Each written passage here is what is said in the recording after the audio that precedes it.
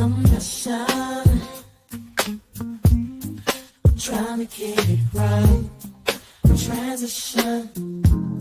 Changing the way that I see life. Transition mind. I'm on a mission. On a mission. Trying to get it right. I'm transitioning my life. Making a transition. Ooh, making a transition. Ooh, ooh, ooh, ooh, ooh, ooh. Making a transition. Ooh, ooh, ooh, ooh, ooh, ooh, ooh. Making a transition. Trying to mission, a mission. I'm on a mission. On a mission. I'm trying to get it right. Changing the way that I see life. Transition in my life. On a mission.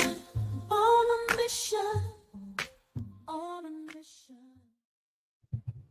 So, welcome to the Alchemizing Energy podcast, where we apparently piss everybody off. Okay.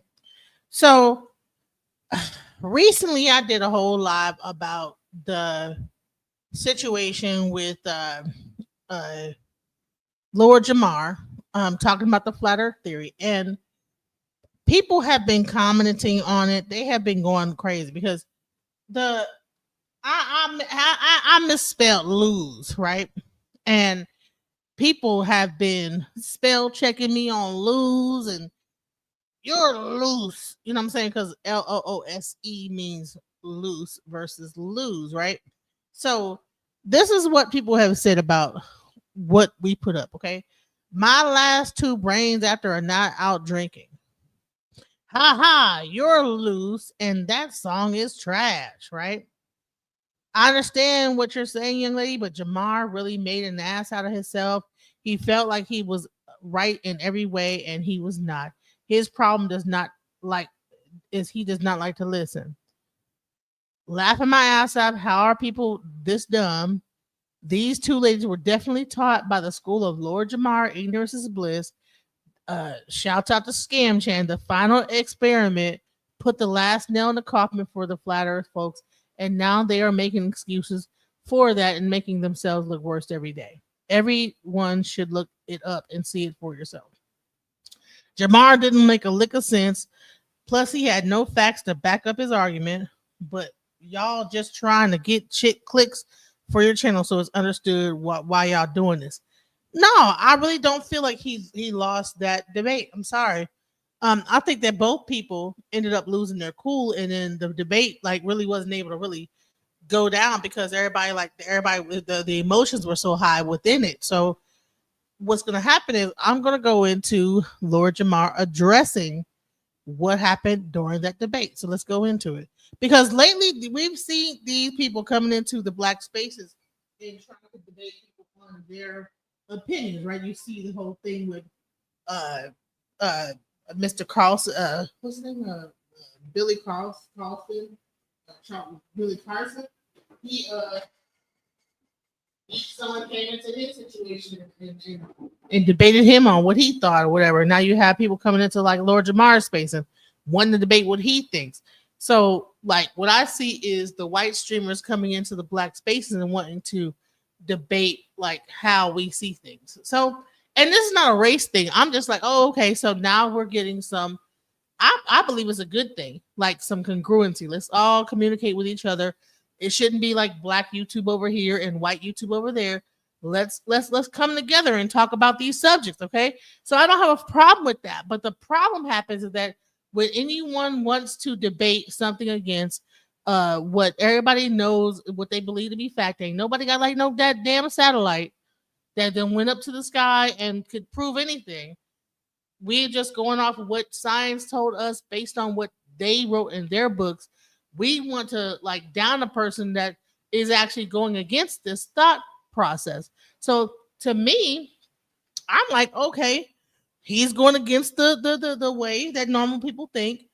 Okay, well, what's his argument? So he's going to talk about this whole debate and what he thinks. Let's go. Here just to talk shit about me in the comments. Well, first of all, if you want your comment read, if you want me to even look at it, you're going to have to pay at least, I don't know, $20 for me to even acknowledge your shit. So don't think that I'm looking at the regular chat. I'm not. I'm only looking at the super chats. So, yeah, if you want to diss me, it's going to cost you.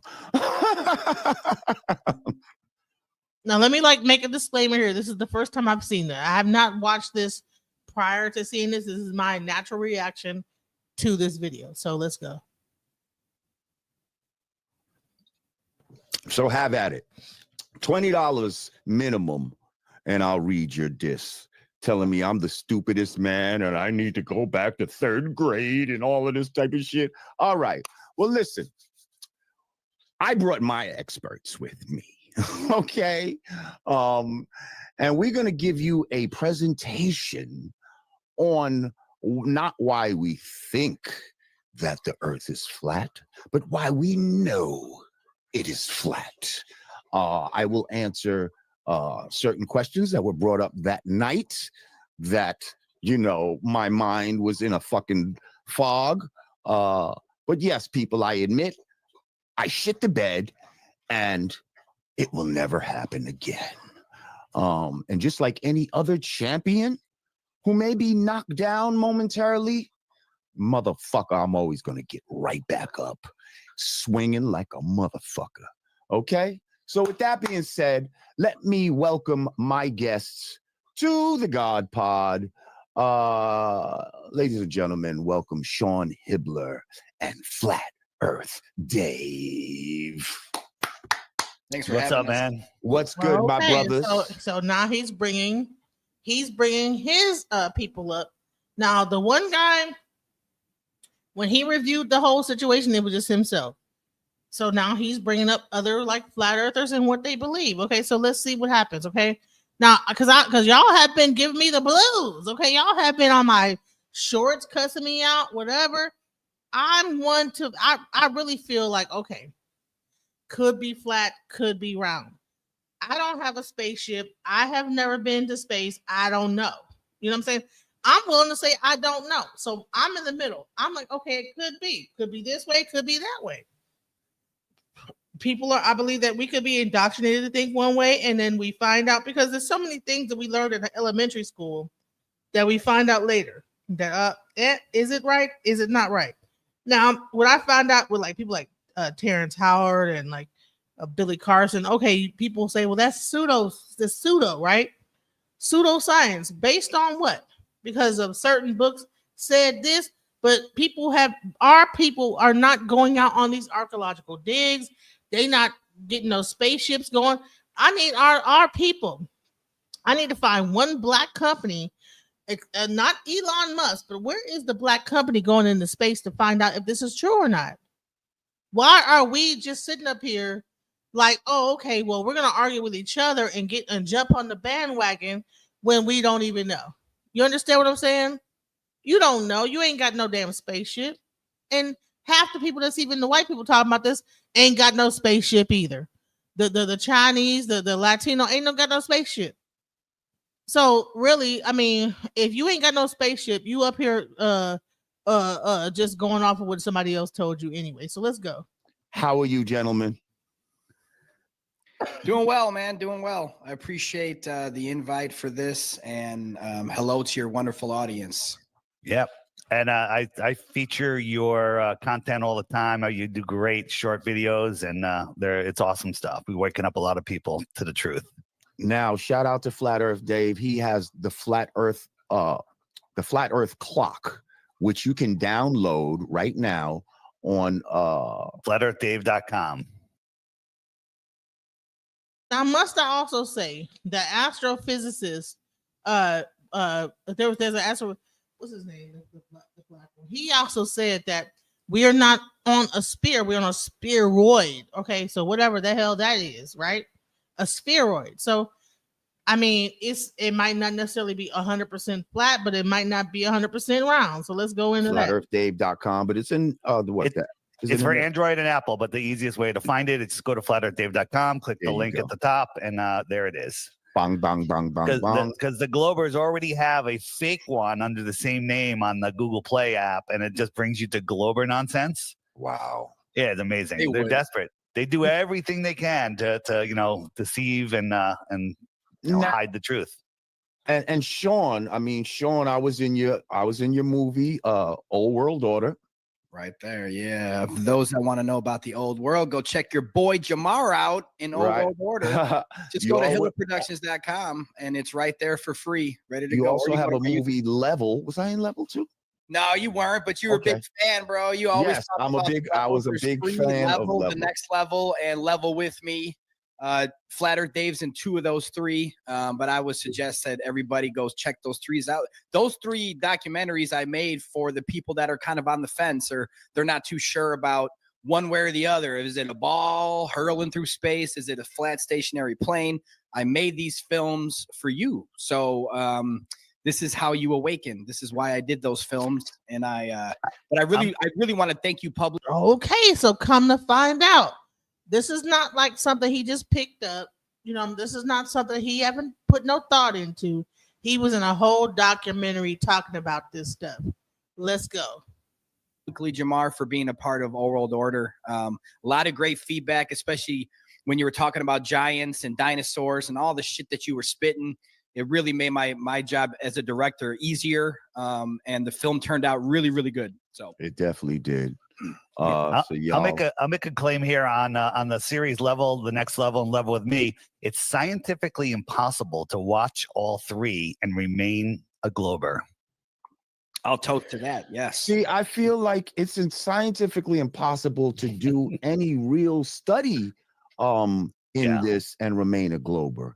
It's people who are relying on their 3rd grade education or some sort of indoctrination that they got later on, because again, something I need to say is I'm a common sense person, right?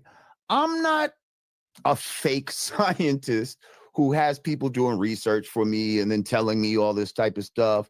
I do my own research, but where I fucked up, right, by going on that show, and I know the art of war. I didn't study my opponent.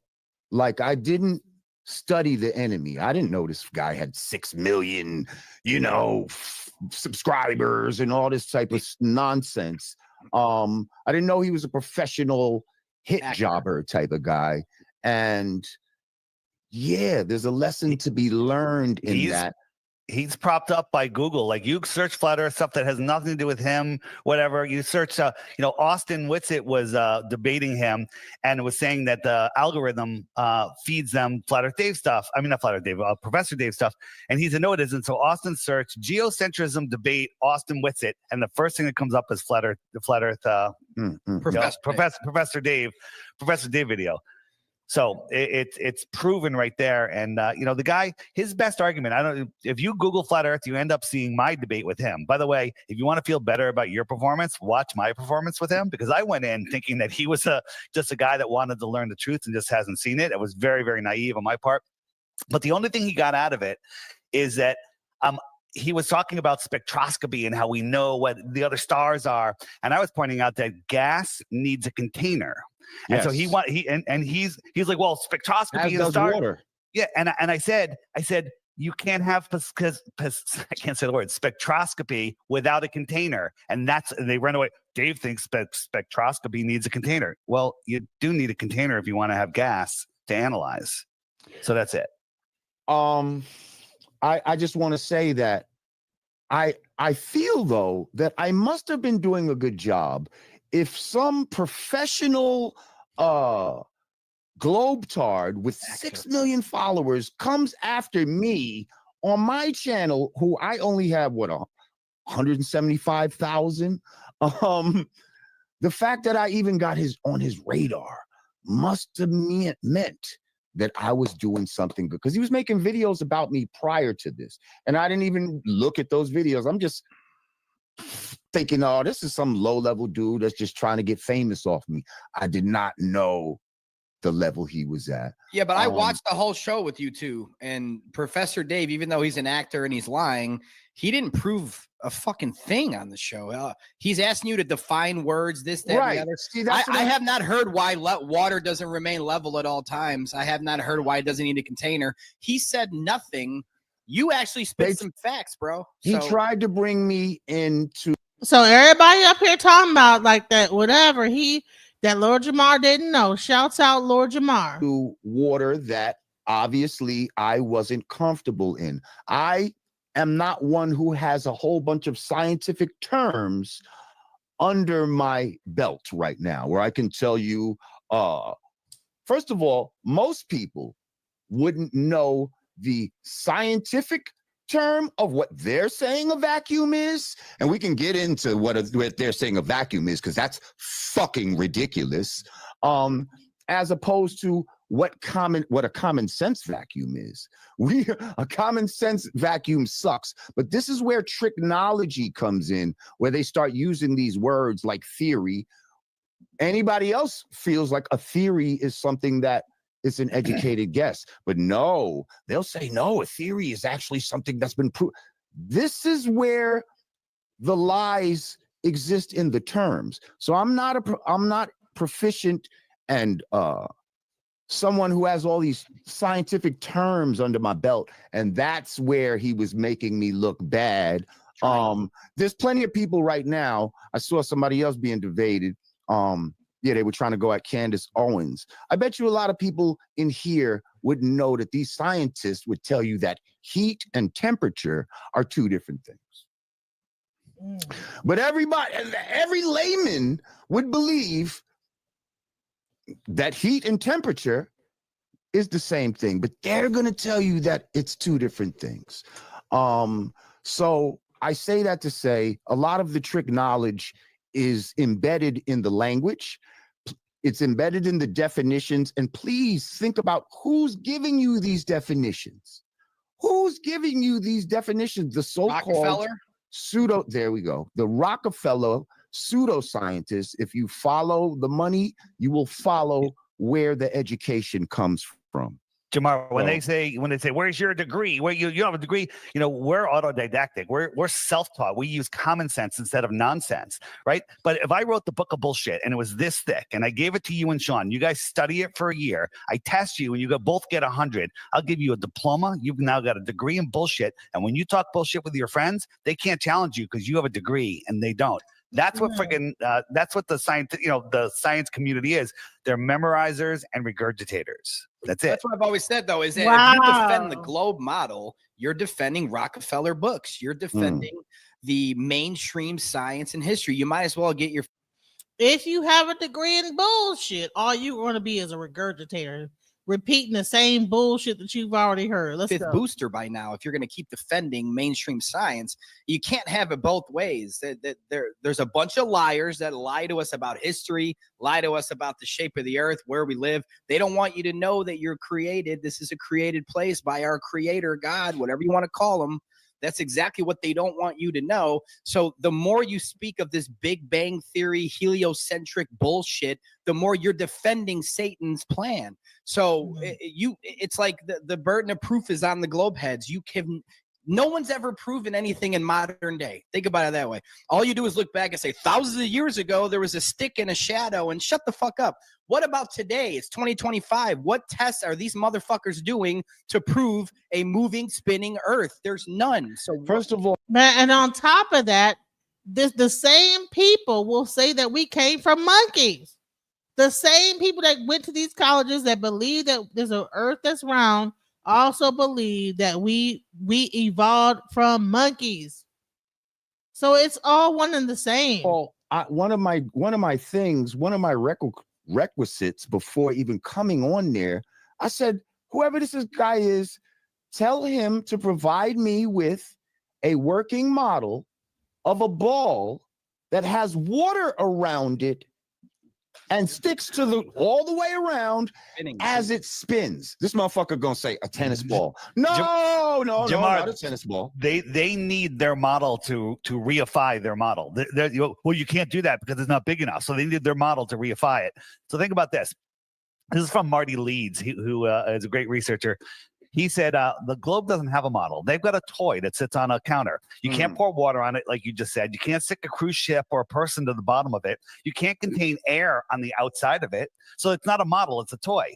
But if we looked at the flat Earth model and compared it to a bucket of a dinner of bucket from Kentucky Fried Chicken with the mashed potatoes and the gravy and everything, the gravy lays level in there. It's contained. You can float a cruise ship on it. The plastic dome over the top, you can put air in there. It'll be contained. No one's going to fall off of it. You put a little boat in there or a person, and it's contained. A bucket of Kentucky Fried Chicken is a better model for the Earth than the globe. I can make a model with this ashtray, pouring water into it, and just putting some sort of covering over it. Like it's that simple. And then use a flashlight to go around to show you how you have time zones and all this type of stuff. Nobody can show these fake nobody has a model of this globe except in computers and animation and all of that. Let's read this question real quick from S. It says, what do you think of the theory that the Earth is not flat, but that it seems that way because it's a lot bigger than they say? First of all, there is an equation for this. Okay, it's 8 inches for every square mile you should see visible curvature. So for 100 miles, there should be 6,000 feet of curvature that we do not see, sir. So do you notice how flat earthers always round down in the globe favor? It's 6,600 feet. You left off 600 feet of additional curvature. It's okay. We can give them whatever they want because it's so discrepancy. Here's a quick thing for those of you that are new. Let me just get rid of the canal here for a second. So large bodies of water at rest lie flat. Why is that showing that? Large bodies of water at rest lie flat. There it is. Sorry. Let me get rid of that. And when they're cold, they freeze flat. So we have a frozen lake here. We have a camera 6 inches off the ground, and we have these lights out here, 8 miles, 7 miles, 6 miles, and 5 miles. Now, that doesn't seem far, but according to the globe size that they claim, 24,901 miles around, those of you that are fighting for the globe don't even know that, there should be more than 30 feet, 22 feet, 15, and 9 feet of curvature. These things should be behind the curve, but they're not. They all line up there. So there's two options. A, the Earth is flat and we just see them all there. Or B, this camera with its horizon, which should be about a mile away at that height, all of these things are refracting up magically in different amounts and stopping at the tangent to their view of the edge of the Earth to make you think the Earth is flat. It's ridiculous. And then you see Chicago skyline over Lake Michigan. I mean, you can just keep going and going and going and going. It's there because the Earth is flat. This has been destroyed. Well, hold on. This has been destroyed for many, many years now. They have nothing. All they can do is try to mock and get actors on to try to really get the audience on their side with words and little power moves and stuff. Like, the facts are the facts, man. We're not moving. And anyone in the audience listening, please explain why you think you're spinning around the sun, why you don't feel any motion. It's not just one motion. That's the one thing. Can you give them a graphic of all the motions that they say we're going through? Because it is so. Yeah, and people say, well, on an airplane, this is the default. People are programmed to say this. Well, on an airplane, I could drink a glass of water and go to the bathroom. I said, if you want to compare inside of something, if you want to compare it just to the slowest motion, you have to double the speed of the airplane. You have to remove the outside of the airplane, and you have to nosedive at a mile per minute because we're spinning at 1,000 miles an hour at the equator. We're orbiting at 66,600 miles an hour, funny number, and we're chasing the sun at about 500,000 miles an hour, never to return to where we were before. 4.5 billion miles a year, never to return. None of the stars ever change. Constellations for thousands of years. Right, and these are all curved motions, right? And so I agree. If you're in an enclosed system and it's moving at whatever speed, you could claim that you wouldn't feel it. But as soon as it takes the slightest turn or changes acceleration, and that's what happened. We're going around the sun in an ellipse. We're speeding up and slowing down. We're curving the whole time. Get a dinner plate. Go 100 miles an hour in the nicest car possible on the smoothest, straightest road. Fill the dinner plate with water, and then have that car speed up, slow down, or take the slightest turn. The water's gone, right? The water's gone, right? These speeds you can't even fathom. Have you ever seen the hypersonic sled track, Jamar? This is NASA's rocket sled. Watch, it's going to go by at Mach 8.6. Can't even fathom that speed. It's ridiculous, right? It's absolutely insane. And you have to believe that we are orbiting the sun. Ready? 10 times faster than that. We are chasing the sun. We're chasing the sun 100 times faster than that in curved trajectories. But when we go out into nature, we see stuff like this. Right? Now, your common sense, which God gave us, tells us that looks like glass. That looks like a mirror. We're not moving. It's a flat mirror, not a curved mirror. Claiming that the land under it is moving, yet the water is perfectly still. In curved trajectories. Now, look, this isn't like a funhouse mirror. This is an exact mirror. It's showing you that it's flat. When you go in a funhouse, you look at those curved mirrors, it doesn't look like this. Look, common sense versus a guy with a pocket protector and a bunch of pads and pens and his white lab coat, who's a failed comedian telling you something else. Use your God-given common sense. I also want to say that, yay! Revenge of the Nerds. Like, all the fucking nerds is in my DM, and you're so stupid, with their pocket protectors, and they feel like the nerds fucking won. Hey, we got the cool guy. We made the cool guy look stupid.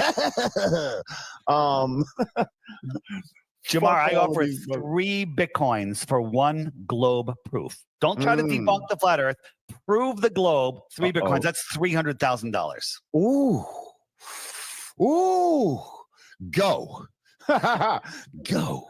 And how long has this been going around, Dave? This has been years you've had this out. It's been about 5 years or more. Because I remember when I did it, it wasn't that much, so I had to raise it to 3 Bitcoins because when Bitcoin crashed. And so I kept it at 3 Bitcoins, and now it's $300,000. You know how many people probably went out in the last 5 years to try to prove some of this bullshit they teach us in kindergarten, and they failed, and they're like, "Fuck." Listen, this is how you become a flat earther. Something motivates you to disprove flat Earth, because that's how I became a flat earther. That's how I got into it. Yeah, I thought this was the stupidest shit in the world. I was like, are you fucking serious? I remember I was on this other podcast, they asked me, I said, are you serious? I said, this is the type of dumb shit they're using to try to confuse people, blah, blah, blah, blah, blah. And I'm talking to my brother one day, and he's like, yo, bro, I've been checking this shit. I think you might want to just look into this shit a little bit. Like, dude, and I'm like, yeah, all right. And I started looking into it. We all have it. And and I thought I could disprove it immediately. And the more you really, truly look into it, the more you find there is no way to disprove it. Real quick, Sidewalk Publishing said the only way to see all the planets aligned is on a flat Earth. Absolutely. So people were, I did a podcast called Deep Inside the Rabbit Hole. We're looking into all the conspiracies and stuff, and I was open-minded. I'd look at anything, all the big psyops, and people started sending me flat Earth stuff, and I just would ban them. I'm like, you're stupid. You can't even listen to our podcast, and we're banned. And then finally, my another researcher, Sophia Smallstorm, who I was speaking with, she's like, Dave, you got to look into this. So I didn't go into it with an open mind. I went into it like you to debunk it. I'm just like, screw this. I'm going to be done with this. It's wasting too much of my time. And for 2 weeks, I didn't sleep.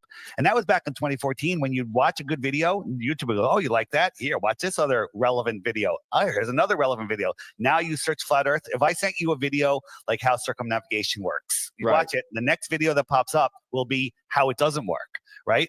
Because they're doing everything they can. So all of the videos are hidden. That's why I created the app. And here's the challenge. Don't waste my time. Right? The app's $3, one-time charge. Every day there's a featured video right here. We got Eddie Bravo right here and Nathan Oakley. And I say just watch that daily video. Great video too. I watched that. Is flat.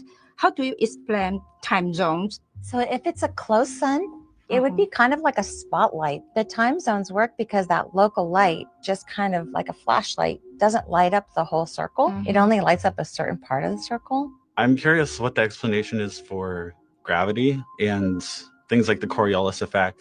Well, gravity's still technically a theory. We know that there's an up and a down. As far as Coriolis, I was in the military and I've shot weapons, and we were never once taught to account for Coriolis. What kind of weapons, if you don't mind me asking, like ICBMs? Well, when I was in the military, we shot M16s, and Okay. the railgun is a question because it can shoot 100 miles, and it's a line of sight weapon. So 100 miles using the curvature of the Earth, it just doesn't make sense that they'd be able to hit the target. If the Earth is flat, how do you explain time zones? So if it's a close sun, it would be kind of like a spotlight. The One detractor in the comments, Master Teacher Virgo. You up here trying to like debunk the whole thing. Hey, listen, this is the open panel, so if you have something to say, be free to come up. But let's go into Sophia Smiles real quick. Some might be in the evening if they're listening to this elsewhere. This is Sophia Smallstorm. I am doing my Mixed Nuts show again every Tuesday, Pacific time, noon, Eastern time, 3. I'm grateful to my producers at People for People 2022 on Rumble, and also peopleforpeople.ning.com. If you're listening on Rumble, please do hit the like button. Space station and space in general. This is an aspect of flat Earth, and my hope is to have David on frequently so that we can get into different aspects of this flat Earth philosophy, science, whatever you want to call it. David, it is said that the ISS, International Space Station, is empty. Nobody is on it. And why is that? Well, there's a lot of things said about it. The question is, when you look up into the sky and use your ISS tracker on your smartphone, and you see this light cross the sky, what is it? Is that a space station? Is it empty? Are there people in it? Is it something completely different? And using logic and math and and your God-given common sense, we can assure that it's not what they tell us it is. For example, when you see a 747, which is about the same size as the International Space Station if they were sitting next to each other, a 747 at cruising altitude is literally just a tiny little dot in the sky. You can see the shape of the plane, like, oh yeah, look at that plane, there it is. And if you look, you can't really see the engines. You can't see the engines, they're too small. Okay, so we're going to get into satellites and the ISS, but the engines are about the size of a satellite. You can't see them at 7 miles high. And the airplane at 7 miles high is very tiny. If you double the distance, 14 miles high, you definitely couldn't see it. You can actually do some science on that, on how small it would get and your angular resolution limits of your eyes, showing that you couldn't see it at 14 miles, but we're supposed to believe that we can see the International Space Station at 250 miles. And we're supposed to believe that we can see Elon Musk's Starlink satellites, which are a 20th of the size of an engine on a 747 at 350 miles. Okay, so Right? just hold on, please. Yep. So when you say we are supposed to see, you mean on an app. But you said there's a light in the sky. So this light is said to be 250 miles up? Yeah, it's supposed to be the space station reflecting sunlight. And if you look at something reflecting sunlight, so Sophia, imagine you and I are standing on the beach, 20 feet apart, and your producer is standing 100 yards away from us, and he's got a mirror, and he's reflecting the sun in your eyes. I'm not going to see that reflection. I'm not going to see the light on that mirror. I'm not going to see any of that. So for some reason, when we watch the space station, we can watch this light move across the sky evenly. The light never changes. It looks like a bright, bright star. And when I talk about an app, there's an app that you can track the station, so you know when it's going to be passing over you, so you can see it. And but then you have to actually raise your eyes and look up and catch what is said to be the International Space Station passing by, right? Right. But getting back to what I was saying earlier, you could not see the International Space Station at the distance that they tell us it is. Right. And we got to use the 747 as an example of, if you double the distance, you can see it. But that's only 14 miles. We're talking 250 miles. It's almost 50 times farther. Okay. So effectively, it's not going to be visible, but something is visible. So do you and your fellows have any theory as to what that is? I go back and forth, but we did have a NASA whistleblower that was I was in communication with via email for about a month. And I'm like, okay, this someone just scamming me. Let me really test. And I was getting names and numbers and meetings and all sorts of stuff, and it was all adding up. And I said, what is the light that we see that they call the International Space Station? And he said that they have 5, I think it's B-2 or B-52 bombers, B-2 bombers from World War II, 5 of them that are retrofitted with transparent parts where the skin is transparent, and they have thin aluminum, skeleton, but you can't, that just goes invisible over distance. And then the bottom of it has an array of LED lights that are the same light temperature as the sun. And that these things take turns flying around circles over the flat Earth. 2 of them.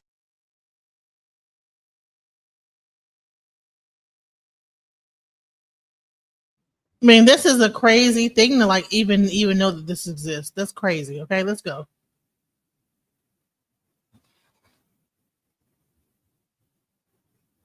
Yeah, watch the daily video every day while you're having your coffee or whatever for 2 weeks. At the end of that 2 weeks, if you think the Earth is a globe, send me your proof and you win. But before you do that, you got to click the question mark button, which is the frequently asked questions page, and all of your questions are answered here. Maps and seasons, how seasons work, where does the sun go? They're all there. Why the lie? One of my favorite sections. And all of these videos, all of those videos are hidden from you from Google. You'll never find them on your own. Yeah, they're hidden. Yeah, they're hidden. So I went about it a different way. You guys both went about it where you're going in, try to debunk it in a sense. I kind of just said, you know what, this kind of seems a little nutty, but let me prove to myself that NASA and the space agencies are real. So what I did was I went right to nasa.gov. And at first, actually, I went to nasa.com and I'm like, what's going on? Oh, it's .gov. Oh, shit. I didn't even know at the time. I'm like, it's 2014. I'm like, this is a government entity. I'm like, oh, shit, I totally forgot about that. They're government. Okay, but hold on. Let me go to nasa.gov and look around, look for some videos. And I'm looking for pictures, okay? Pictures. Like with a camera, snap a picture on NASA's website. They don't even have the word. It's all images, images, images, images. I'm like, wait a minute. And then the images I'm looking at look like cartoons. Let's be real. And then on top of that, it says like it's the author. It's like multiple people. Like how many fucking people does it take to snap a picture? Well, it's a composite image. Number one. Number two, I went to the video section. They don't have many videos at the time. And I'm like, there's got to be a POV by now. This is 2014. I'm like, in my mind, it was pretty modern day. And I'm like, there's got to be video of POV.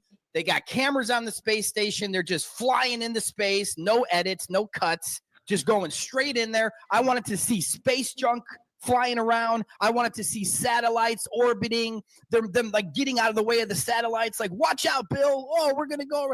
There's none. So I'm like, wait a minute. They don't have any videos of this shit. Then I started looking at the ISS and I started seeing bubbles coming up and all this shit. I'm like, wait a minute. Hold on.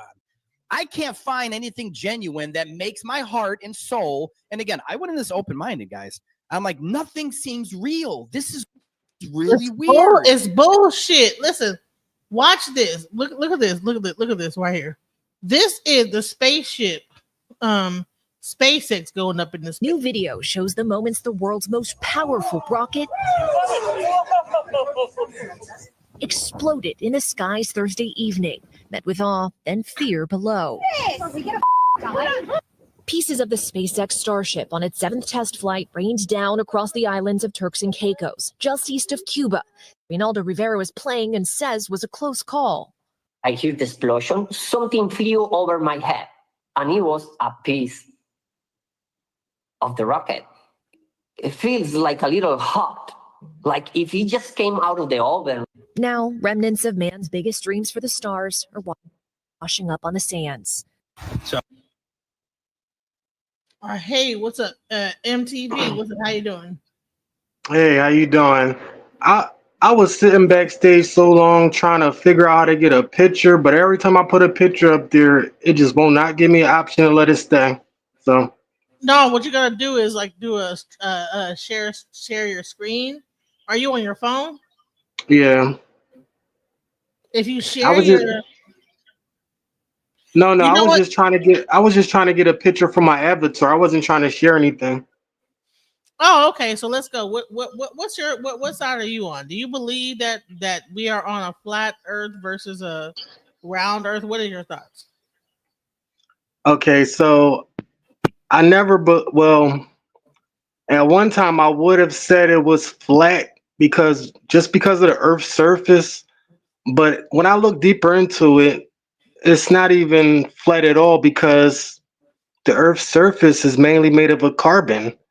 And like I said, when you look under a microscope at carbon, carbon isn't even flat. It's like uh it's like styrofoam type of cushion. That's not flat. So So you're saying that everything kind of like mimics what they that everything big mimics what's small. Is that what you're saying? well, the main thing is everything is energy. So because everything is energy, it's kind of hard for me to say that energy is flat. You Hmm. know, like how do we say energy is flat? And in my opinion, I believe that energy actually like rotates in a circle. In my opinion, I feel like energy is always moving, right? Mm-hmm. Right. So since energy is always moving, even though to us we might think it's moving forward or moving backward or moving up and moving down, like because our bodies are energy too. I feel like in a whole, outside of our actual ability to see, that energy is actually flowing in a circular motion. And Okay. part Okay. of So say it's a circular motion, right? That does yeah, not mean it's in like a circle, like a round circle. It could be just another like a disc. Like, all right. So let's like look into a record, right? hmm So a record like creates music, right? yeah, And it's a circle. It's a disc, right? It's a circle, a circular disc. but it's more flat. So it's Right, not but it's you not can get like sound out of it, 3D-ish. you get frequency out of it. Compact discs, okay, they are flat, right? Uh, anything that has to do with sound is a flat thing. Think about it. Most of Anything that our has to do with sound is flat. most of our sound comes from things that are based on a flat surface.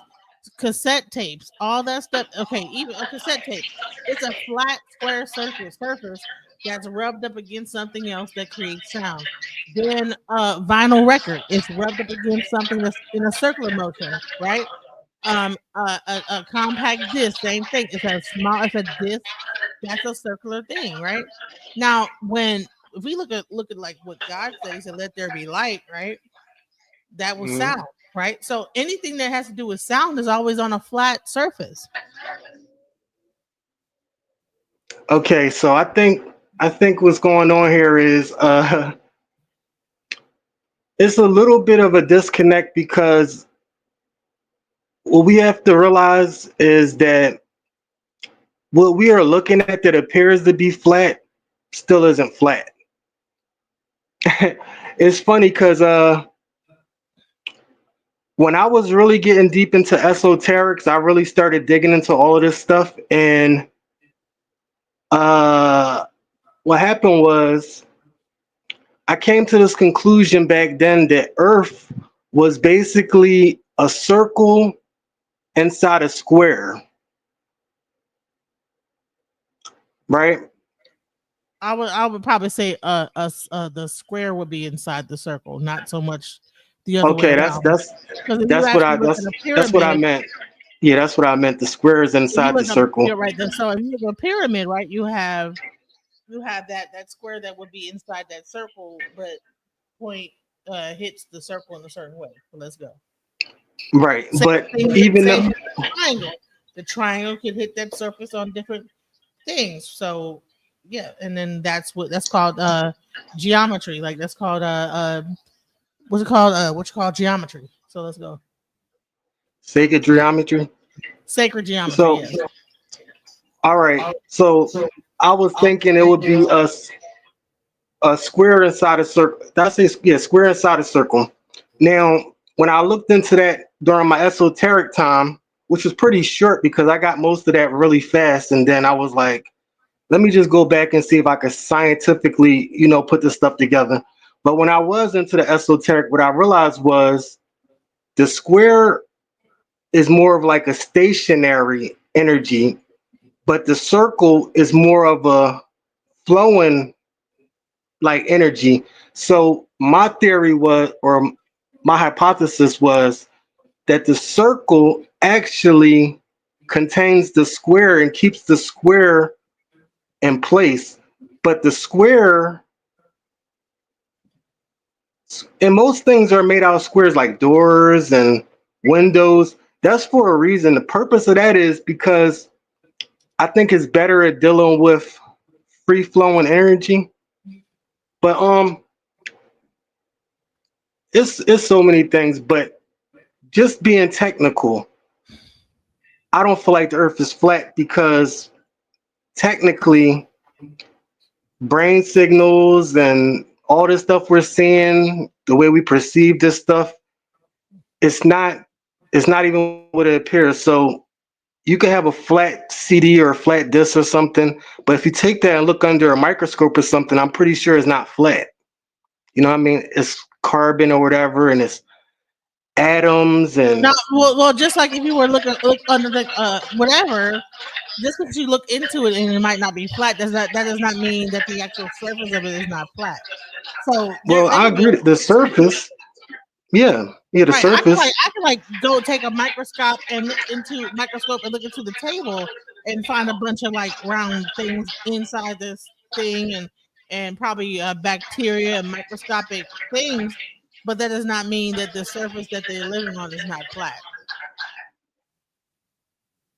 Okay, and then if we look at it that way, if we look at it that way, then I have to say it's like with the atoms. You got a wall in your house. If you put your hand against the wall in your house, it won't go through the wall in your house, right? Unless you punch a hole through it, right? You can't just put your hand against the wall and it won't go straight through, right? Correct. But more than likely, your wall in your house is flat, right? Yes. Okay, but even though it's flat or appears to be flat, there's atoms that make up that wall or carbon, and those atoms are continuously moving. You don't see them moving, but if you were able to move your hand faster than the atoms in that wall, you will be able to put your hand straight through that wall. And probably a lot of like little circular bubbles would like come up. I get what you're saying. Like Exact, if I were to exactly. And the space in between there, even though it appears solid, right, it's just enough. It's just enough space to keep you from going through it on this frequency, as y'all would say. right. So But can't that be that the earth is like almost like the wall and the things that are on it are almost like that matter that makes up the whole thing? hold up, say that one more time. A wall about the wall. Could the earth be almost like the wall, right? You see a wall Okay, and then there's small microscopic particles that make up it. Just like it is. It is because the think Earth about is this, made up of carbon. think about this. What does it okay, so you want to like draw similarities about round surfaces and round things, but The appearance of it, yeah. right, motherboards are flat, okay? And everything that's on this earth and everything that is made within the earth is a copy of what the earth is made of, right? So motherboards are flat. Universal planes are flat. When it comes down to multiverses, they believe that we're on different planes. So how could you have multiple planes on a round surface?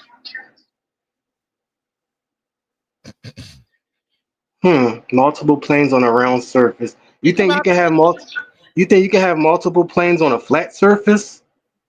it would make better sense because if there's Really? people are thinking that that when it really comes down to it, that everything is on a that even like that there are different not universes but like different planes of existence. There's also multi universes that like merge in with each other. So how could that exist on like a round surface versus a flat plane? When even when we make computers, we don't do it in a round surface. We do it in a flat plane. We even computer everything that we do is a mimic of things that exist either on this earth or outside the earth. A car is a example of the human body's function of eating something and then creating energy. So cars are able to move because you pour gas into it and then it goes through the engine, which is almost like the stomach of a human being. So even everything that we make is really a mimic of what exists on in everything that we know. So how is it that the most advanced thing, which is a motherboard, is flat, but then the Earth will say, "Oh, there could The be no." most the most advanced thing is not a motherboard. The most advanced thing is the human brain, Well, I'm saying that we could create, right? Is a motherboard, right? and it's not flat. Our brain is not flat. Well, other than us procreating, the only thing we like physically create on this Earth, right, is a Hmm. mimic of what our bodies do and what the nature does, right? Why is it that computers, which are based in reality and all this other stuff, even like AI, all this stuff is really based in like small microchips that are on a motherboard, and the motherboard is flat. Why isn't that round? Because the flat, even though I don't know if I would use the flat term, I probably would use a square term. The square is more about stable or balance, and the circle is more unbalanced. It's more like free. So the thing I was saying about the square and the circle is the square is used to create like circle is like used to um I don't want to say create circles, but it could be used to create circles, but it's also used to uh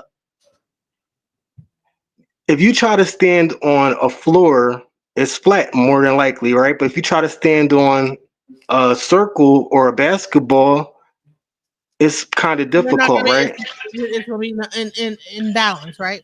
So But therefore, but but what's the difference between a ball, a basketball, and a piece of maybe a board, a wooden board on the floor? The say that. difference is it's the movement. The board is not going to move as much as the basketball, whether you're standing on it or not. So it sounds like it makes more sense that we would be on. I'm sorry, excuse me, hold on.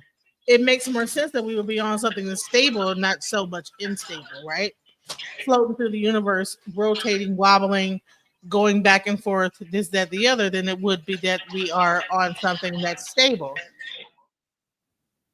Okay, so you ever got into esoterics? Because you seem like you're kind of esoteric, I'm a hundred right? percent esoteric, but Okay, that's why I'm able to like really kind of argue this, even though I might not believe in it. You know what I'm saying? I'm yeah. just I'm really arguing for the sake of arguing. I don't know whether it's flat or round. I'm just saying So so I can take your side and argue that side. I can take the other side and argue that side. That's how I look at things. I can look at both sides and say, okay, could it be this or could it be that? yeah, I Hey, understand. Hello So Science Universe. What's up? How you doing? so I look at it like this, right? I look at the earth as almost like a representation of our bodies. So like the earth and our bodies, like our bodies aren't flat. Like our chests normally aren't flat. Um, my other appendage isn't flat. Um, of course, women breasts aren't flat. Like I said, our brains aren't flat. So let's check this out. So what's his name? Oh my god. The scientist says I forget his name, the black scientist, Tyson Neil Neil deGrasse deGrasse. Tyson, he said that we're in like a concave, like a spheroid, like not so much a flat Earth, but spheroid. So it could be oval shaped or who It's knows? I don't spherical. know. So those science, Yeah. what you have to say about this? Let's hear what How you. you doing? How you doing? Hey, how are you? I'm good. Um, well, I don't agree with the globe, nor do I agree with flat. I don't agree with flat because at sea level it's flat. Land meet water at sea level, right? So of course the land is thousands and thousands of feet above sea level. So it can't be flat. And it's definitely not a globe because nobody's on the bottom of the earth. Now people say there's no bottom to the globe because show me a bottom on a bar. Well, this earth is supposed to be on an axis, which gives indication to a bottom and a top, north and south. So no one's below the equator walking upside down. That's fairy tale. We have to as adults agree to that and no longer be fooled by some gravitational force pulling everything towards the center. Show me where you can create on a small level model a ball that spins that do not throw water away from it. They can never create a globe model that's working. Any And model, right? Show me that if the earth is supposed to be millions of earths can fit inside of the sun, show me a piece of dirt that you can shine light on that do not engulf the entire dirt, right? Like how can you get half of a dirt with half of the light of the sun on it? Because earth's supposed to be the size of dirt compared to the sun. A million earths can fit in. Look it up. Million earths can fit in a sun at 93 million miles away. Show me a speck of dirt that can get half of a light on it. So of course not. All of this is fake. And it's a BS society. Of course it's not flat either. Right? It's something else. We can discuss that, but what the do you think about 24 this hour, image? I'm going to show you this image right here. Tell me what you think about this. Do you think this might be more accurate? of course not. What's containing the water? Well, first thing, look at this. Notice how all of the continents, the southern continents, are below at the bottom, right? Australia, Africa, and South America, they're at the bottom. And United States and Russia, China, all of that is at the top.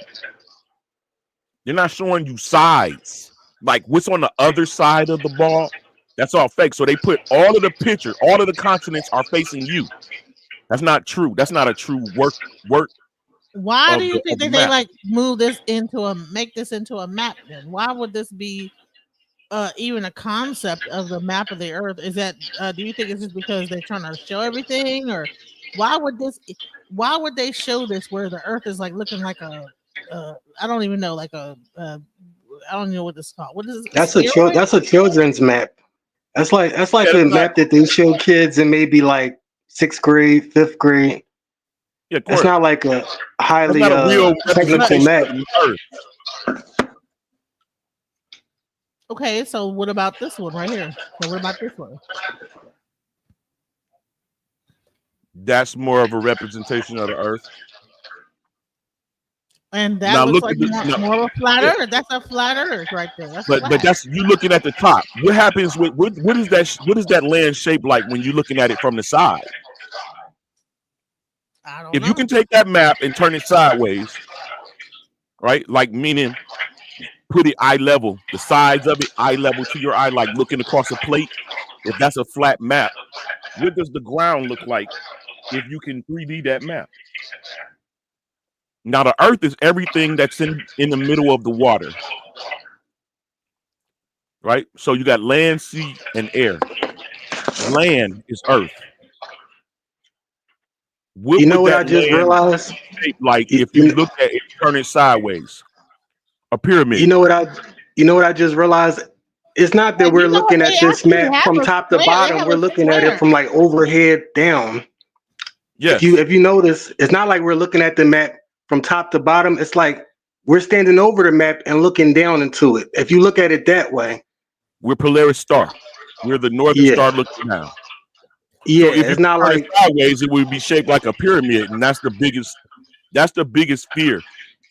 To let you know that the Earth is shaped like a pyramid, because then you have to ask who built it. Now let's look at this map. You see, it has 4 corners: Australia, Africa, South America, and the area where the Pacific Ocean is. That's where Hawaii and all that. It's land under there. That's why you got islands in the Pacific area. That's 4 corners of the Earth. Notice how they all meet in the center. Now, this center rises up as you go north. That's what it's called, up north and down south. All northern regions is up, meaning at an angle, like going up a mountain. All southern regions is down, like going at the base of the mountain. So if you look at this representation of the Earth, you can see that the farthest land masses from the center, which is that black dot in the center, that's north. You can put it in there. That's north. And all of the continents are southern. Notice how they all converge in the center. Look at the latitude lines, the longitude lines. So would it make sense? So you're saying that the sun is traveling around probably in this red area, and those things No. are so high up to the top that they don't get it gets colder and colder. Is that the reason why? Then That's why the would sun this does the sun around here would doesn't the be sun so high? doesn't travel. The sun doesn't travel. The Yes, sun the just sun absolutely. spins on its axis. It No, rotates on its axis. That's it. that's Its what we axis just taught. means in place. In place, it spins like standing in place, spinning. It doesn't. Yeah, that's what we're taught. Yeah. The sun revolves around the Earth like a hand, like an hour hand on the clock. You've been Right. taught So that if it revolves around the Earth, why is this cold right there, where we would consider the Arctic to be? Why is that cold if the sun is spinning around this whole thing the whole time? Okay, so the sun spirals around the Earth, right? It spirals. It starts in the north at the Tropic of Cancer. If you enlarge that, you can see the words Tropic of Cancer. Or even if you enlarge it, you can see the words at the bottom of this map. It'll tell you exactly how the sun moves around the Earth. This is why they never show you the rest of this map. Enlarge this map, and you'll see the transitionary December solstice and the summer solstice, and it'll tell you how the sun moves around the Earth. Yeah, that's not how they teach us. They teach us that the We have a moon runs better around the Earth and the Earth runs around the sun. Well, they tell us that we are revolving around the sun, the moon Yeah, revolving around us, and yeah. then there's a constant thing going on where we're just revolving around the sun, revolving around us, and The however. sun is not standing still like I was saying. It's rotating on an axis, just like if you would stand in place and just spin. That's what we're taught. I understand what he's saying because he's going heavy into the esoteric, which I had went into a while back, but I don't know if I went that deep into it. He said the sun is rotating around the Earth now. Okay, Yeah, that's let me new. show you. All right. Okay, so all right, so let's okay, here's another question. So my other question was, okay, I'm gonna let you show your thing. Are you showing this? Okay, so here's another thing. I want to know, okay, so when you go to the South Pole, I was asking, why don't we see different if the Earth is round, right? And you're in, so say you're in South America, why don't you see different constellations going out, right? What they did say is that you do see different ones, but you also see the constellations we see at the top upside down. So I'm like, No. Here, let me show you. This is Okay. the northern region constellation. This is taken from California, North California, right? So it's the west coast of America, and it's the northern region. This is what the stars look like when you video. It's called a I can't see. Oh, you're about to playing the video. Okay. Yeah, if you see that, it tells you where it's coming from. So you will see this is a time lapse. So this is what the stars look like, right? We can't. This is what we see every day. We don't notice it, but this is what's happening in the north. See the Polaris star? That's the star that we all follow. That's called the Northern Star. We follow that star to know that we going north. So Right. what's happening is a time lapse of the stars are being taken, and you can see the stars are revolving around a single star. Now that's in the north, right? And this is what we get in the north. Now in the south, we don't get that. Let me show you why. The stars are a lot spread out farther from the north, where they are concentrated and spiral around. Now, when you get to the south, the stars are doing this. They're still spinning, but you're only able to see the outspread portion. You're not able to see the northern portion. See, they're still spinning. They're just away from the center. So you're not going to see the constellations that we normally would get when viewing it from the north. Right. So what that would make it seem like, okay, so this is what I'm So saying. you see they're still spinning in the direction that they're supposed to go. They're not concentrated. This is in South America. This is That Chile. makes it seem like it's a center, though. It is a center. You're right. Okay, yeah. So look, this is the north. This is what it looks like. The south is a circle. East and west are curved lines around the circle, and the north is the center. Right here. North, east, west, and south. South is the surrounding lands below. So you can't get four corners on this. It's stupid. That's what. Hey, But you brother. can get it on this. Hey, brother. 1, 2, 3, 4. Yes, sir. I got a question for you. Do you believe that anything on Earth is technically flat? Nothing is. Okay, there we go. There we go. All right. But it ain't right. It ain't a ball, bro. It's nothing is a ball. Energy I know is it's a not ball. a ball. I know the spirit. I know it's more spherical, but I know the reason why it's more spherical is because like the Earth breathes, like how in, out. That's why it can't be a perfect ball. But energy isn't even flat. Now, what are you saying? Okay, so what's your reason for not thinking it's a ball? And when you say Because I can ball, do see you it's a mean pyramid. You see this? you said pyramid? Earth is a pyramid. It's destroyed. It's not in perfect condition no more. But you can see 1, 2, 3, 4 corners and a center that rises 7,900 feet. I was going to say technically, if we wanted to be technical, I would think Earth was an organ. But you know, I think a good way to look at this would be if we could see the actual Pangea map and see how the continents looked originally together. Then we can have a better idea. You ever look at the Pangea map? It looks like a pyramid.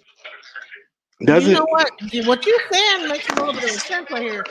What I'm saying, you know what? Here's another thing too. Can y'all mute up a little bit when I talk? So when I'm talking, like, don't have your thing going. Okay. Okay, let me find my mic. Also, if you're watching it on YouTube, take it off of YouTube and just be on StreamYard because I'm hearing like the backlash from the YouTube live. Then I got my sound off on my YouTube. Okay, so pseudoscience, make sure that the YouTube is not playing in the background, and then you can unmute. Yeah, I'm not on YouTube. Okay, so here's another thing. So red blood cells are not round. Because if we're gonna go into as above, so below, so within, so without, right? Our own blood cells are not. They're like kind of like they're not flat. They're not round. They're not also flat, but they're not round. So they're not round. Well, not a circle, like a whole like round circle. They're more of a kind of. What do they look like? They're kind of disc shaped. Every time I see a disc is round. Not a flat disc though. No. When I'm saying round, I mean like a ball. Like right, and this a ball. I think I know you. I'm from Detroit. I went to Cody. Oh, okay. Well, you might know me because I used to DJ in Detroit a lot. I used to. I rap. That's what it is. Well, I'm you from know the my hip hop shop. you probably know my child's father by 10. Yeah, I know about 10. Yeah, that was my baby father. He passed away some time ago. Yeah, it's a good friend of mine by 10. Dilla. Yeah. Yep. T3. I know all of them. I'm Yep. eyebrow. I'm brow. Oh, okay. I don't think I ever met you. He never I'm a brought you producer around. here. Okay. Are you how old are you about like in your 40s or whatever? You about the same age or Just what? turned 50. Oh, well, you should know by 10. He probably would have been 50 about now. No, I I guess. know them. I know them all. I know them personally. I know everybody Oh, from okay. Well, Bazaar to Proof. I'm from the hip hop shop. oh, okay. Yeah, you need to hit I'm me up. looking at your picture. I'm like, you look familiar. Yeah, I used to DJ and all that stuff. I was actually used to go to Iron Fist and all that stuff like that. Yeah. Okay, yeah. Yep. What's I up? used But to I was a techno DJ and I used to like live at Submerge with Mike Banks and them. oh, I know all of them. Yeah, that's crazy. You know YG and all those guys? Yeah. Let me see. Let me show you a picture of me. Let me see if it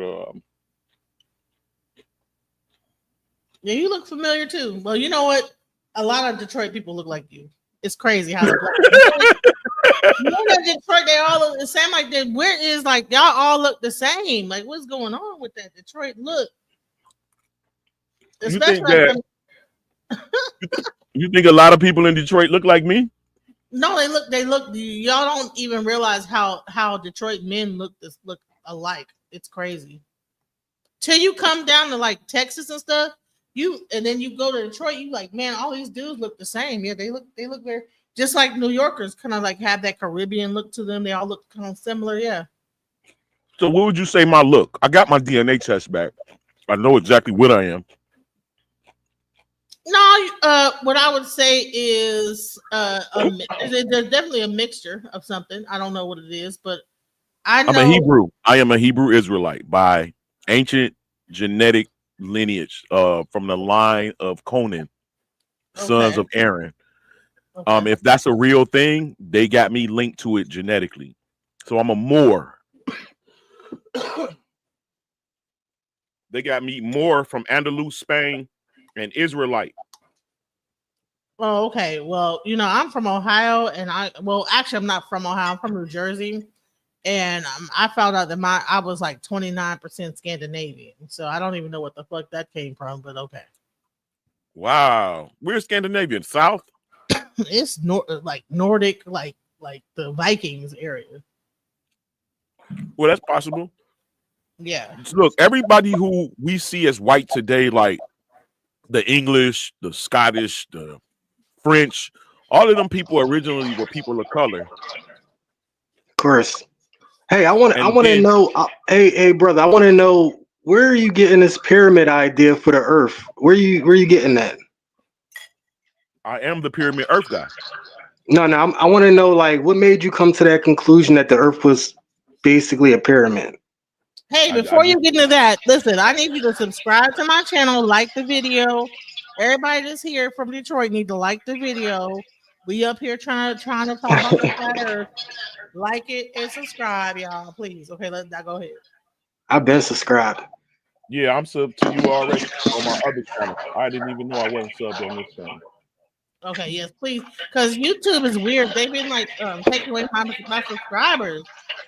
Like at 100 at a time. It's weird. I'm like, dude, what's going on? So yeah, it's like been going down. So I need You everybody know to what? I thought that people was unsubscribing from me.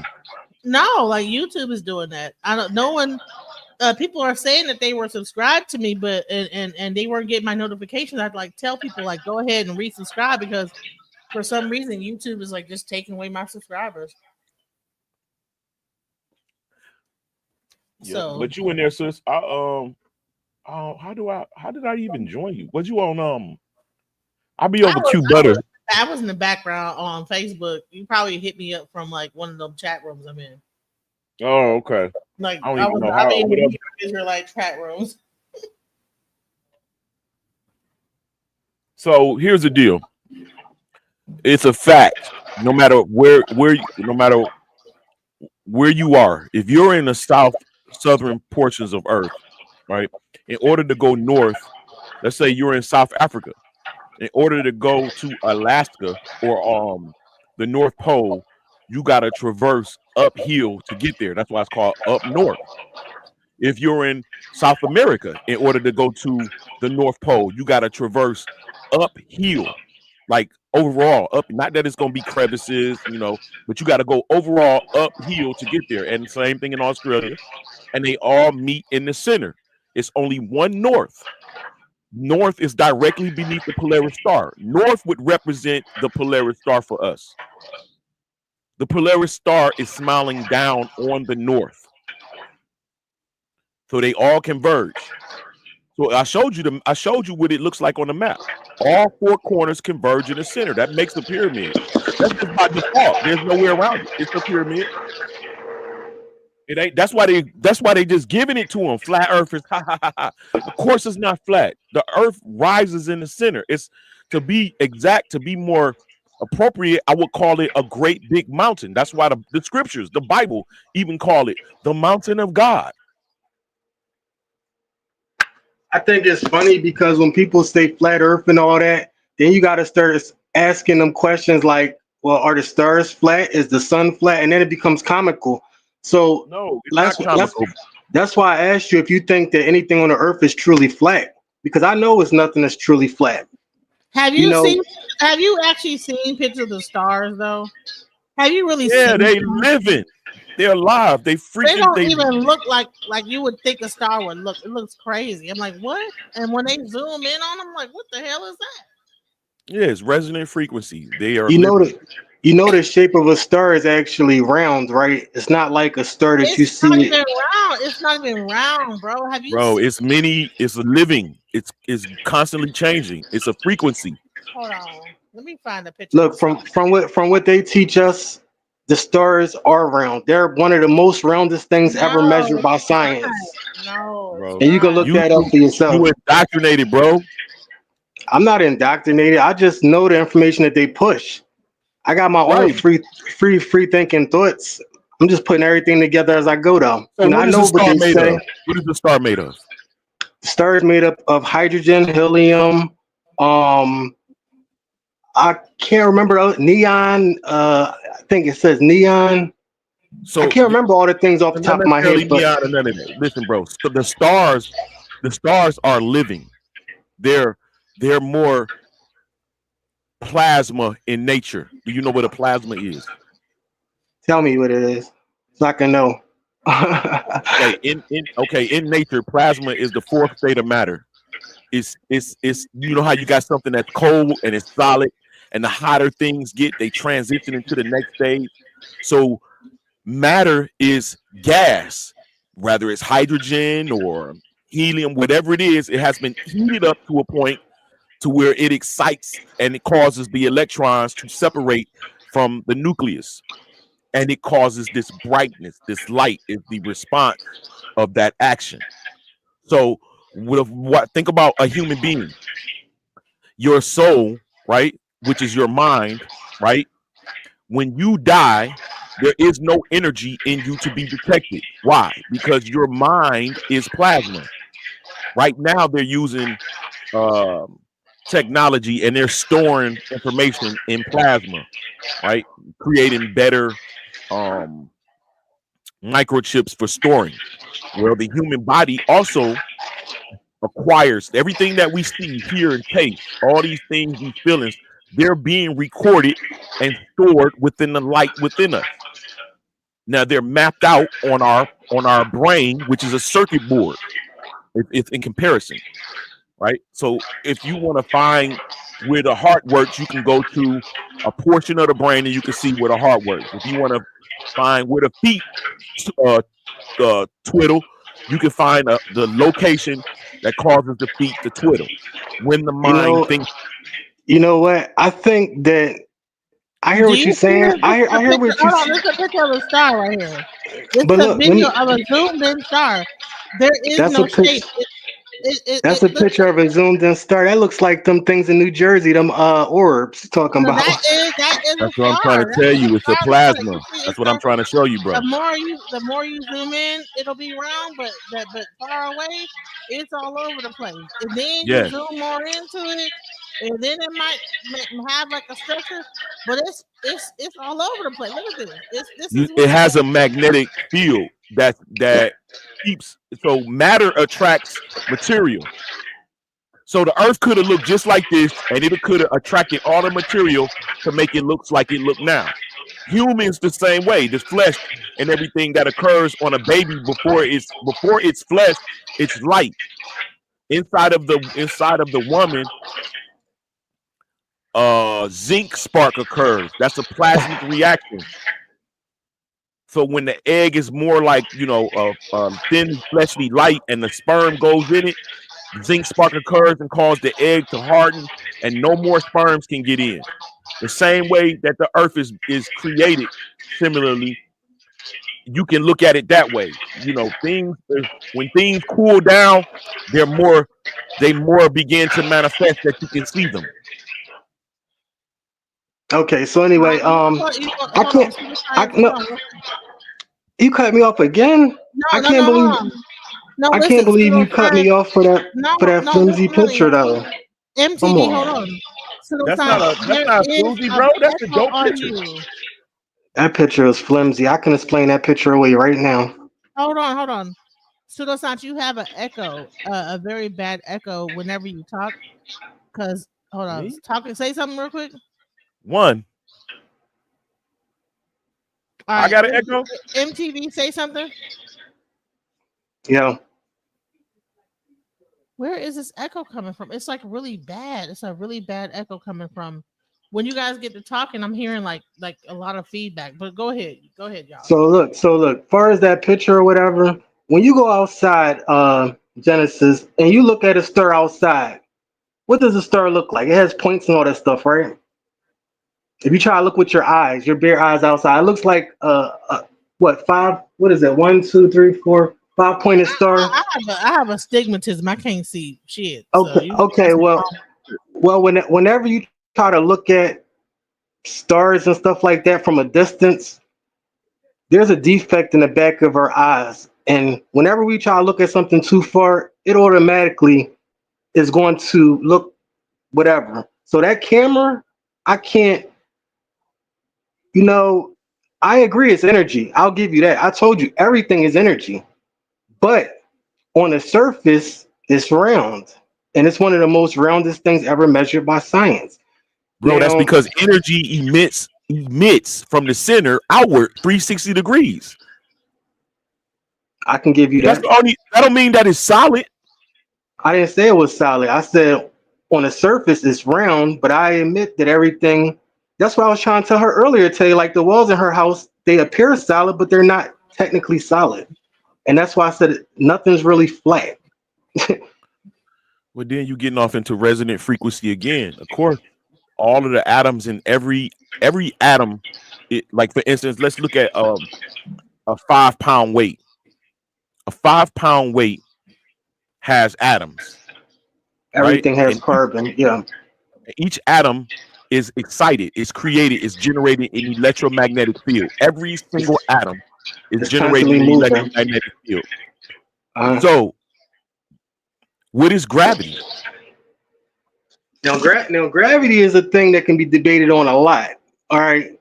First, I will ask you electromagnetism, because since everything has atoms, and atoms generate an electromagnetic field, and the accumulation of those atoms is the sum of its weight and its attraction to the earth. That's what gravity is. But wait a minute. Wait a minute. Everything that you see with your eyes, that has a light, that's electromagnetic radiation. So I know that. Electromagnetic radiation. Hold on. I think anything I found you can out see with your eyes. I think I'm I surprised. found pseudoscience. Do you have like really loud speakers? My speakers are off. Let me see. Go ahead. Say something. Something. Am I saying something? Do you don't hear the echo right there? Like when you say something, even when I'm No, saying. I'm in headphones now, so I definitely don't have no speakers out. He sound a little bit blurry, but it's not like a bad echo.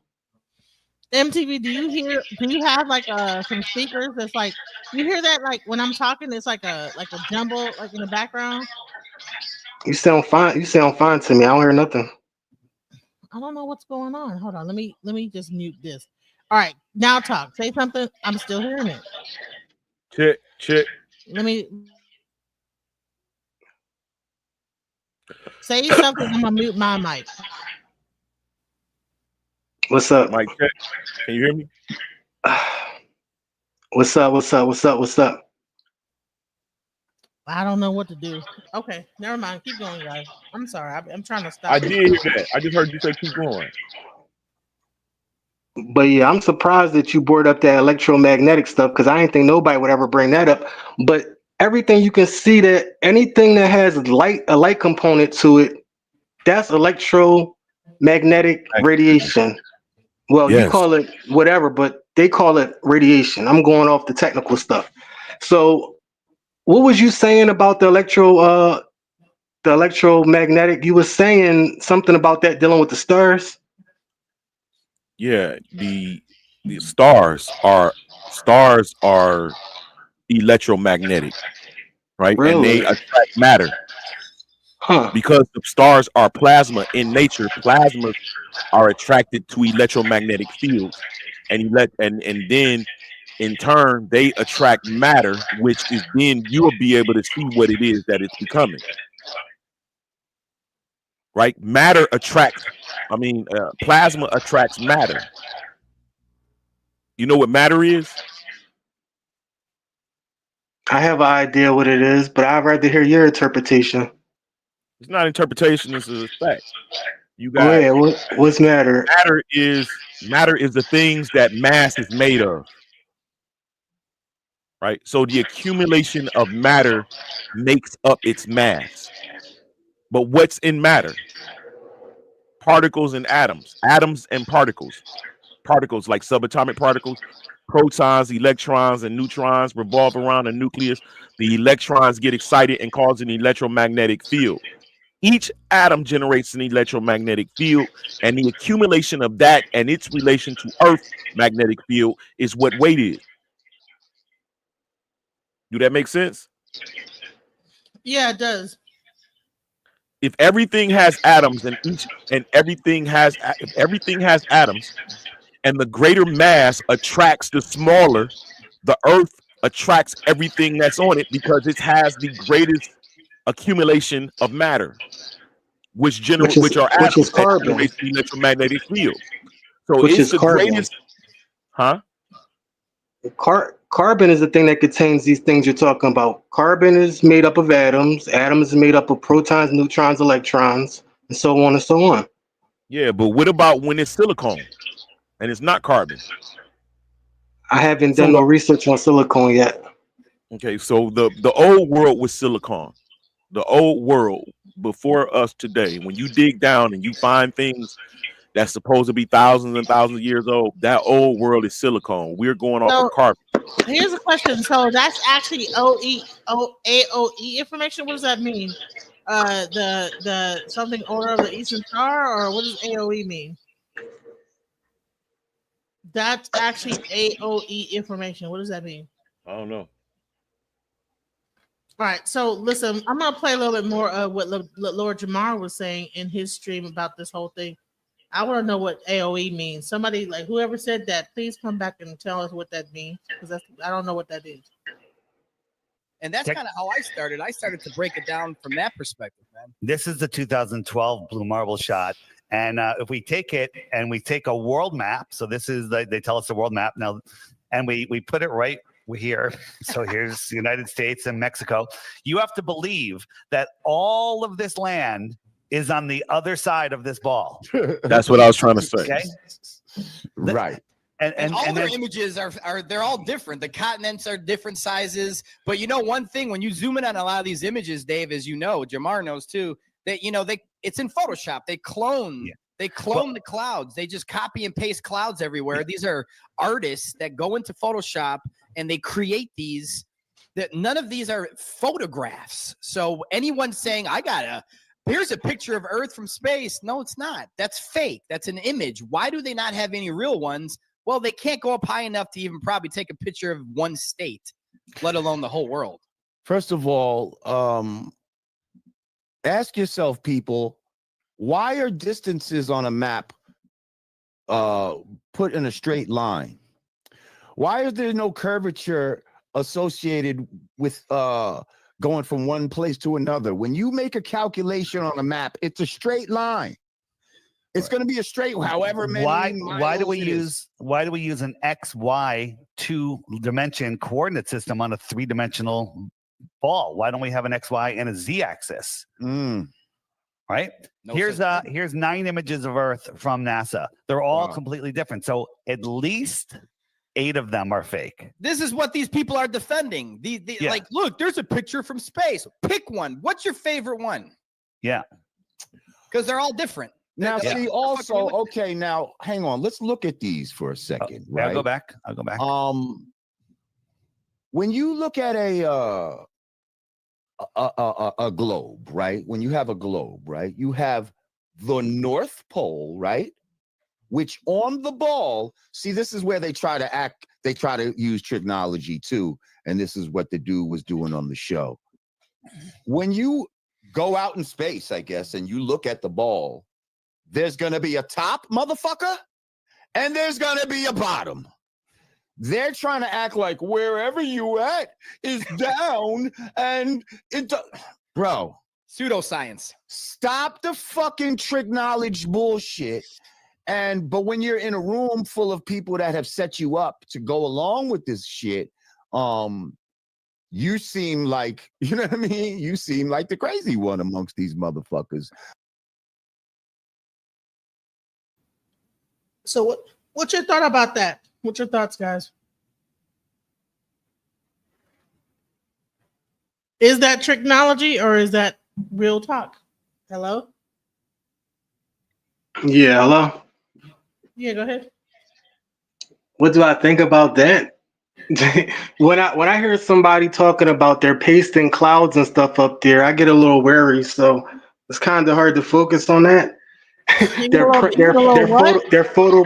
When I hear people talking about they're like copying and pasting clouds in the sky for fake pictures, I mean, it's kind of hard for me to. That's a fact. That's a fact.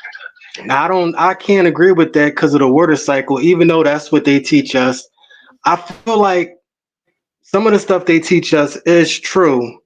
But you got to understand who taught these people who teaching us. The people who taught these people, I'm talking about the original people, they knew the real science of everything. What we're getting is like a effed up version of it, or I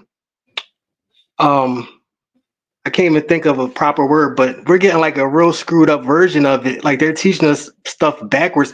Like I said a long time ago, math, they don't even teach us math the right way. They teach us the easy stuff first when they're supposed to teach us the harder things first. Like we're not supposed to learn how to add first and then subtract and then multiply and then divide. We're supposed to learn the farthest thing first, and then we're supposed to learn like addition at the end. But right, so I asked Google, all right, does NASA most NASA pictures are edited or Photoshop? Yes, NASA routinely edits and enhances images for scientific reasons, not just to make them more visually appealing. These images are not fake, but rather edited to make them more useful for scientists and the public. So they're do add stuff. Well, if you listen, if I take a picture of you and you don't have a beard and I put a beard on you, then is that a real picture or a fake picture? It's an edited picture, but I understand because that's a little bit edited. But it's not real. Like it's not. It's really me, but I just got a beard now. But that's a big stretch than somebody copying and pasting a cloud in the sky. Like we don't believe there are actually clouds in the sky now. We don't believe in water precipitation and all that anymore. We don't believe that when water dries up on the ground, it goes back into the sky. I understand that they are editing, but I'm not going to say that it's completely fake. Yeah, they're hiding stuff and they're not giving us the true thing. It's like a catfish. You can have a person who edits their pictures and animates it to the point where they look perfect. They might look like that picture, but unbrushed. It's still a real person. It's just not that person, or it's falsified. But far as what they were saying, I think they're stretching it. I think they're stretching it a lot. I mean, I don't know if someone were to show a picture of me and I know that I didn't have like extra hair or whatever, that's not me at that point. That's not a real depiction of who I am. So Genesis, if somebody took your picture and put a wig on it, that's not you no more. No, I don't wear wigs. You know what I'm saying? So why But would they but do I'm that? saying if they put a wig on it, you're still not the person in that image. The wig is the fake part, not you. But okay, so all right, imagine you take a picture of Kim Kardashian and you tweak it how you want it.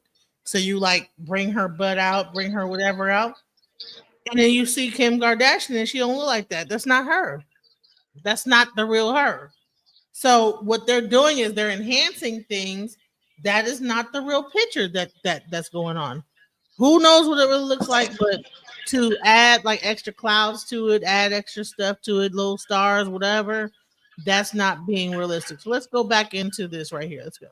But yes, if you hold a ball and y'all saying it has an axis, like y'all are the ones actually saying that it's at an axis and there's a North Pole, meaning a top, and a South Pole, a bottom. Y'all literally call Australia down under, but now all of a sudden there's no bottom.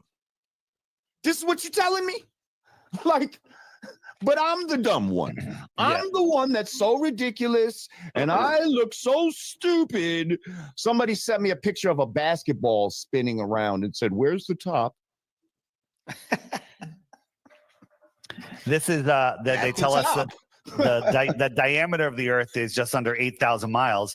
But here's something we can measure. We can drive across Mexico and Baja, and we can find out this is 934 miles right here. So that's 934 miles right here. And so I should be able to fit 8.5 of these in between these two lines, right? So anyone with a mind that can think below a surface level thought, which is rare these days, will have to understand that this is bullshit. This is complete and total fakery. And then once you realize NASA's faking pictures of Earth, there's nothing else you can trust NASA for. And Jamar, you wonder why when there's debates about the globe Earth and the flat Earth, no globe Earth person will ever start with what they should start with are pictures from space. They'll never pull out, look at this picture. How about just do a live stream with the rocket looking back at Earth? Give me an uncut shit where we're going back in space. We look back, and now we could see the shit spinning. We see the buildings upside down and sideways and all that crazy shit that y'all are claiming it could happen on a ball. We're seeing the water stick. Just show us that. And everybody will go home and apologize. But you motherfuckers will never show that. Hang on real quick. Damon Dennis said, "Peace, Lord Jamar. Brother, do you believe we are confined to the earth under a dome?" Romans 11:32. God has confined all of them together in disobedience so that he might show all of them mercy. We can't go to space. See, there's a lot of indications for certain things. I don't like to get into things that I can't necessarily prove. What I can prove is water always finds its level. Water always needs a container. We are not moving. Like, we can prove that we are not moving. We can prove that the sun and the moon are here in our atmosphere with us, just based on corpuscular rays, things of that nature. Bro, you can even look at a full moon at night when it's cloudy. You see a full moon at night. Why is I'm asking your audience, why would the moon only be glowing on 4 clouds underneath it when the rest of the sky is in blackness? If that moon was hundreds of thousands of miles away, shining on a little BB Earth, the whole fucking sky would be evenly lit or evenly dim.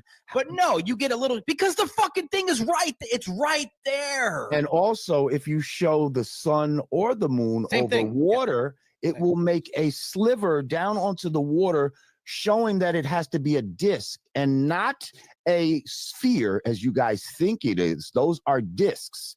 And back in the days, they used to call it the sun disk.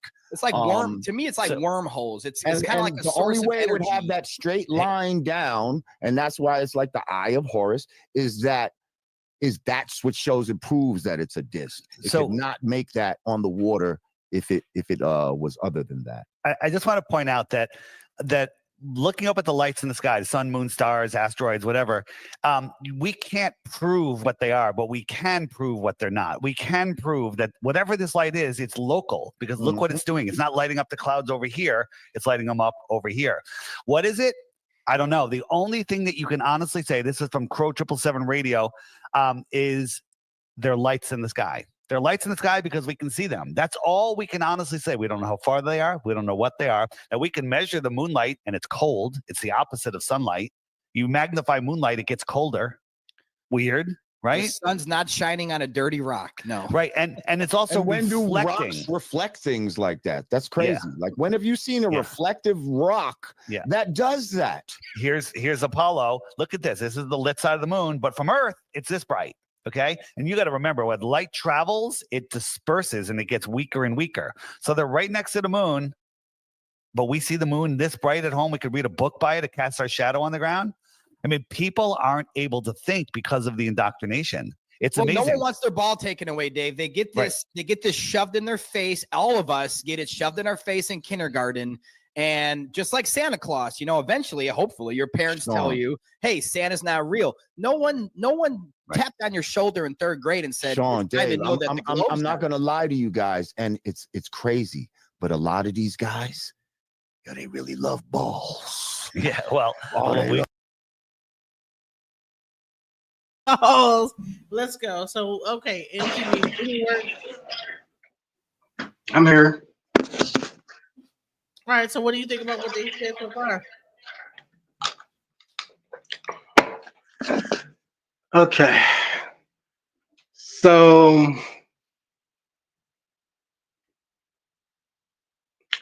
all right.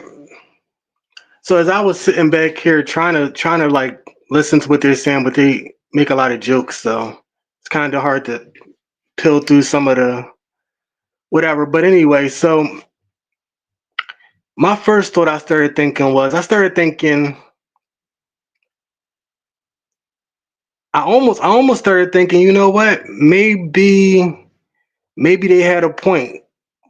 Because I said, if we were big enough or something was big enough, could it actually grab the earth without the earth falling completely through his hands? Like, you know what I mean?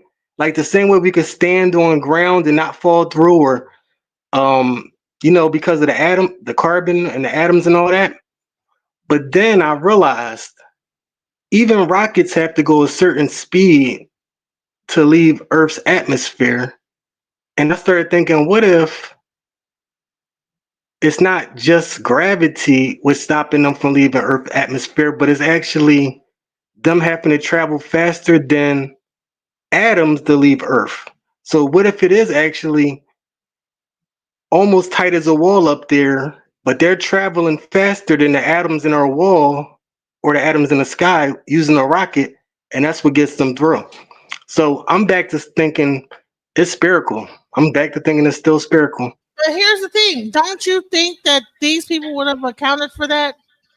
They have do you understand how many mathematical people are doing the calculations for the trajectory from Earth into space? Like, there were black women called the Hidden Figures that actually they were the ones that supposedly helped us get to the moon, right? So are we going to say that they were wrong? Like, these hidden figures didn't sit there and figure this out, and then now that we understand this trajectory, that we are just now wrong the whole time? I think with science, even the most minor miscalculations can change the results. So even though they may be focusing on certain areas, it's kind of easy to miss some things. And that's why I brought up that what if it's not just gravity stopping us from leaving Earth? What if it's the atoms? What if the Earth's top ceiling is actually as solid as our wall and ground, but rockets are able to go fast enough to get through that?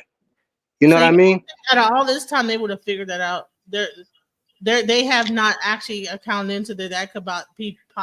You have the most top scientists like trying to figure out how to get off Earth.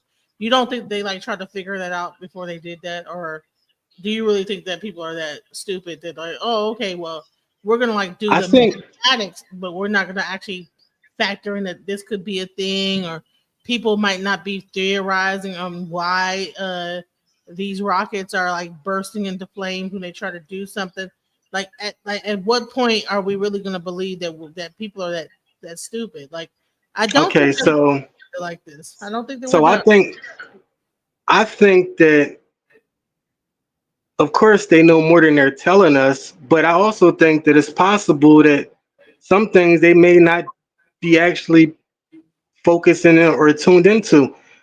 Um, a lot of people who have a real love for certain things, they kind of get pigeonholed, and it's all about agendas. So what happens is a person who might really have a love for science will get up in there, and when they get to a certain point, they'll be like, "No." People will tell them, "No, we're not going that direction," and they'll like get shut off. I'm not saying that they haven't came across information like this, but I don't think that it's probably publicized. I don't think people are necessarily that stupid. I think a lot of people haven't thought this deep, possibly in general, not scientific people, but average people. But Honey, they got like the most top. Listen, these rockets cost millions of dollars. Okay, these are not like just a person like running a Tesla up to the sky. These exactly.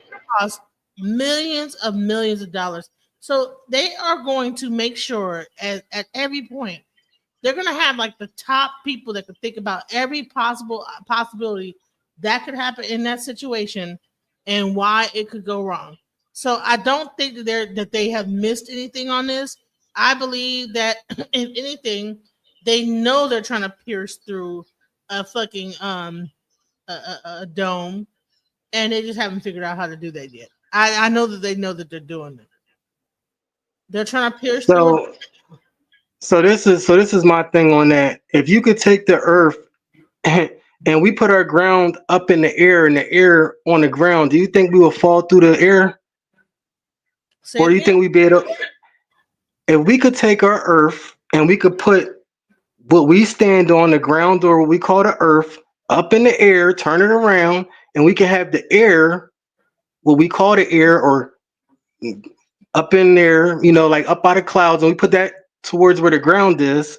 Do you think Honey, we will fall through that if we was walking? it would not even exist.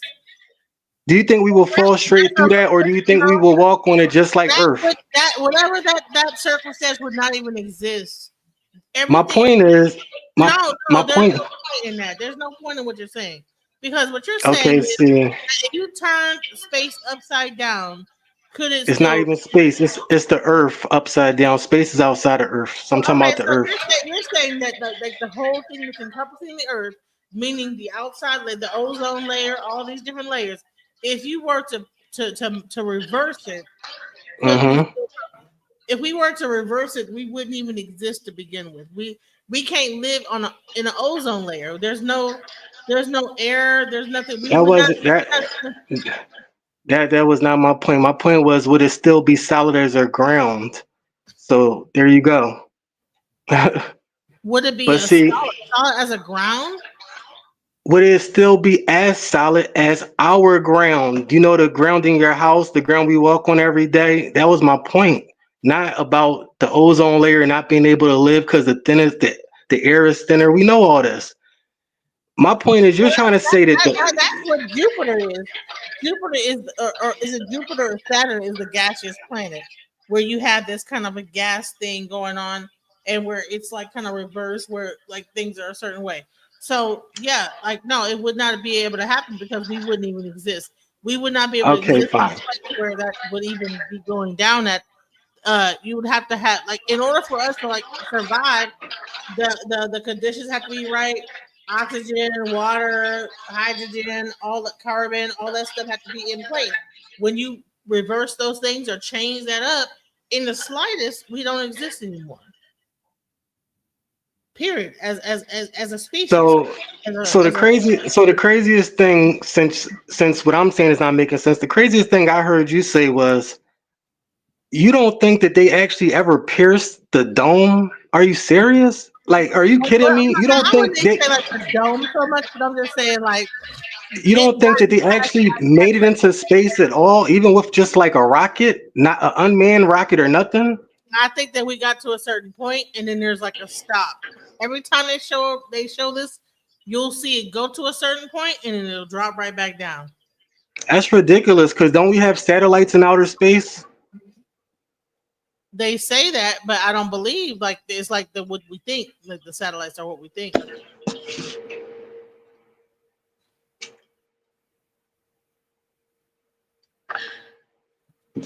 Well, only thing I can say is I've looked into gravity, I've looked into all these different things. And if you don't know a lot of this information, then it's just a guessing game. And even though I'm guessing, I have more information that I'm working with. So I don't know. Like, where do you think gravity comes from? You think gravity comes from, So yeah, this might actually prove what you're saying when it comes down to the round earth, right? So supposedly this guy, what is your background study? I'm trying to understand your epistemology. I keep hearing inductive reason. etymology. No, he Ep- says I think epistemology. he probably spelling it wrong. Epistemology. What is it? What is that? What is a pestim? Just come on up and just ask your question. I don't know what the hell an epistemology is, but I'm gonna just say this.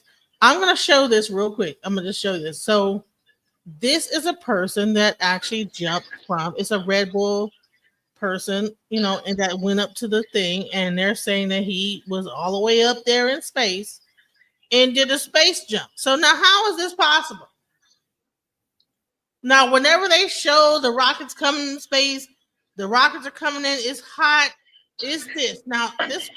Let's watch this. Let's watch this. For the blood to leave your skull, and that's through all the eyeballs. If that happens, you're gonna die. I had a Chi Whiz attached to my hand. The Chi Whiz is a device that it fires a drogue chute that pulls you out of that flat spin. That's why I put my hands in to trick that Chi Whiz. It's less Chi, and now the Chi Whiz senses, oh, less Chi, that means he's getting it under control. I turned around and it was stable as a rock. So when you look at my suit, the more you fall, the more depressurized the suit gets. And here you can already see the suit flapping. If you look at the sky, it's blue now. Yeah, so we went from black sky back to blue sky. If you look at the right corner, Luke was dropping some flares and it gives me the perfect direction for the wind. Now this is a very important moment. Very first time after hours and hours inside that spacesuit that I'm breathing regular air. So now I'm really happy because even the They done went to space and dropped down from space.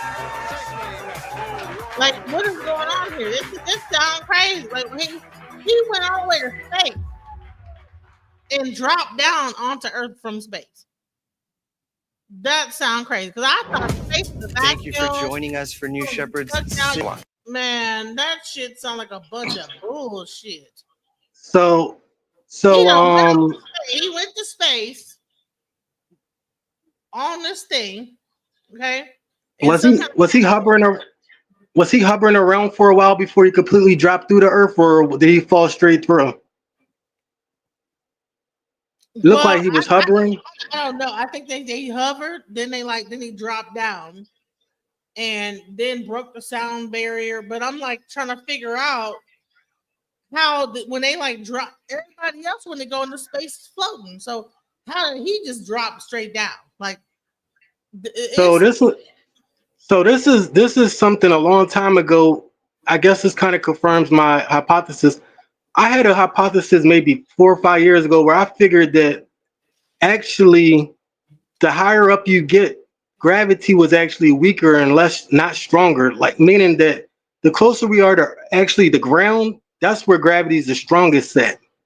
So I had thought when I had brought up that thing about flipping the earth upside down, my thing was if we flip the earth upside down, would it almost be like how you walk on the moon and you if you're walking on the top of the earth, you'll be like bouncing with like a real light thing, or would you fall straight through? My theory, my hypothesis was you would be able to walk like the moon landing and bounce, you know.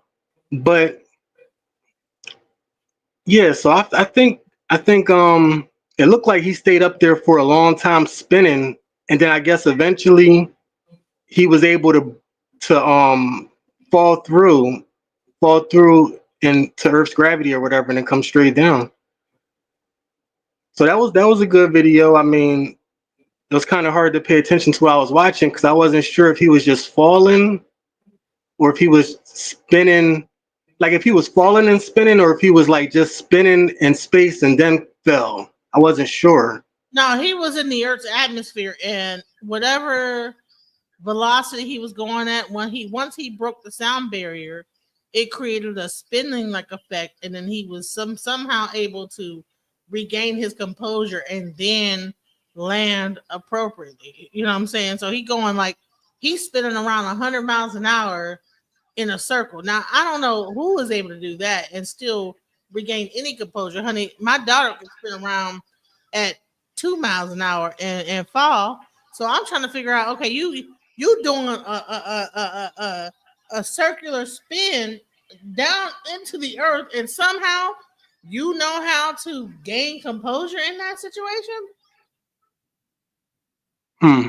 You don't know up from down. You don't know left from right, and you just circling down, and somehow you are able to. You're not throwing up.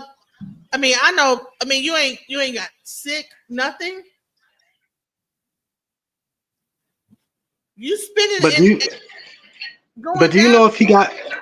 Do you know if he got caught in like a little bubble before he actually like went through the Earth atmosphere? Because he jumped over the Earth, like he jumped from outer space down to the Earth. I think this is the actual video of the whole thing. I'm not sure if this is the one, but let's go. The bottom line, he was up there. He did a jump. I just want to see if it was a delay, like a delay in him. Like if you jump straight up, you come straight down, like from Earth. He breaks the sound barrier, then begins to spin uncontrollably. Okay. And then at some point he was able to regain control or whatever the fuck. Now he has a whole suit on over his face. He ain't threw up into his suit. You can't. It looks like a spacesuit. He got a spacesuit on. You can't even get in the certain roller coasters and doing all that bullshit.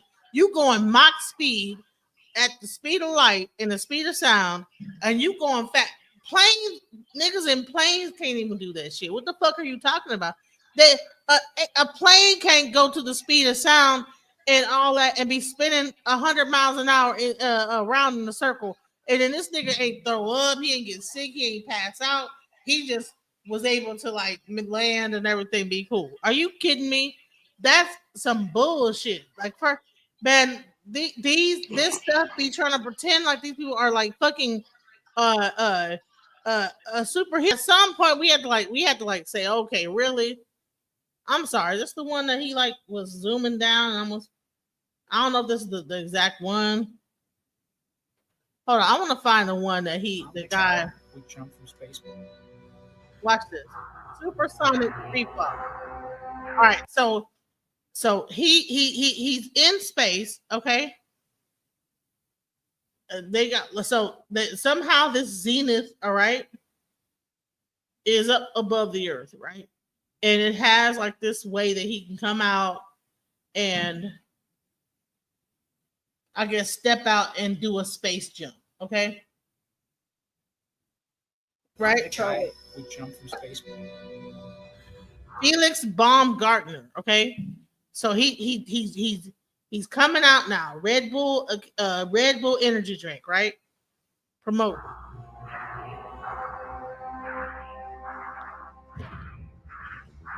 I wanted to be the first human outside of an aircraft breaking the sound barrier.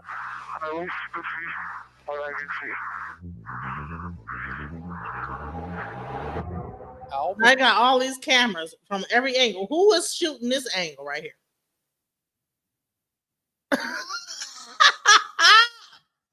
What is shooting this angle from this angle right here?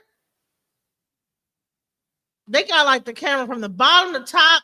Like, where is this angle being shot from? Because is that this camera? Okay, maybe that's this camera right here. That's up there. Okay, maybe this camera. Because I'm like, what the hell? Okay, maybe that's this one. That was at the top of the camera. Okay, let's go. Maybe it's this. This is the camera right I here. almost weigh twice the weight that I normally have, and it's very difficult to do a perfect exit. Do not over rotate, because if I start over rotating, there's no air. No, he's talking about how you gotta like do it like this. Don't over rotate. This nigga never did this shit in his life. Okay, but he got all this like how he gotta do it and this that the end. Let's go. Used to slow down. Okay, John, already. Okay, here we go, Felix. I'm going over. Jump away.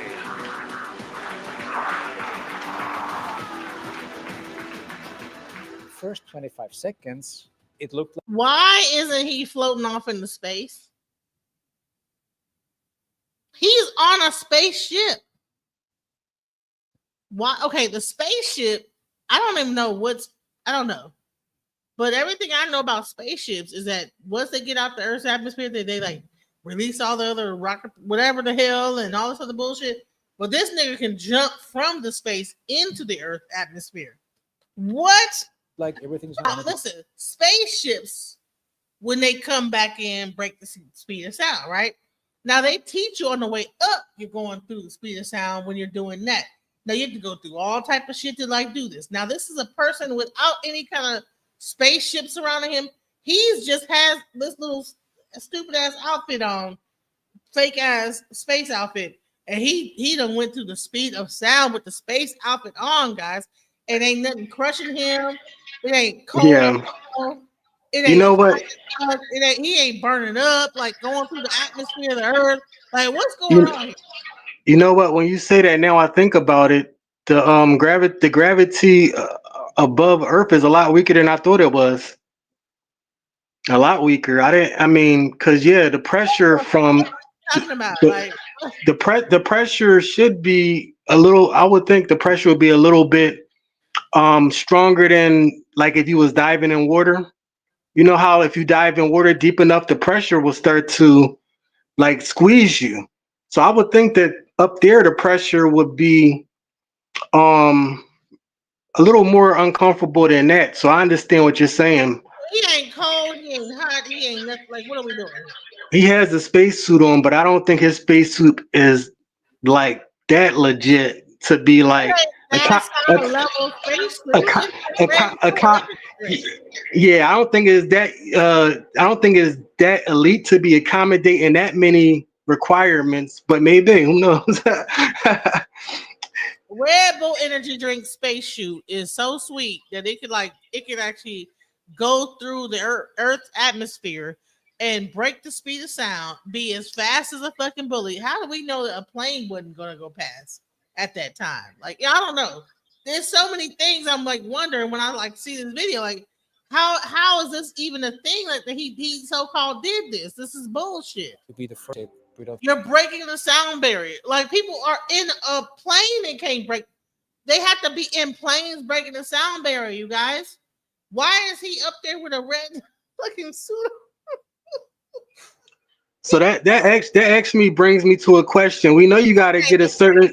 He don't have no special thing to break the sound like a fin on his round ass spaceman thing.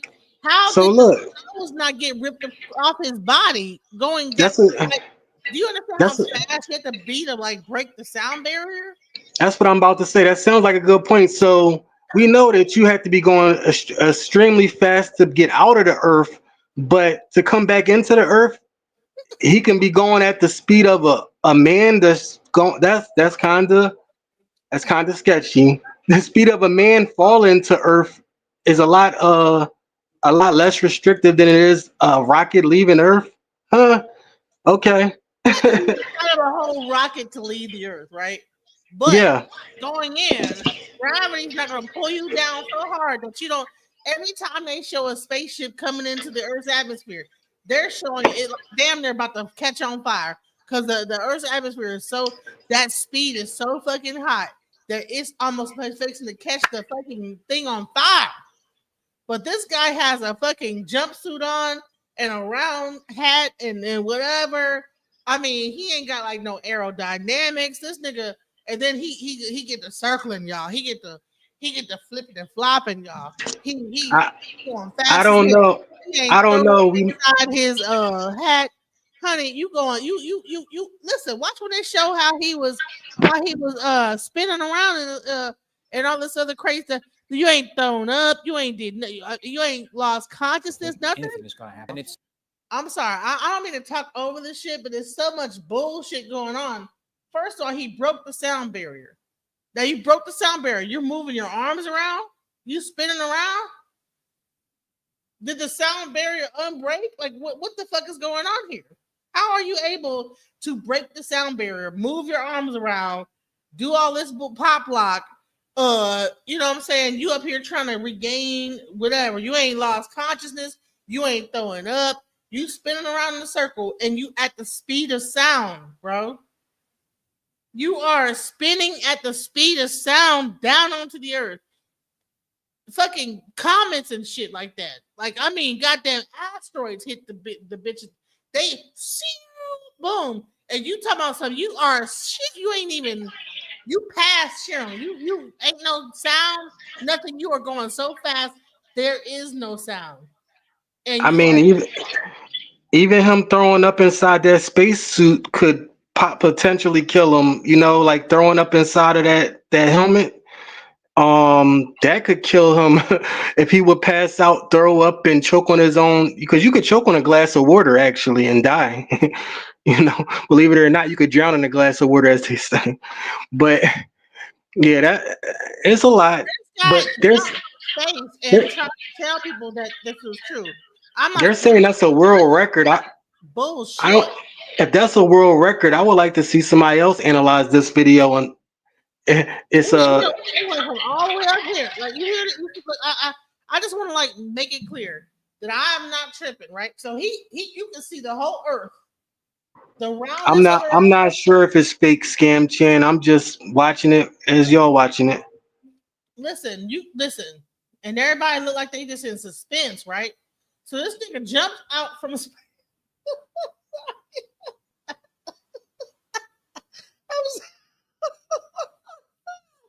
Why is this stationary though? But you know what? Why would he need to still Why keep? is it stationary though? What? It's like this thing is just chilling, right? It's chilling, stationary. It's enough for him to come out. It's a capsule. But why would he still need to have that visor on once he like got into Earth's atmosphere?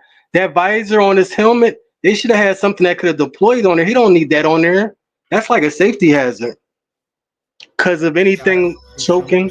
Now listen, he comes out. All right. So this spaceship is hovering above. All right. I don't mean to laugh. It's hovering at this point. Because it's not. So that means either it has gone high enough to get into past gravity and everything. So what is making when he jumps out to go down? But you know what? I do see the Earth's curvature up there. I'll give you that. The curvature is there. So you went high enough to see the Earth's curvature. Right? And this thing is just hovering above the Earth. And you jump out and you don't float off into space? What the fuck are we doing here? This is bullshit, bro. Can you see this is bullshit? I hope that Red Bull don't flag my video. But I'm gonna just say it's bullshit. I'm sorry. Felix Baumgartner, this is bullshit. If they do, it is what it is. But I just have to like say this is the first human. the whole Earth behind him. You see this? The Earth behind him, the Earth in front of him. He comes out. This thing is hovering. Like this means he is in space, y'all. He looks like he's about to do a deep dive, like off the diving board. No, listen. The diving board at the pool, swimming pool. So listen, there is so the only thing. So that means the rocket came, it deployed, it left all the other like fucking things that would push it up into the space, right? So now this is the last capsule with him in it, right? So now And it's hovering, right? It's just hovering there. that point in space, you don't need all you need is like some boosters to keep you up out there, right? Boosters, or I want to go this way. I want to go that way. You understand Well, what I'm saying? it does get extremely cold up there, so I understand why he might wear some extra clothing. But so that capsule is just hovering over there. It's just like suspended in space that he jumped. It's in space, okay? It's just hovering. So he had to hover for a little bit before he fell through. Okay, but I wonder why. Okay, so that point where it's at, it could stay. The capsule could stay right there and not never fall down for a long time. But if he jumps a little bit below that, he's going straight down eventually. Okay, all right. No, it's not a balloon, bro. I know it's not a balloon. It's a. In the space and be on no balloon? Is that a balloon? I know it's not a. Hold on. Maybe Sam Fan knows more about this whole situation. Is it a balloon or is it a spacecraft that like shot up like a rocket to space and now it's up above? He said he came down from space, y'all. So I'm just going off of what that isn't a rocket. Okay. No, that looks like a capsule, a space capsule. It's like a portion of a rocket, I think. The rocket. So at what point? What? So why didn't it drop down with him? That's what I was just thinking. I was saying, so once he jumps out of it, he can go completely down eventually, but this thing can just hover there. I don't know. A capsule attached to a balloon. Okay, man, if you say so.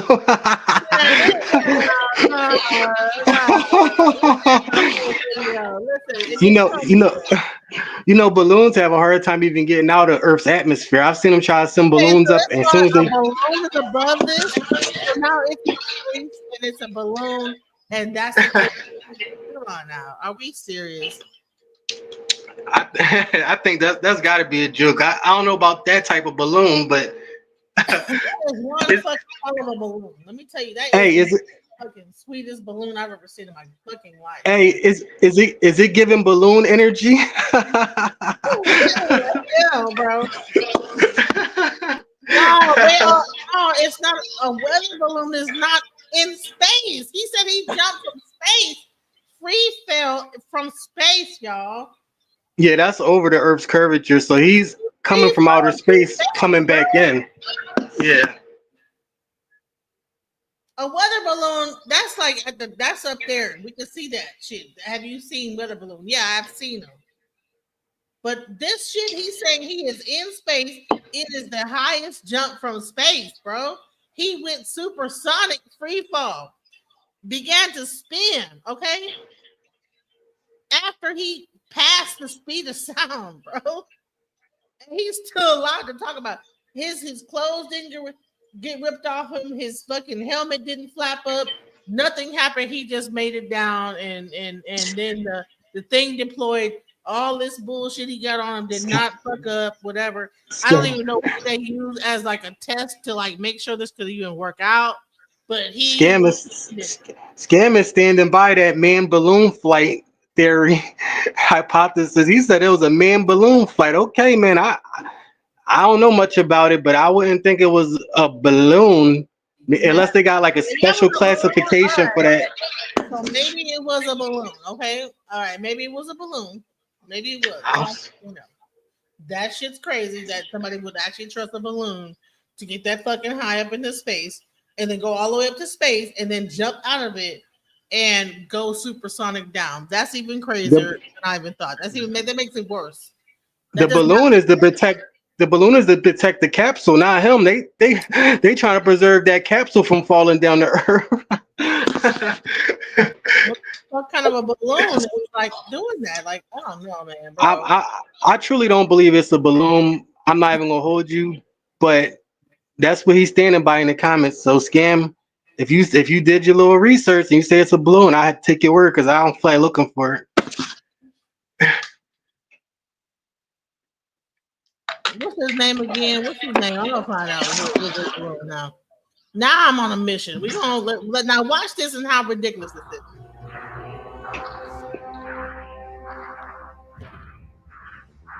I wanted to be the first human outside of an aircraft breaking the sound barrier.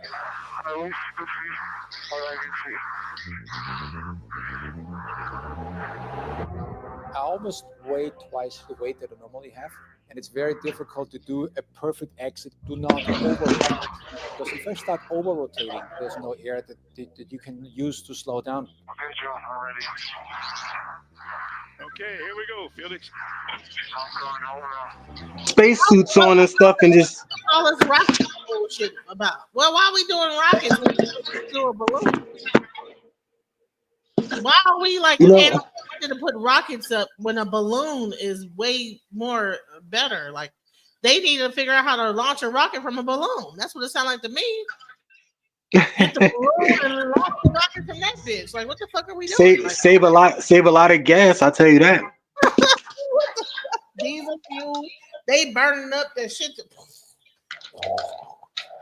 and all this bullshit. All y'all need to do is get a balloon, bring it up, and then figure out how to launch that bitch from out there. Like, what are y'all doing? Launch the rocket from the balloon, and now you good. You know what I'm saying? That's all y'all need to do. The Red Bull energy drink got it more figured out than y'all. What are we doing? So we're traveling up. Still a pretty good clip, 1,000 feet per minute. That was speed right from the start. Capsule track, still heading west, coming back toward Roswell. You see the little compass over on. Hold on. So you just said there's a limit to what a balloon can carry, but then you just said the satellite can be put up by balloon. So which one is it? If we put up satellites with balloons, then how much can a balloon carry? Satellites are not light.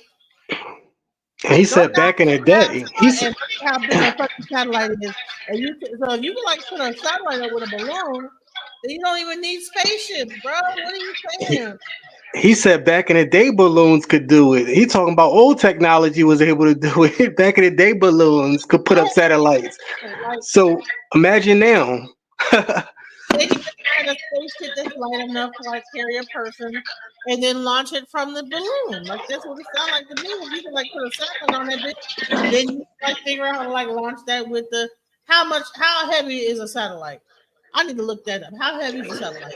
We should start doing mission. We should start doing missions with balloons and find a way to capsulize them, or use that capsule like he had, and then we can learn how to steer them into space instead of these rockets. Get a capsule, get a balloon, find a way that you can provide oxygen to the Elon Musk, are you listening? Elon Musk, that's what you need to be doing. What are you doing? And we could do missions with these balloons and save a lot more money, because I'm pretty sure them balloon capsules don't cost as much as a rocket.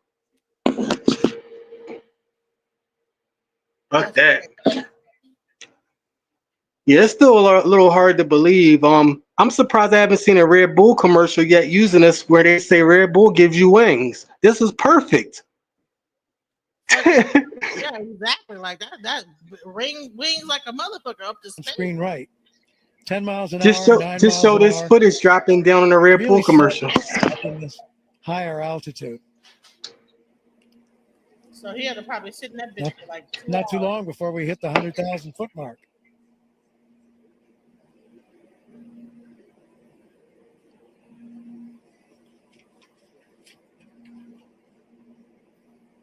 Right, it's probably going to take him to get up all the way up there and hit on this balloon. Let me tell you some glad. None of that. That balloon is made of some real shit right there. I don't know what the hell it's made of. Wakanda, right? A poncho, a tarp, whatever you want to call that thing. It ain't like no balloon I ever seen. This is Red Bull ever heard of. To the edge of space, coming to you live from Roswell, New Mexico. What's pushing the air up? Is it heat or is it like just air? Like, how do you get it up there? Because most hot air balloons have like a heat source that's pushing heat up to it. Where is the source of like whatever? Is it helium? What is it? What are we doing? Oh Lord, I want to see how the balloon came back down. I want to see how that made it back. That's interesting.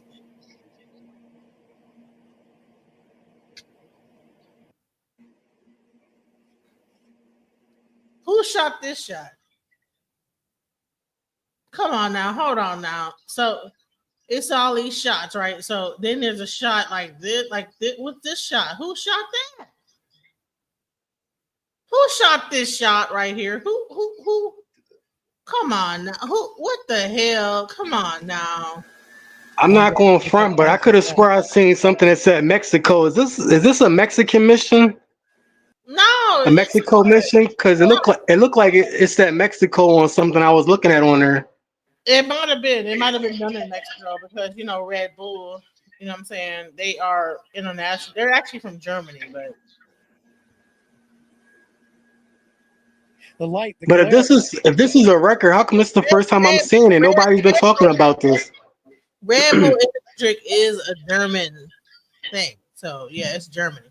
Because they actually brought me to South Africa, and it was all like they're all German. So yeah. There's really But is something. that the parent company? Because it says Red Bull In Stratus. an earlier jump, Yeah, because that's that like branch of it, but they have different Red Bull stuff going on. Oh, okay. before Gotcha. Pittsburgh made his record jump, he had been blinded by the glare. So who is the guy? Is this the guy that's supposed to jump? In fact, that was a So is there like a person flying the balloon while he jumps, or is there two people on this, or what? a flight full of problems. So technically, this guy is an astronaut. Problem with the Technically, this guy's an astronaut, right? He deserves more praise. with He's asking. so if you could say -2 below So zero. there's a person flying the balloon. So whatever that balloon is not like a regular balloon because the person flying the balloon, and then this nigga that's about to jump up out of it.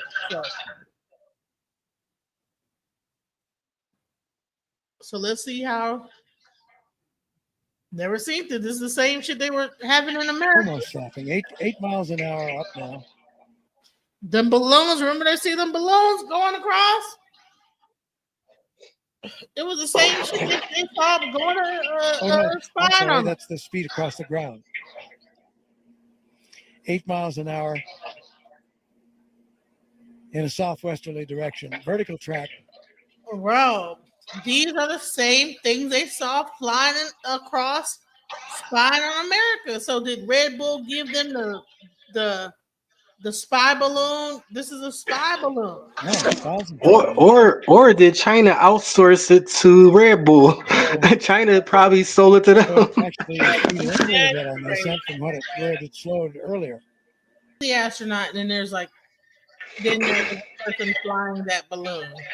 So that's showing even how the Chinese balloons were flying over America, videotaping and all this other stuff. And this is like actually when you think about it, this is getting showing some stuff. Do we actually see any footage of the balloon actually still being over top the capsule once he gets out of space? I mean, gets to space? So this is the Because I can't believe it. That made it. Yeah. You'll cut the all right. So then he about to jump out, right? So we're gonna see if we see that balloon after he jump out. If they focus on, man, that's crazy.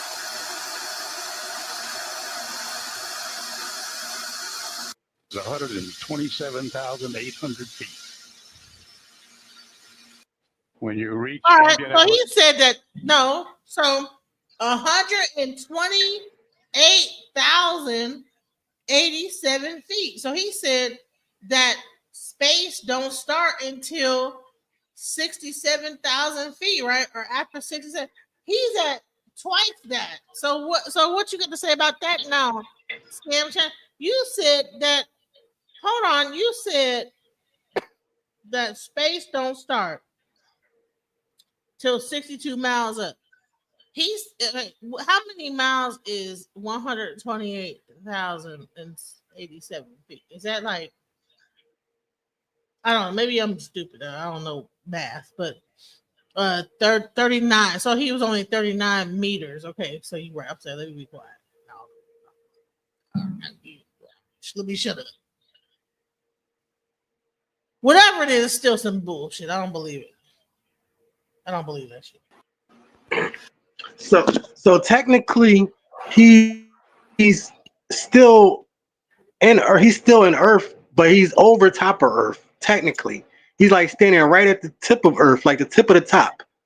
Cause it sounds like Scam Chan being real technical. Like you saying that he had to go a little bit higher into the deeper black before you can consider that space. To me, once you get over top of Earth, that's space. To me, without being extremely technical. He said like about 20 more meters up. Yeah, 20 more meters up, he would have been in space. But so he's just saying. I think he's saying that because maybe 20 more meters up, that's when Earth doesn't affect the gravity anymore because there's no gravity in space. So since it still has some gravity at that point he's at, that's not space. But he's clearly over top of Earth. It might not technically be space, but come on. Is that whenever they show a rocket ship going back into the Earth's atmosphere, right? All you see is fire and brimstone. Okay, I mean maybe it's because it's the movies, but they show this thing as fire and brimstone. So even if you're going from just only 30,000, you should be on fire coming down to that bit. Like you going fast as fuck. Like bro, breaking the sound barrier, nigga. Like really? You breaking the sound barrier, right? Yeah, it's still a stretch for me. I mean, even me trying to be as reasonable as possible, it's still a lot of it's still a lot of factors that seem like it's out here. It's out there a lot. Like it's so many different things that I'm not sure he meets the criteria for to pull this off. So many things. But hey, it is a television, right? We tell live vision. Tell lies. He's fixing to jump from space, y'all. He's fixing to jump, bro. And look at the Earth. It's rotating. It's rotating. Listen, it's rotating. It's rotating, right? So I don't even know how he going where he gonna end up at.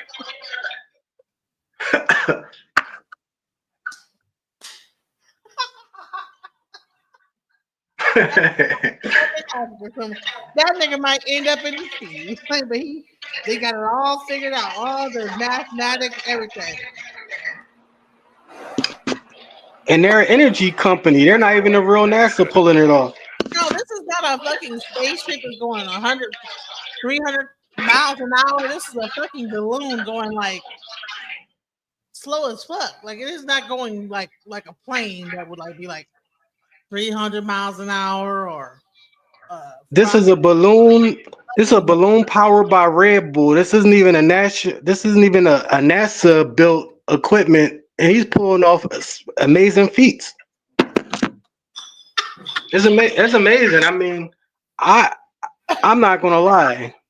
He could get crushed from the pressure of the air, broken rib or something. He could pass out, choke on his own tongue. I mean, there's so many things that can go wrong. Well, shouts out to him. He made it. Okay, slide forward into the rest position. And here he comes. He's got to come out and just jump. He ain't getting sucked out by the wind or nothing. A little bit further forward so we can check the chute. Let me ask you this. Why is it that when you're in an airplane, if you open the window, you get sucked out, but he don't get sucked out? Is it because he's going straight up by the air, the balloon, or? I mean, the gravity's weak. The gravity's weaker up there. Okay, it's definitely weaker up there. Okay, so maybe he just don't get sucked out because of that. Okay. Your chute's okay, Felix. I say again, Item 31. Your shooter integrity. They hit all their radio stuff is like proper. He can hear what they're saying. How is it that they can hear what's going on the ground up into where he's at from space? What technology are they using to like communicate with him? You're out of the atmosphere. You're out of like you are like all the way 30 something. There is something. Listen, sometimes my phone don't hit if I'm in the wrong space, but this nigga's up in like fucking the atmosphere and there's no breakup in communication. It's possible they're using that capsule as a satellite, you know, but even so, it's still a weird story right here. This is still very, very weird. Don't fuck around and be in some woods and try to like man, you can't hear nothing. This dude is all the way up in space and can hear that shit loud and clear. All right, this is what you got to do. Da da la la. Well, all right, go ahead. His helmets, Red Bull a fool. What'd you say? I said Red Bull crazy as hell. They put logos all over that man's uniform like he was in a minor league basketball or sports event. You know, Like, that man, like a damn a race card thing. that man had Red Bulls on both sides of his astronaut helmet, and he could have died at any moment if that's real, right?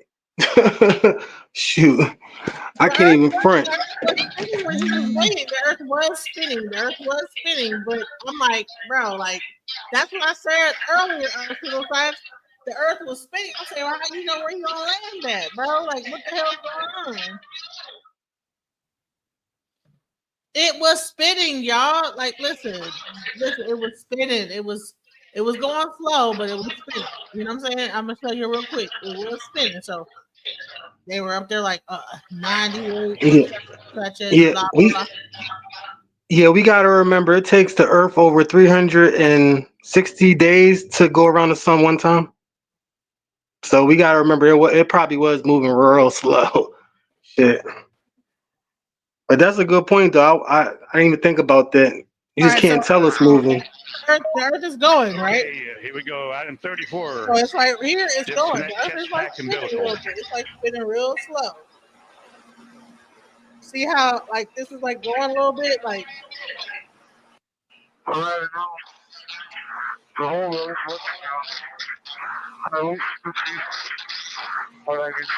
Right. How that stay stagnant though while he was about to jump though? Maybe they like found a point where it does not spin. I don't know. That's crazy. Because everything You else talking about the capsule? no, when they showed this view, hold on, let me see the view. When they showed this view, the Earth was spinning. See this? It's moving. Item 28. Slide the seat forward. Wait, hold on. It stopped moving. Hold on, it was moving. Hold on. Got 100. It's got moving right 28,000 feet here. to go. The door will open Look right when here, you reach moving. ambient altitude of Yeah. 128,000 feet. And right now you're about 100,000 feet. So you Hold got on, about hold on now, 28. y'all. And then when he gets out the thing, it stays. Wait, hold on now. I think I found something. Hold on, because it was right there. Look at this line right here. You see this line right here, right? So what's going? Hold on. There's something to this. Hold on, y'all. I think I done saw something real quick. Cause this was longer. Wait a minute. That's interesting. What is going on? Hold on. They had me for a second though. They had me at hello. Hold on. They had me. So jumped out. When he jumped out, see this whole line? You can see the whole line. Is it because he went up higher or what? Why do you see this whole line? It was damn near gone over here. Oh my God. Here we go. The moon landing all over again. Look, that's crazy. Because, yeah, it was not yeah. This line was not that big. So let's see. Now it's bigger. Wait a minute. I know I'm not tripping. All right, I'm just going. We're gonna watch from. Beautiful shot.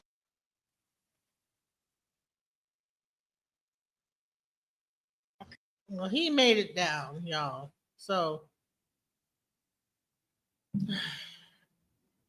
he made it down. I don't know what y'all think. Maybe we are on a round Earth, and people can go through space and jump down. Well, I guess that's the proof then, huh? I At don't least know. we can agree that everything's not flat, right? I don't know. Like, I don't know if I can believe that. That everything's not flat. You can't agree to that yet? No, I'm saying, no, everything's not flat, but I'm just saying, let's go back into what Lord Jamar said. Let's like go back into his argument. These They believe in balls. Santa. They're like, look, Saturn is a ball. Mars is a ball. Like, no, it's not. They just showed you balls. Think They about just this. made you love a ball from a young age. But Everybody those go are out. not balls. Go out tonight where we're just past the full moon. If it's a clear night where you are, wait until the moon's high in the sky, and you could read. It'll cast your shadow on the ground, right? So we have a nice, big, bright moon in the sky. That light is dispersing. It's getting weaker. When you're closer to something, every time you half the distance of something, it's like 4 times brighter, right? And that's called the inverse square law of light. I'm standing right next to this thing. It's noon. Okay. Well, I should be obliterated with brightness. This is more shiny than the dusty, dirty ball, right? And as far as, taking a ball away from a baby, it doesn't go well. But, if your entire life is built around this ball, try taking a ball away from a grown man that loves space and loves aliens and loves, his spinning ball world. It's easier to deceive somebody than to convince them they've been deceived. Rhode Island said, peace, Lord Jamar and guest. A few months ago, I started coming around to flat earth theory. No pun intended. I still wonder what would be the purpose of globe earth? How does it benefit? I'm going to start this one off, please. I love that globe. question. The globe Earth is a container of all the known lands. Okay. So if by the time they got public indoctrination camps ready, early 1900s, Board of Education started in 1920, which is why most people, if they're still alive today, past 100 years old, they will admit that they were taught the Earth is flat in school. This is newer than you think. These Freemasons have created stories about thousands of years ago. Other Freemasons knew that the Earth was a ball. No, that's a story. You can decide to believe or not believe it. But once you understand that the globe is an actual container for the 7 continents that we were told about, what if there's 1,000 continents? What if there's 2,000 continents? Well, you have to take someone's word for it. And in my opinion, it pushes God away from everybody. It promotes a Big Bang Theory, which was also started in the 1920s, by George Lemaitre, a priest who was, what's his name's buddy? Albert Einstein. So this is when has an explosion ever created anything? This is newer than people think. They're only going based off of a story that it was thousands of years ago. That is a story. There is no actual record or facts regarding this has been around for thousands of years. No, it has not. You know what they say the vacuum of space is? Define vacuum. Yeah. It's supposed to be nothingness, right? Yeah. Well, then how is there anything in space? And did you know that a vacuum, conveniently, a true vacuum of space cannot be recreated here on Earth? Oh, so we just gotta trust you guys, huh? So when we talk about the thermosphere, is this many, it's so hot and we're thinking it should melt metals? No. Because in a vacuum of space, conveniently, the molecules are there's not enough stuff there to make things hot. So it's not like how you think of heat or temperature on Earth. See, bro, y'all Dave, gotta you're be muted. fucking kidding. See, now that I'm learning the fucking the devil's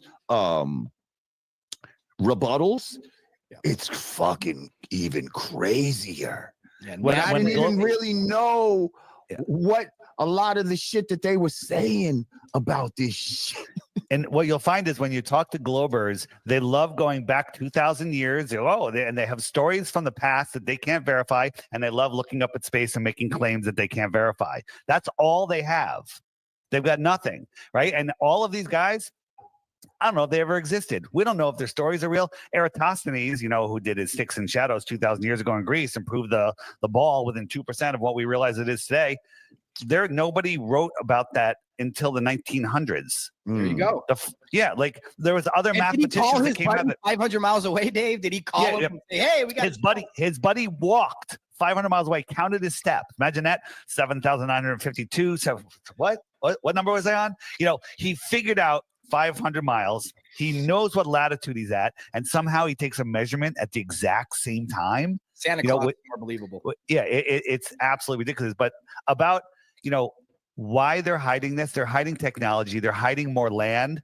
They're hiding free energy. They're hiding the creator. They're hiding your spirituality. They're hiding more resources, scientific knowledge, what's in Antarctica. They're hiding that you're special. They're hiding your true potential. That's just the beginning, okay? Shout out to, I'm sorry, did I? Go ahead. No, go I'm good. I'm good. Shout out to Sadat's missing tooth. He said, I can't see the curve, but I can see their lies. You're goddamn right.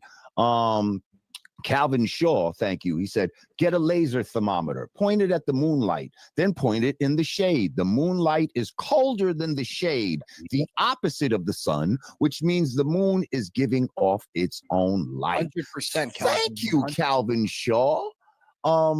These are facts, guys. Like, anyone can talk shit about it, but these are literal facts. You can go do that test right now. So all you people that were out there, and a lot of 5%ers believe that the moon is reflecting the sun's light, and unfortunately, that's just not true. That's not true, and we're gonna have to take that out of our teachings, because it could be showed and proved that that's not true. And I don't care if you're enlightener, people back in the days used to say that, and people that you had fond affiliations with. When you know better, you do better. Okay, so let's stop with the nonsense. I want to bring up one other thing. The trolls they come hard wherever I am. They come hard. They come after you. Whenever right. I'm sure they're all in my comments right now, but I don't see it because I'm only looking at the super chats. So here's the thing. Here's the thing. I don't want anybody listening to this that's new to this topic to believe whatever Lord Jamar says, whatever Hitler says, or whatever I say, or whatever the trolls say.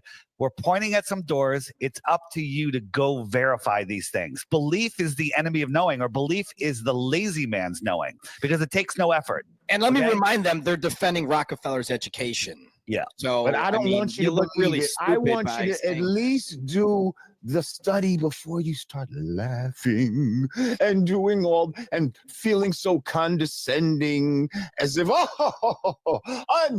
you made yourself look so stupid, Lord Jamar. You don't even know about weight. And man, listen, on my deep fried. On my website, flatearthdave.com, scroll down below the app and you'll see a big picture of me, and it says Crash Course. And there's a playlist there. If you watch the first 1, 2, 3, or 5 videos, you will be a flat earther. So don't do it unless you're ready to transition your life. Don't do it. But you won't find these on your own. Well, that's the problem, is that they go to YouTube and they type in flat Earth. Right. And they get nonsense. That's a problem. They are censoring they're going to show you what they want you to see on it. If you rewound time, I'm talking to the audience, you rewound time back to 2014, 2015, and you went to YouTube at that time and you typed in flat earth, you're going to find like genuine people like ourselves talking about this, explaining things, showing you models, showing you this, showing you that. Now you don't find anything. Isn't that strange? Like, how is that not strange to people that when you type in flat earth, you get the same results as you type in flat earth documentary, same results. You type in flat earth proof, the same results come up. Yeah. Top 10 reasons the earth is flat. You get top 10 reasons the earth is a globe. Right? Dexter Robinson said NASA is Hebrew for to deceive. That's all right. Space pics come from NASA, the deceiver. And people that think that this is not growing, these are the people that have my app right now. Thank you, Elohim Supreme. Yeah. Right. This is worldwide. Look at the UK and all of these people are on the same page that we're on. We're all researching. We're all finding it. This is going to tip very soon. It's only growing. Yeah, it's only growing, and it's amazing what's going on. So again, it's up to you. You can remain ignorant, or you can see the world for what it is, and it literally frees you from the matrix. AM1, thank you. He said, everyone objectively perceives the world as flat and stationary. We had to be told, believe that it's round and spinning. What we see above us, lights, doesn't have to relate to what we're living on. Exactly. I always give the analogy of a pool table and pool balls. Shrink yourself down. You're standing on the pool table. You look out. What do you see? A bunch of round balls. That doesn't mean you're standing on a round ball. You're on the pool table. On top of that, Jamar, those lights in the sky are constantly circling our head like a perfect clock. Your grandma saw the same thing. With one star in the middle that doesn't move, and all the other ones go around it. Yeah. All compasses point north. There is no south magnetic pole, like where you can go beyond a certain point, and now magnets point south. That's why there's been north to south because north is the center. Okay, the dielectric center of the torus field. Goodness gracious! I completely. So hey, let me run an advanced concept here. It's not too advanced. So here's our solar system, and no, not the scale. And if our axis of rotation is up here, so that would point at Polaris. So Polaris is really just a random star in the heliocentric model that is just lined up with our axis of rotation. None of these other planets, if people lived on them, would really care about Polaris because they'd all have their own. So if this planet was pointed this way, the sun would be at the center of its rotation, and this one would have its star up here. So it's just a random star, supposedly. But you have to ask yourself this question: why do all the planets, Juno, which is an asteroid, why do they all go around Polaris? They all circle Polaris. There's no heliocentric explanation for this. There's none. There will be, Dave. Yeah. They all circle Polaris because Polaris is at the center. We are stationary. The sky is turning. The stars are fixed in their location. As it appears. Yes. They want you to give up your senses. They want you to ignore what you're seeing, what you're feeling, what is obvious. For some sort of education to make you feel like you're smarter, but they've actually dumbed you down with this ignorant Rockefeller nonsense, people. So I always say too is that the burden of proof is on them. We're all born into this world, and this is a created world. But we know right away. All little kids would know that they're not moving, they're not spinning, and it looks like the sun and the moon are the same size. It looks like they're going around the sky. It looks like the stars are going around the sky. So the burden of proof is on someone that was taught the globe. You need to prove that. And when you go outside and try to prove these just terrible, terrible things we were taught in school, it turns up that you can't. So how do you not default back to reality of trusting your own senses and stop believing these government entities that have been lying to you and your family about everything, including history? Because believing what the masses believe is easy, it's safe, and it takes no effort. Hey, Jamar, I'm in Mexico right now. Right. Now you can believe I'm in Mexico, or you can do some research and try to figure it out, right? But the belief is easier. You got to be done, go smoke a joint. Doesn't matter. You're done. And so people love working on belief. You want to become rich? Invent something that makes people lazier, right? Like if you got to cook dinner for your family, you got to shop, you got to prepare the food, you got to cook, you got to, set the table, you got to clean up, right? What's easier than that? Fast food, right?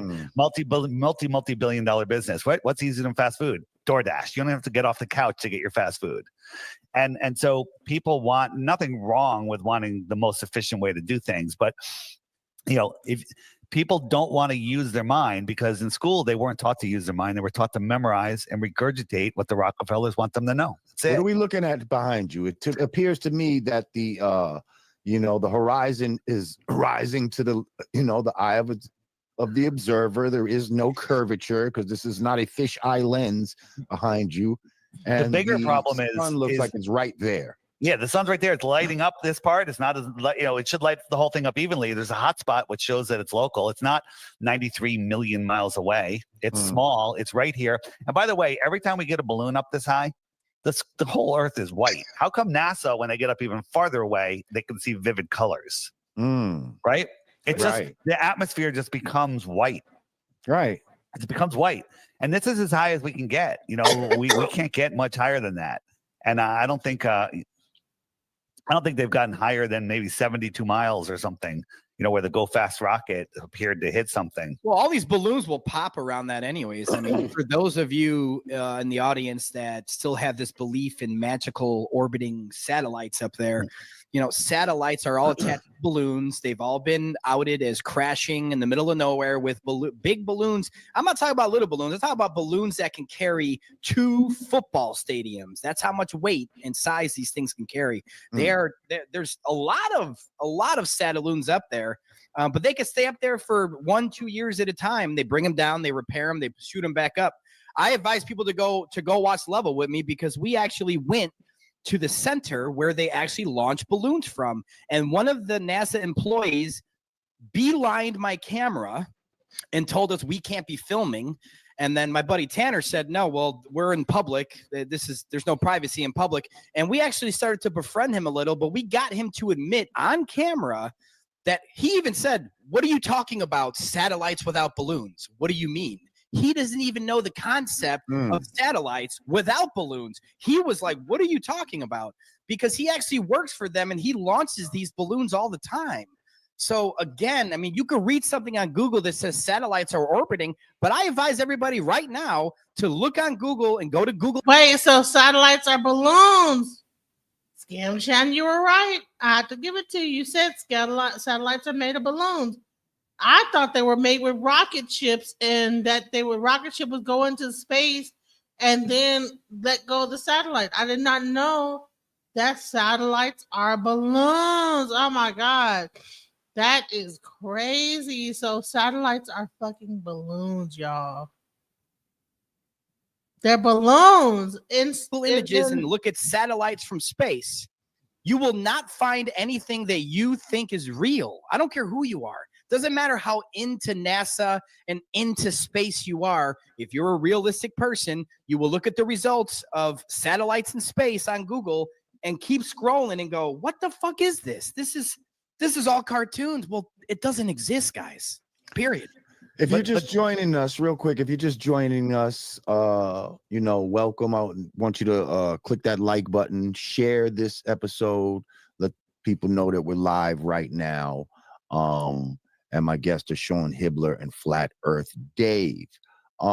There goes footage of the satelloons right there. Before we can continue whatever you want to say, but after this, I want to discuss the elephant in the room. He said the satelloons. All right, MTV, what you got to think about this? This is crazy. What are we finding out here? I've learned a lot today. I did not know that satellites are just balloons that are like up there floating.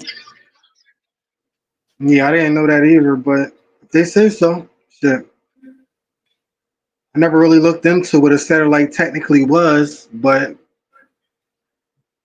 just from imagery, they always look like a almost like a capsule with wings on it. Like little plates or something sticking out the side of them, monitoring things. I don't know.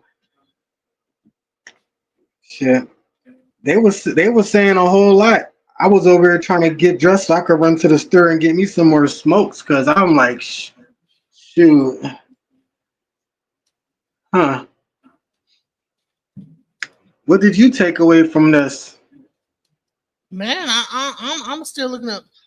Are satellites launched with are used to carry scientific payloads into the atmosphere? I don't know. So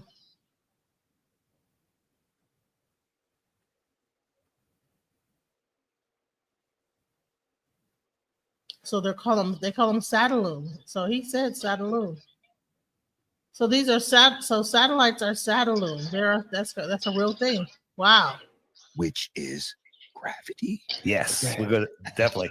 So think about this. When I was So all this stuff that we think that's going on, this is some bullshit. Like it's like what the fuck? flying to Mexico, another clue that I might be in Mexico. I had internet service. I was uploading videos. I was listening to a TikTok live. I was doing all sorts of stuff with my phone on airplane mode because I was connected to the airplane's Wi-Fi. And every time I put the phone down for a little bit, I pick it up, I would get a little thing that said, hey, let your friends know that you're connected via satellite. So how does that work? how does that work, right? And so here's the airplane and here are cell towers, right? And so just like a car, you just hand off from tower to tower, and that's how it would work. I get this message. Stay in touch, letting others know you're available via satellite, right? So if the satellite's up here, of course, not to scale, let me shrink it down even more, not to scale. The satellites are 350 miles up, okay? So we got a satellite up here. We got the airplane here. I'm on the airplane. And this is what they want you to believe, that I connect to their Wi-Fi. It transmits to a tin can that's somehow following that corkscrewing motion of the Earth through the space, curved trajectories, right? It has no power source other than a little solar panel. Right. I was in the solar power industry. There's no way that it can do that. And then it transmits down past the airplane to a cell tower. That's the official story. Let that sink in. Bad. Why wouldn't it just, instead of sending it 350 miles minimum, if there's one right above you, and then it sending it down to a tower, why wouldn't it just go straight to the tower? Like it does. Like it does. And first of all, yeah, I've been in planes where you can't even get signal and stuff like that. Because you're over the ocean. I've been hiking where you can't get signal. Where's your right? magical I've had satellite. I've had satellite radio that loses signal. Why? As soon as you're 100, 200 miles offshore. Signal? Right. It should never lose signal. Well, when I go down the Caribbean, it says the Sirius satellite is going to be offline because of contractual agreements. You only have to be over the United States. No, you only have to be where there's cell towers. Exactly. Right. Yeah. Gemro, real quick. He said, thank you, Gemro. He said, oh, gee, I hate to say it, but they did you how they did Billy Carson. I said it when you had the YouTube guy up here, basically admitting to backdoor him. All that said, I agree that they are certainly hiding truth. Thank you, Gemro. Yeah, I thought about that. You know what I mean? Setup. Yeah, it definitely was a setup. How come when they're showing guys doing spacewalks on the space station with the sun lighting up the Earth, so they're in perfect sunlight, we can see things go across the sky and we say, oh, those are satellites, little tiny lights. And somehow the light is getting underneath them, reflecting down to us, and we see it perfectly reflecting, or it's some light moving across the sky that we can't explain. Never once ever do you see one of these thousands of satellites whizzing by underneath the astronauts. Never. Ever. And that's what I said when I tried to first look into the deception of space and everything. I remember, like I said, I went to NASA's website and I was specifically looking for some POV footage where I could see all the space junk, see these orbiting satellites, and then maybe I would have even the spinning of the Earth. The sun. So there's isn't the ISS supposed to be going at a terrific speed itself? How are they doing these spacewalks as the ISS is? Yeah, it's relative. They're already going that speed, which that's going to tie into the gravity and the air pressure. So imagine this. You're outside of this thing, walking around, going 17,500 miles an hour in free fall. You're not floating. There's gravity up there, but you're falling at the same rate as the curvature. Okay. And so they're just out here going dipsity-doo, and they're tightening a bolt. Like, why is everything on the outside of the ISS? Like, is everything on the outside of a submarine? Is that supposed to be the ISS moving, or is that the ISS? No, that's it. No, well, it's supposed to be both, but they get it wrong all the time. But the ISS isn't in zero gravity. It's just going at the same speed where the free fall equals the curve. So it's just a mind game that it'll fall all the way around, right? But again, if it's in space, free falling, why wouldn't it be accelerating? Right? Free fall is acceleration. Why are all their panels curved? And why is the bottom always facing the Earth? What's making it turn? Wouldn't it go like this? Wouldn't it go like that? And they'll be Instead, like, it's silly, rotating because around the Earth. space says no. Oh, even though I can't recreate this shit on Earth, but in space, it always makes it go to the bottom. Yeah. Like, these are the kind of fucking excuses that they Put a give. fisheye lens on your they- camera they- and they play like around with the it. red You'll get the earth, same the thing as they red just showed you right there. And since we've been exposing all this, NASA came out with an article last year saying that they may use helium now to help their rockets get into upper orbits. Right? They're going to use helium to get the rockets up there. I contend that all the rockets are helium. They're helium filled. No one is ever on them. And on my app, on the More Resources page, which is the button that looks like a web, there's a section called rocket balloons, balloon rockets. Bring tissues if you love NASA, if you're going to watch those videos, because you're going to cry. Justin said it wasn't Godfrey who set you up. It was Dante. Oh. I think Dante was the source of it, but Plot thickens. Godfrey was complicit. He was complicit in the whole thing. He was the linchpin, because I wouldn't have done it for anybody else but Godfrey. But anyway, Vigaro, thank you. He said GPS won't work if we were spinning. Homes are square feet. Think about this. All those satellites are moving, we're corkscrewing around, but the dead spot is in the same place every day. Kind of like they're stuck, like cell towers would have a dead spot that would never change. How do these rotating satellites have the same dead spot all the time? Yeah, no, they're satelloons. So again, people that are saying that there's no satellites is bullshit. No one said that they don't put stuff in the air. They're attached to balloons, and they have the technology to leave them up there for 1-2 years at a time, possibly longer, because again, they don't tell the public all the information that we're supposed to hear or know. So if they're admitting to 1 or 2 years they can stay up there, it could be 5 or 7 years they could stay up there. They're not going to tell you. Right. Noteworthy media. I thought you asked a legitimate question about how gravity can hold down the ocean and how birds can fly. Professor Dave resorted to insulting. Yeah, let's get into electrostatics and density. Yes, please. So let me ask you a question. How does be the Glober? How does the air stick to the Earth without a container? Well, because you see, there's a different belts. There's the Van Allen belt, and then you got the Versace belt, and then you got different belts. They're Which the moon invisible. landing went. You The can't moon see mission them. went through, right? They're almost like a dome, like a firmament, but they're an invisible firmament. You see that we can't prove is there, but that's what keeps the pressurized air, and you're not next to a vacuum because it don't suck things out. So let me. Then why name it a vacuum? I'm going to give you their actual explanation, and when your mind just short circuits and you can't figure it out, you're not stupid. It's stupid. That's why you can't figure it out. Okay, so they say that the air has been stuck to the Earth, hold on by the gravity's holding it. Because the Earth is topographical, with mountains and valleys and stuff, the friction over billions of years has made all of the air spin equally with the Earth.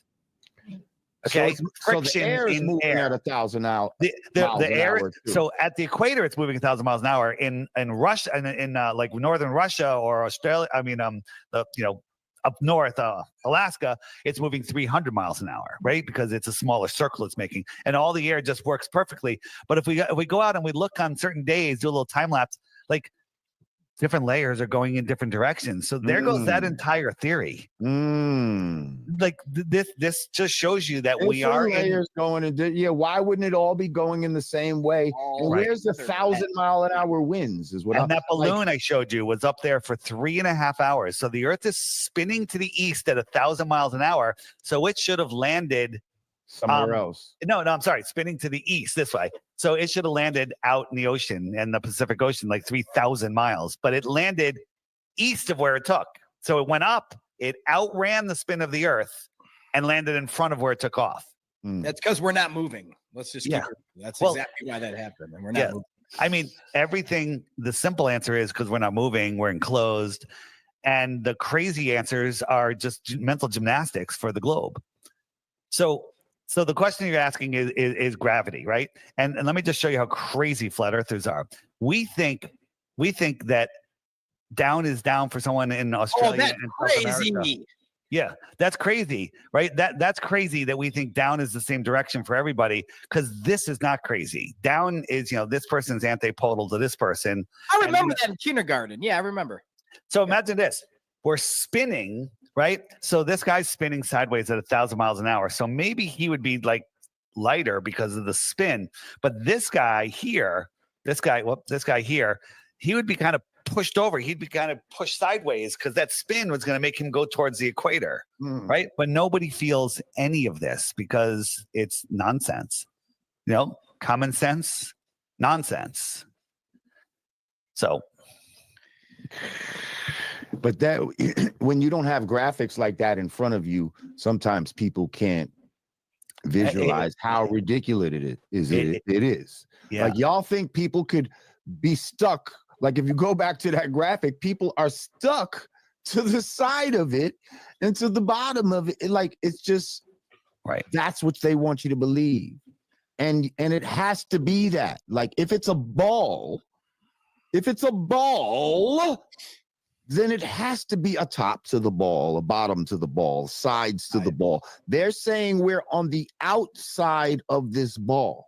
Right. I'm ready to say, hey, it could be on a ball, but we're on the inside of a ball, not on the outside. If y'all love balls so much, I'll give you a ball and say, maybe the bottom is ball-like, and then, there's evidence that there's a firmament. Okay, so maybe that's all a ball, but we're inside the ball. Life exists inside the egg and not on the outside. You've never seen an egg where the yolk is on the outside of the shell. It just doesn't exist. We could live in something like this. We live on the dielectric plane inside of a double toroid field. So this is the ball, the energetic ball, and we live here on this energetic plane. And for all we know, there's 500 continents on that landscape there. We don't know. We're not allowed to explore. Extraterrestrial means extra land, not extra planets. Gray people coming. So what you think, MTV?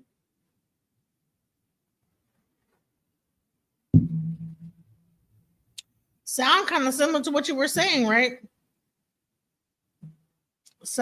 This is beyond stupid. Okay. What's stupid about it? Okay, I'm gonna let you come up. Listen. If you don't believe it, show why. Okay. Let me continue. From the sky. Get the fuck out of here with that dumb shit.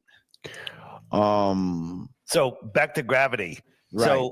So people don't even know what gravity they're arguing for, because Newtonian gravity, which is mass attracting mass, was replaced for Einsteinian gravity, which is the bending and warping of space-time. Do you know what that is?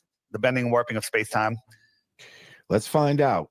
Well, you don't know what it is because nobody knows what it is. It's retarded is what it is. Okay. It's like this stupid thing. They show you the trampoline with the bowling ball on it.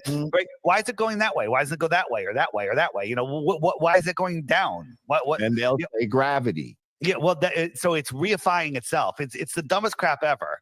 And people just want to believe it. Buoyancy and density. This blimp airship, which used to run all over the world. That's a whole nother thing. Hey, listen, I'm going to say this. If you've been watching me for this time, please listen, even send me a book and send me $1, something. I'm over here working hard for y'all, trying to get y'all the information. So please help me out. Cause you know what? I'm a content creator, and I don't have anything else going on. So you know what I'm saying? So I'm here to give y'all the information for you to check it out. It is lighter than the air overall, less dense. This ship is lighter than the water, and this submarine is more dense than the water. So buoyancy and density sort everything else out. And a lot of flat earthers will go, that's all it is, buoyancy and density. But if it was just buoyancy and density, I always say, and this is like a Narnia question, if I had a handful of rocks and I snapped my fingers and the entire earth disappeared and I let the rocks go, which direction would they go? Right. right? And so that's not a real, you can't really test that because the Earth is here, but there is an electrostatic flow downwards, which is scientifically provable, testable, measurable electrostatic flow, right? Everything's electric. Everything is electric. The air. This is why we're everything. filled with water, people. Man, really, when it really boils down to it, y'all. Let's get back to this other thing with Sophia Smallstorm. Let's go. Them are based in Really care about the International Space Station, and so I know almost nothing about it. When did they put this thing together and put it up there? Yeah, if you think about it, the International Space Station is probably one of the most incredible marvels of engineering. It was, assembled in space with guys floating around in giant snowboarding suits, and they're bolting this thing together. But a funny thing, and that was in like 1980. I think it was in the 80s. Don't quote me there. It's over 20, or maybe it was 90, somewhere there, somewhere in the 80s or 90s. You could look it up. But All right. There's zero video and photos of it being built. If you think about it, mission control would be like, all right, Henry, move that piece over here and connect this over there. It would be the most filmed and recorded construction project in history. Zero. There's zero images, photos, video of it being built. And China just put up a space station about a year or two ago, and they forgot to film it also. I mean, a lot of evidence about, because I've been getting people calling, hitting me up, and no, it's not Getting true. dyslexic here. So it's a little lower, and then in so. Antarctica, it's really low, like you'd hit your head on it walking underneath. So maybe that's reflecting the shape of whatever toroidal field, whether there's a dome, energetic, whatever it is. I got a fun fact too, real quick. All rainbows are circles. In case you guys They didn't are know. circles. Yeah. All Yeah. But we see them as a dome, but there are circles. No, If well, you that's look at them from exactly because above. the horizon it's cut off, just like the buildings 100 miles away. You'll see the bottom because everything in the distance is gonna push it. Dave, if you want to do your thing, that you do this. What are we talking about? The perspective where you cover your face and then you bring it back. It's things in the distance are going to go away, and it looks like it goes down. It does not go down. We've zoomed in on so many fucking things and brought it back. It's a lame excuse at this point that things disappear over the horizon. Yeah. Right. So the horizon, the flat earthers always say the horizon rises to eye level. Guess what? The horizon is thousands of feet above your eye level. Let me show you. Thousands, but it looks like it's at eye level. That's going to take like 2 minutes, and it's worth the time if you just hang in going there. down. Yeah, nothing's going down. So this is this is just a coin on a table. Now the Globers will say your camera's below the horizon. That's why it's disappearing. Absolutely right. See this horizon here? That's not at eye level. This is, I would say, 20,000 feet above eye level, and the sun is just going beyond it. So here, let me show you. And again, perspective is everything, right? So we got a guy here. I put this together, right? We got a guy. He's on a dock. The dock's higher than the water because our experience in life tells us that the sun is above the clouds, the boat's on the water. Everything's good, right? Where's the 50-story skyscraper? Can you see it? No. No. Can you see it now? Oh yeah. Take everything out. I'm looking straight up. Okay. So now watch this. I'm in New York City. I'm looking straight up. I got a 50-story skyscraper. Your experience tells me, okay, now I'm looking up. I'm not looking out over a pier. Right. And the sun is like at noon, and at 1 o'clock it goes beyond the building. Okay. So now is the sun below the horizon, or is it just beyond the building? Easy question. It's beyond the building, right? Yep. So here's a perspective grid. Follow me along, people. This isn't hard. You can do this. You have to just think, right? Here's a guy. Here's his eye level. And I'll throw this mountain in here. Let's say this mountain is 3,000 feet above his eye level, right? And the sun's up here. The sun moves away. Is it below the horizon, or is it beyond the mountain? Just like the building. The mountain. Beyond the mountain. So now he can go up and look over the mountain and see it, or he can go backwards. Let's make him go backwards. Let's say 25 miles.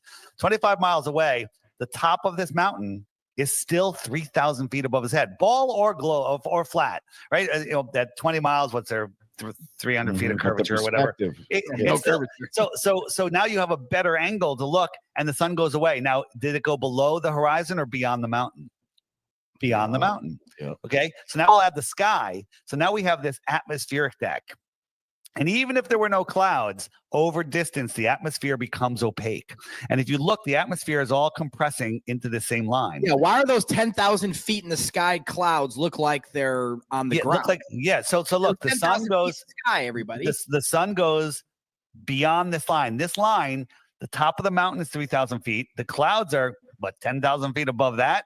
Okay, so that's at least 13,000 feet above his eye level. And that's why the sun appears to go below, but it's going beyond. That's it. It's just going beyond, and it takes its light with it.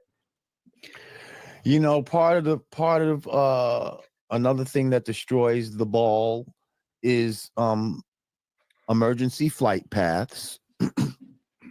The flight paths they take, especially when emergencies happen, but the fact that they always go east-west or west to east, but they never go north and come back south. You'll never There's no see north to south circumnavigation Right, where you'll you never travel see a south north- Antarctica and then you pop up and come back to the other side. It's never been done. I think people just assume that it has, but it hasn't. Only east to west, which you can do on both models. So That's like going around the block. Out is the point. Let me show. For those of you that are new, here's the flat Earth. I got my neodymium magnet here. I got my compass, and the compass is pointing towards the magnet. I'm trying to push the compass, airplane or boat, whatever, west 270 degrees, and I have to keep turning because that compass needs to always point towards the center. So even though my compass says I'm going straight, I'm going in a circle, right? A magnetic circle. Now, if I try to go east, the same thing. The compass always points towards the magnetic north, and I'll go right back to where I started from. East and west are circles. Does this prove the Earth is flat? No, because it's the same on a globe. However, if I try to dead reckon, so I say, okay, there's 270 west. As soon as I start moving, I'm heading south. I'm heading away from the center. Anything away from the north is south. Yeah, and the magnet is not strong enough to turn the compass right there. But all of these lines are south. That's south. That's south. That's Right. south. Now, if I go south this way, I'm not going to pop up over here. If I go south from Santiago, This is not a game of Pac-Man. I'm not going to end up in Australia. So if I go this way, I'm just going to go south. South is a straight line. Now, north is a straight line. I'm going north, north, north, north. And as I pass the North Pole, look, the compass just did a 180. And even though I'm going in the same direction, I'm going north. All straight lines go to Antarctica. Yep. You walk in a straight line, you'll be in Antarctica in no time. Excuse me. And you were talking about flight routes. Let me just show you one flight route. I mean, we can do 100 flight routes, but this is the best. This is the best one. New Zealand, which is right off of Australia. So Australia's over here. Argentina. Now, FlightAware in South America, FlightAware says this is the fastest route. This is the Great Circle route, whatever. I question that. I'm like, wouldn't that be quicker? But whatever. Okay. So that's just this long. Let's look at the real flight route. This is the real flight route. It goes from New Zealand across the equator to San Francisco to Texas, and then all the way back down to Argentina. Wait, why would you ever have to cross the equator going from two southern airports or two northern airports? You would never have to go like in the north. There's no two northern airports. Any combination of all the airports in the world in the north, no plane ever goes below the equator. None ever, because it doesn't make sense. But in the south, they do shit like this all the time. But if we look at it on a flat Earth, what did your mom teach you? Shortest distance between 2 points? Straight line. New Zealand, San Francisco, Houston, Texas, Argentina. Correct. Yeah. And we're the retards. Yeah, I fly all the time. I'm as a filmmaker. I'm always flying, and I like it's a habit that when I leave the airplane, I have to talk to the pilot. And I would say about 8 out of 10 pilots know it's flat. They know, and they admit that they don't. They have nothing to do with curvature and nothing to do with it. That would be It's 4 out literally of 5. a gyroscope in there. It's literally a gyroscope in there. And they have the only angle the airplane goes is 0.2 degrees up once in a while. They never come down unless they're landing, and you feel that. You'll wake up. So here's the World Cup. They had so people say, well, they go there because that's where their flight routes go, and they have hubs there. They got to change passengers. You make excuses all you want. The Buenos Aires team that won the World Cup had their own plane, their own pilot, private plane. So they won. They want to go home. They went to Rome to get fuel. That doesn't seem much closer to Buenos Aires, right? They went to Rome to go fuel. And the joke was, oh, they wanted to go see the Pope, right? But if you look at it on a flat Earth map, Doha, Rome, no place to get gas in the middle of the ocean, and Buenos Aires. Another straight line. What a coincidence. What a coincidence. Amazing, right? Going from Auckland to Lima, Peru. These people want to go to Peru, but they got to go to friggin' Los Angeles first, right? But look at it here. Boom, boom, boom. Yeah. Simple. Wow. Simple. And this is still the map that pilots use, no? I mean, isn't it a similar map pilots use? My favorite one is this. From Hong Kong, they were going to the UK, 12-hour flight, and 4 hours into the flight, right about here, the mother, they're traveling with little kids and the husband, mother died suddenly. Plane is full. They're keeping her in a seat. She's covered in the sheet. You have to sit next to your mother for 8 more hours before they finally landed in Germany. Wow. Right? Imagine sitting next to your mother for 8 hours, let alone if she's dead. Okay. Why did they just hurry up and land? Okay. Yeah. Why did they hurry up and land? And here's the reason. Because 4 hours into the flight, they were over Russia. Two things would happen. If they landed in Russia, Russia would probably be very helpful, and that could spark world peace. We can't have that.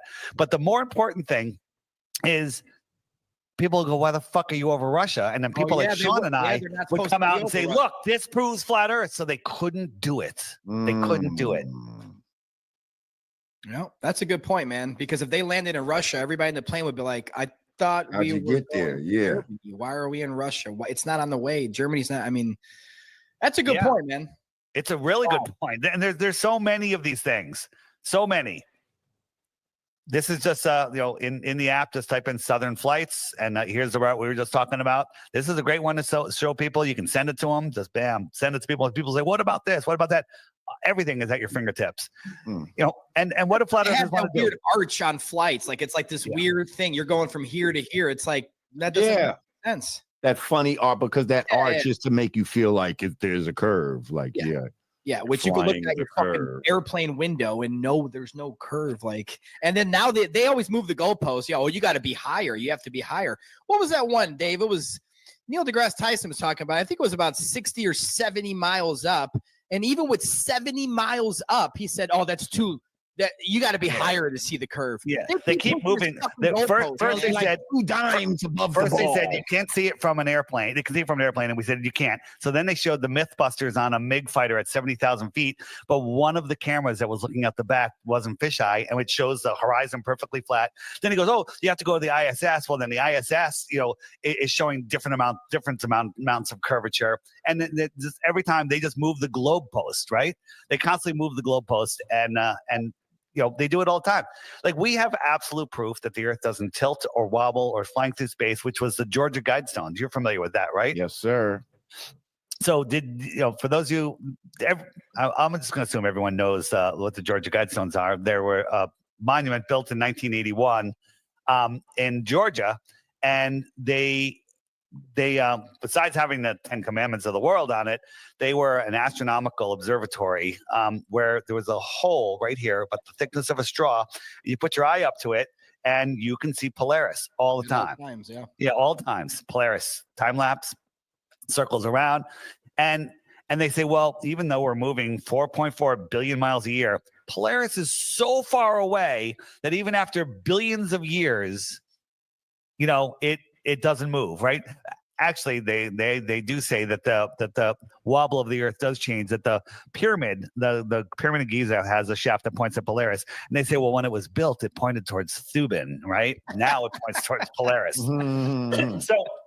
So we can't argue that because we weren't there, right? But we were here when this was built, right? So if the Earth is wobbling, as they tell us, that it moves 1 degree every 76 years. So it was up for over 40 years, which means it's moved over a half a degree. That would have been half the hole. A half a degree is 1.5 moon widths, 1.5 full moon widths. So it would have been way out of the hole, but it was still there. So we made videos, and they were going viral, and people the Globers had no answer.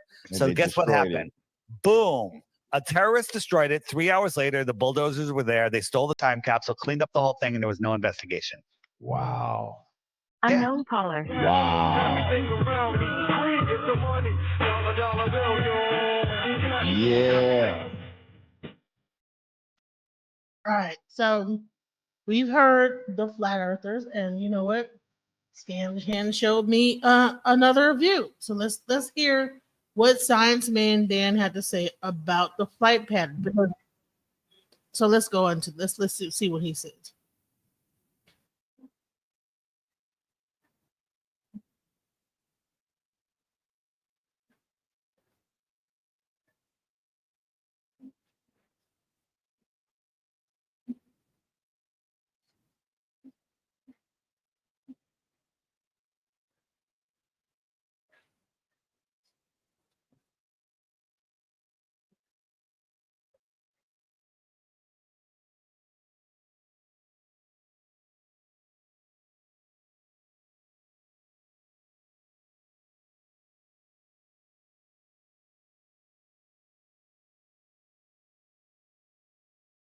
Sorry guys. I had to like reset because something happened. So let me just go ahead and let's see what he says. Let's go. Flights. Let's revisit the flat Earth map, or the thing they pretend isn't their map, but it totally is because they can't make a map, so they just use this. Embarrassingly for them, this is actually an azimuthal equidistant projection of the globe. That's right, the flat Earth map is a map of the globe, taken from the perspective of looking down at the North Pole and flattening out its surface into a plane so that a three-dimensional surface can be shown in 2 dimensions. That's why everything is distorted with no consistent scale. Secretly, flat earth priests know what this is, and they know it doesn't work, but they're dumb and lazy and can't come up with anything better, so they stick with this and simply deflect anytime these facts are brought up. Now, the further away from the center you go, the more significant the distortion, so problems really arise in the southern hemisphere. That's where the flights come in. Here's South America. Here's Australia. Pretty far away, huh? If this map was taken to be precisely to scale, which it would be if the Earth was actually flat, then they're as far away as 2 places can get. Let's say we wanted to fly between Santiago and Sydney. If the Earth was flat, which way would we go? Well, the straight line path would go up across all of South America, all of North America, over Alaska, and then continuing all the way until we get to Sydney. So, do any airlines actually fly between these cities? Yes, they do. This airline flies between Santiago and Sydney 4 times a week. But which way do they go? Do they follow this straight line? Nope. They do the whole thing over the Pacific Ocean. Here's how that trip looks on a globe. It takes 14 hours and 15 minutes going west and 12 hours and 25 minutes going east. On a flat Earth, that route would look like this, an absurdly long and totally unnecessary arc. For comparison, how long does it take to fly between New York City and London? It's about 7 hours going east and about 8 hours going west. Now, you tell me, does it make sense that a plane would travel this enormous arc in less than twice the time that it would take to travel this teeny tiny one? Not even a little bit. First of all, the fact that these are arcs at all is totally nonsensical. Planes don't constantly turn slightly left or right. They lock into a flight path and go straight. Flat earthers like to whine about how planes don't constantly dip down to match the curvature of the Earth, but that's because they have no clue how planes work, since they maintain constant altitude, and altitude conforms to the curvature of the Earth. So, how do flat earthers deal with this information? Well, for the longest time, they simply denied that these southern hemisphere flights exist at all. The flights are a nail in the coffin for flat earth, so they would just lie and say there aren't any. But since anyone can find out that they definitely do exist in about 10 seconds of Googling, some of them have had to start coughing up explanations. The most popular of these is to pretend that the wind is responsible. Again, this is because flat earthers are lazy. Small differences in flight times going east versus west occur because planes fly with or against wind currents. So they just take this concept and bring it to an absurd conclusion. They will evoke currents of several hundred miles per hour, which would be a world record hurricane, and pretend that the plane is somehow traveling twice as fast as usual without anyone noticing. There are several problems here. First of all, this boost from the imaginary wind still isn't anywhere near enough. This arc is stupid long. The plane would have to be going several thousand miles per hour, and planes don't do that. Second, this flight goes both directions, east and west. How does the wind know which way the plane is going? Most days, there are planes going opposite directions simultaneously. Does each of them have a little personal tornado like in Wizard of Oz? Flat earthers have suggested things as stupid as personal domes, such that everyone gets their own set of stars, so sadly, this wouldn't even be the dumbest thing they've ever said. But as you can see, there's no way around this. These flights exist. They are not traveling this insane distance because this is a projection of the globe without a consistent scale. The problem with the projection map they push as reality is that as we go towards the South Pole on a globe, the latitude lines are clearly getting shorter and shorter. But on this flat representation, they are being represented as longer and longer, so distances get more and more distorted the further outwards you go. That's why pretending this is a real map is stupid, and that's why flat earth priests pretend the southern hemisphere doesn't exist. It ruins everything for them. As for their whining that flights don't travel over Antarctica, well, there's no reason for them to do that. The shortest path, which we call a great circle for any common route, doesn't pass directly over Antarctica. Some get pretty close, like Johannesburg to Melbourne. If it were to be flown, Johannesburg to Christchurch would nick the edge of Antarctica, but this isn't a regular flight. Why? Because the latter isn't a major city, so not enough people would be interested in the flight so as to make the route profitable for an airline. In fact, there are very few large cities in the southern hemisphere in general. Because of the way the continents are distributed around the Earth, 90% of the human population lives in the northern hemisphere. But much to the dismay of flat earth priests, the southern hemisphere still exists, and its existence is single-handedly enough to make them cry like toddlers that found out the Easter Bunny isn't real. So that's it. Airplanes. Ask any airline pilot what the shape of the Earth is. When they're done laughing at you, they'll tell you it's a sphere. And no, this moron doesn't count. He used to lie and say that he's a commercial pilot, but then he got exposed by a real pilot. Then he tried to hide the fact that he lied about it. It was hilarious. I'll link to the video all about this incident below, in case watching him accidentally prove the Earth is a rotating sphere on a Netflix documentary wasn't enough, and you want to laugh some more at this stupid, hopeless moron.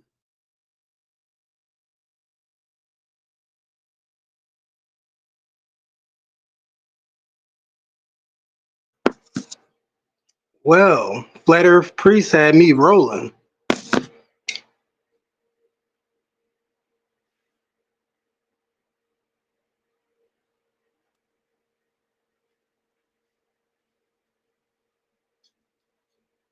I'm rolling, I'm rolling, I'm rolling, I'm rolling, I'm rolling, I'm rolling. Flat Earth Priest is crazy work.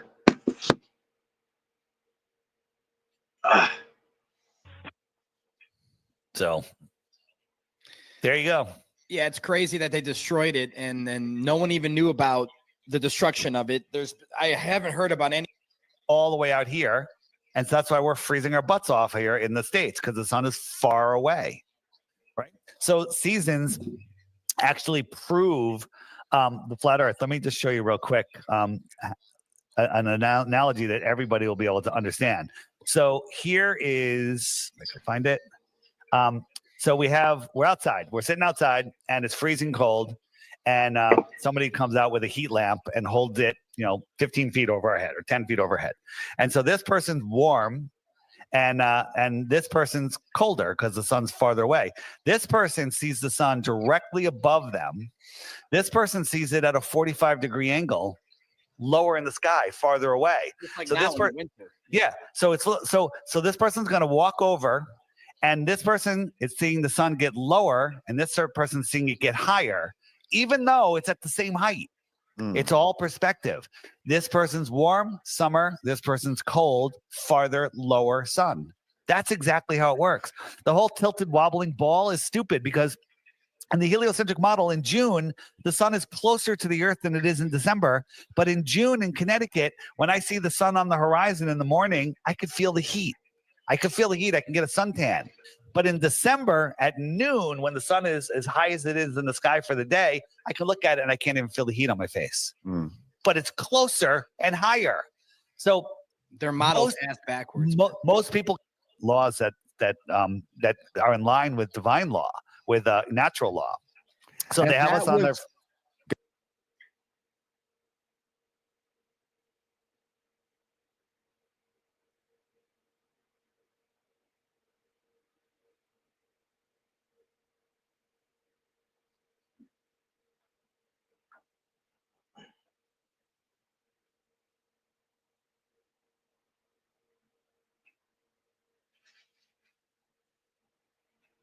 Hey everyone, it's been quite some time since I've talked about flat earthers, even if they never stop talking about me. But although the self-proclaimed champions of flat earth change over time, most of their brainwashed flock still seem to bring up one particular guy as their messiah, and that's Eric Dubay.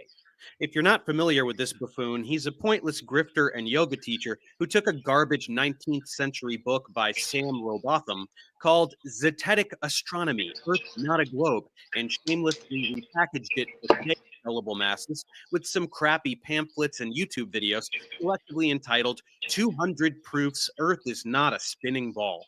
Despite having been debunked countless times, flat earthers somehow still reference this tool, so I thought it would be fun to go through all 200 of his so-called proofs and show how profoundly stupid they really are. Wouldn't that be fun? Now, in order to do this, showing clips from his videos would take way too long. Instead, I've downloaded his ridiculous ebook so I can simply search for each proof, quickly summarize, and then debunk it. That will keep the runtime down to something mildly reasonable, and then we also don't have to listen to his annoying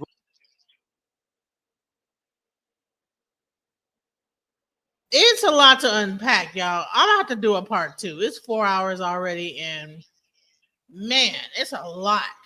I'm gonna like probably go to one of his points, and then we're gonna have to like do another show because this is crazy. I did not realize how deep of a rabbit hole I was getting into. This is crazy. voice. Although, if you're curious, this is what he sounds like.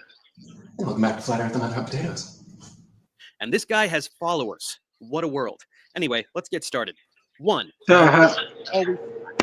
Which shows it to be flat, except for all the footage that shows it isn't flat, which of course is CGI because he says so. In reality, all sufficiently high altitude footage shows the curvature of the horizon, whether it's the 24/7 live feed from the ISS, amateur weather balloon footage, or anything else, much of which entirely predates the existence of CGI. Once you get really high, you see it. Always. So this is a lie. Gee, do you think a lot of these will just be lies? Let's find out. 2. The horizon always rises to eye level. No matter how high you go, the horizon is always in the same place in your field of vision. Another lie. Enjoy these pictures that show the horizon below eye level, proving that this is a dumb lie. 3. Crazy water stuff. This is where flat earthers get their dumb catchphrase, water always finds its level. First, he has no clue what level means. It doesn't mean flat. It means perpendicular to the vector representing acceleration due to gravity, which points to the center of the Earth. Gravity is pulling everything to the center of the Earth, so level means perpendicular to that force, which essentially means any tangent line with respect to any point on Earth's surface. Oceans are level, even though they exhibit curvature, and this is how all the water molecules sit as close to the center of the Earth as geometrically possible. And second, his fantasy flat oceans can't even exist on his imaginary pizza land anyway. Tides are a thing. In his world, tides are just little hills of water moving around by magic. No flat water, even for Eric. Whoops. 4. Rivers only flow downhill. Yeah, including the Mississippi, which starts in Minnesota at an elevation of 1,475 feet and flows downhill the entire time all the way to the Gulf of Mexico at sea level. He just pulls this 11 miles thing out of his ass and doesn't even specify what he's talking about. 5. More with rivers, or really just more gibberish. If the Nile were to flow 1,000 miles with an elevation change of 1 foot, then it would do that no matter what the shape of the Earth. This is not an argument. No rivers flow uphill. He's just lying. He could cite specific locations and elevations, but he doesn't do that because he made it up. 6. More water gibberish. Again, he doesn't know what level means. It doesn't mean flat. Water molecules are not magic. They get pulled to the center of the Earth by gravity just like everything else. Oceans exhibit curvature and are level. 7. Trains. He is pretending that train tracks can't handle even a millimeter of curvature. In reality, train tracks go over hills and mountains and run through valleys and conform to local geographical features that exhibit thousands of times more curvature than the curvature of the Earth. So he's a moron who's never actually seen train tracks. Also, bridges are specifically built taking into account Earth's curvature. Long suspension bridges have towers that are not precisely parallel, and they are built knowing that they can't be precisely parallel because of Earth's curvature. Ask people who build bridges. 8. The Suez Canal. Again, he's pretending that large bodies of water are flat because he doesn't understand what elevation means. Boats go from one body of water to another, and all the water is level throughout. There's nothing parallel to anything, and there's nothing to talk about here. 9. Some engineer guy said a thing. It's a long quote that starts with zero context as to what he's referring to, pivots to train tracks and canals, which we just talked about, and specifies that train tracks don't have to account for Earth's curvature, which is utterly insignificant on the local scale, dramatically outweighed by local topographical features. Also, I can't find any evidence whatsoever of an engineer by this name ever having existed. 10. More trains. Random numbers with no math shown, and continuing to pretend that train tracks can't handle anything other than flawlessly flat terrain. 11. Another fake engineer quote. You can tell because he's as dumb as a flat earther. Trains can only run on totally flat surfaces, except of course for the not at all flat surfaces, like the inclines they traverse literally all the time, but very carefully, of course, as though the train has to tiptoe on those parts. And 8 inches over 1 mile is ridiculous. Impossible. Who could imagine such a thing? Insanity. 12. Wow, he's really sticking with the train thing and pretending these are somehow all separate proofs. Yeah, people who lay out train tracks don't think about the curvature of the Earth because it's negligible and completely dwarfed by local topographical features. I'm already repeating myself for a third time, and we are only on number 12. Unreal. 13. We see too far. A deliberately vague description of a light on the summit of something, but we don't know what, somewhere in Spain, which was seen from what I can only assume he means is the island of Ibiza, specifically a place called Campri, which doesn't exist. He pretends the elevation is the same, even though he mentioned the summit of something but didn't say what. He lies about the distance, he lies about the amount of curvature, and of course this is anecdotal and probably made up anyway, since I find no mention of this experiment anywhere on the internet, including Arago's Wikipedia page, which is lengthy. 14. Another see too far, which of course is a fabricated event that offers zero specific information, lies about the width of the channel, and the amount of curvature there should be. Are you noticing a pattern yet? 15. Airplanes. Yes, that's right. Planes should magically be able to fly to outer space just by going in a straight line. That's exactly how physics works. You totally don't need to expend energy to counteract gravity. Throw a ball straight up into the air. That should go all the way up into space too. This is one of the absolute dumbest things flat earthers say because it's just them having no clue how planes work. When a plane is flying, gravity is pulling it down, but there is lift pushing the plane up due to air hitting the underside of the body and wings, which are specifically designed to maximize lift and keep it in the air. When these forces are equal, you have level flight, meaning constant altitude, and altitude conforms to the curvature of the Earth. As the plane flies level, it follows the curvature of the Earth. A toddler could understand this. It can't magically ascend in elevation against gravity without exerting additional thrust. Also, has he ever seen a plane land? Does a plane land with its nose dipped down to get down to the runway? No, the nose points up as the plane slows down. The guy really is dumber than rocks. 16. Aries failure. He has no clue what this means. Somebody was trying to substantiate the existence of the ether, which doesn't exist, so he failed to detect it. He wasn't trying to prove the heliocentric theory. That was done several centuries prior. This is gibberish. 17. Olber's paradox. No, this isn't what he said at all. The paradox addresses the assertion that the universe is infinite, eternal, and static. If that were the case and there were infinite stars in every direction, the sky would be completely lit. Modern cosmology proposes none of those things. Billions of stars may sound like a lot, but it's not the same as infinite stars. He can't be bothered to Google the term and learn what it means, and he's too stupid to even read the quote properly, since Poe clearly uses the word endless, which means infinite. 18. Michelson-Morley, another thing that can easily be Googled to learn what it is and which he will never do. They also were trying to substantiate the existence of the ether, which it turns out does not exist. Yes, they determined that the speed of light never changes, a finding which prompted the development of special relativity. None of this has anything to do with the shape of the Earth or arrangement of the solar system at all.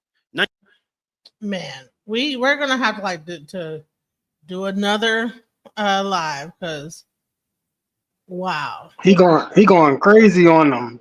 he is going in. Like, I'm like, okay, y'all, I don't know. It's like a freestyle battle with no opponent. It's like the other person's not there and he's just killing a person. It's like blah blah blah blah blah. blah. I'm like, damn. Right. So I'm gonna just say this is that listen, I don't have no dog in the fight either way. I don't know. I'm not like a scientist that can like say because everybody been cussing me out. You know what I'm saying? Because they said because I put up there that he didn't lose the battle. You know what I'm saying? But I'm just saying, like you know, I'm like on some like, you know what? At first I was like, okay, well, maybe he has a point, you know, but now I'm like, oh shit, maybe you don't have a point. So let's continue. So what we'll do is we're gonna do another. But look, I look at it like this. If Earth is flat, then everything inside of Earth is flat. Who would admit to that? That's how I look at it. Like how everything the Earth produced would be flat if Earth is flat. I look at it like it's almost to me that's impossible. That's like impossible. But when I was walking outside about 10 minutes ago, the crazy thing is I just looked up into the sky, and I lied to you not. I swear I could see the curvature. From the bottom, I'm looking up and I'm like, I could see a curve. I could see a type of curve, like if you was inside of a one of those snow shakers and the top of the ball I feel like I could see around this to the like around this to the sky. It's funny as shit. I'm looking like, huh? Well, I'll say this is that I personally, I'm just like bringing the information and talking about the subject. You know, I don't have a Yeah. dog to fight either way. People are cussing me out. They're going off on me and my little shorts I'm doing. I'm just bringing the information. You know what I'm saying? Y'all can go in on me all y'all want, but hey, if one side has a better argument than the other one, I'm gonna present that argument. That's pretty much what it is. You know what I'm saying? So he Yeah. made I mean, at least we can admit that energy's not flat. That don't even. Well, I think you said something. You said sound was flat. I'm gonna have to look into that sound thing because I'm not sure about that. I ain't even gonna act like I'm sure about that sound being flat. I don't even know if I can agree with that because I don't believe no energy is flat well, we have to at do all. some into it. But listen. I'll probably Yeah. come back tomorrow with another live, like talking about the subject. But the main thing is that I mean, it's important, you know, because people are like really like feeling like like people are like living and dying on this hill. So let's see what they're gonna do. How far down can you go on a flat Earth?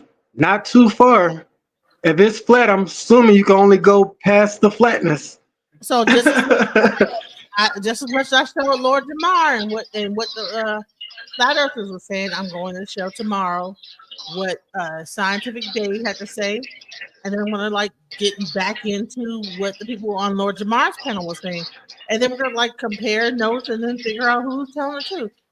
So with all that, I want to just say, you know what? Do you have anything you want to say? Last words. Yeah, so my last words is this. Um, to me, flat Earth makes no sense because if we're going to get technical or we want to really be technical, this is all just like atoms, carbon. It's all electrical stimuli. It's all electrical signals. The way our brain interprets everything. And to me, flat is what? One dimensional? What's flat? Like one dimensional, right? Two-dimensional too. Two dimensional. Yeah, no. So to me, flat Earth just doesn't make sense at all. I mean, I really wish we could have like just an open thought, like an open thought live on just everything. It don't have to just be about flat Earth, but to me, flat Earth is something that if you have any type of like good reasoning, it's hard for you to subscribe to it. You know, I'm not saying anybody who believes in flat Earth is dumb, but if you know enough information, if you have enough information on different types of topics that refer closely to Earth and everything, I mean, I don't even think we could say our blood is flat. I mean, it's yeah. So flat Earth would be a tough battle for anybody if they ever wanted to like get into like a serious scientific arena. And that's what I'm gonna say. I'm gonna leave it like that. All right. So I wanted to say is that you know what? Like I said, I am a person that's open to understanding of all types of like understandings about when it comes down to science and even pseudoscience. Like people call things pseudo, but you never know exactly. Some things started off as pseudo and then they turn into real science when they find out the truth is what a person says. So I don't really like look into things and like just discount them. People are like going in on me like, oh well, you said that he well guess what? It must be something for him to be so passionate about it. So hey, you know, he showed his passion very well in that debate, you know. And I look at it like this is that there must be something to it, you know. So okay, I showed like where I could see where it could be possible. Now, if over time people are able to show me that it is not possible at all, my mind is open to that too. But what we're gonna do is I'm gonna do some more lives on this. I want those that like oppose, please come to those lives and talk to me about it. This is not a place for people to have intelligence, to come and flex their intelligence, talk about what's going on. It does not have to be a thing of like, like making people feel stupid or whatever. It's just a matter of, you know what, this is the information I have, and that's really what it really boils down to. So I want to just think about where are the other flat planets? Well, even when they looked into the planets, they saw some other stuff, crazy stuff. So here's the thing: is that as much what we think that we know, we don't really know until we've never been outside of our atmosphere, right? So everything that we're saying about planets and this and that, like people have looked up into the sky and was able to say, okay, well, find something different. It looked like plasma, or maybe it's water. Who knows what's going on up there. We have not, as Black people, shot no goddamn rocket up to the sky. Everybody else is. Where is our rockets? That's what I would want to ask, is that why don't we have rockets going up there? Why are we the only ones just waiting for everybody else to do it and then like coming up with and then try to make everybody else look stupid? No, go ahead, create a rocket, shoot it up to the sky, and tell me what you saw. Why is Red Bull the only one with a balloon going up to the sky and telling everybody else what's going on? That it's so crazy to me how everybody else will be like, oh, well, you just sound crazy, whatever. Oh, where is this? Where is this? Where is that? Well, all your knowledge is based on what somebody else told you. Put your own money together and put a rocket up to the sky, create a sky balloon, whatever the fuck it is, and then tell me what you saw when you put your camera up there. I don't want to hear about what everybody else got going on. I get so sick of people wanting to debate about something that somebody else found out. We need to do the same debate, research for ourselves, and then let me know what you find. Let's stop waiting on somebody else to do it. That's what I want to really say at the end of the day. Why are we waiting on somebody else to find out what the truth is? Flat out.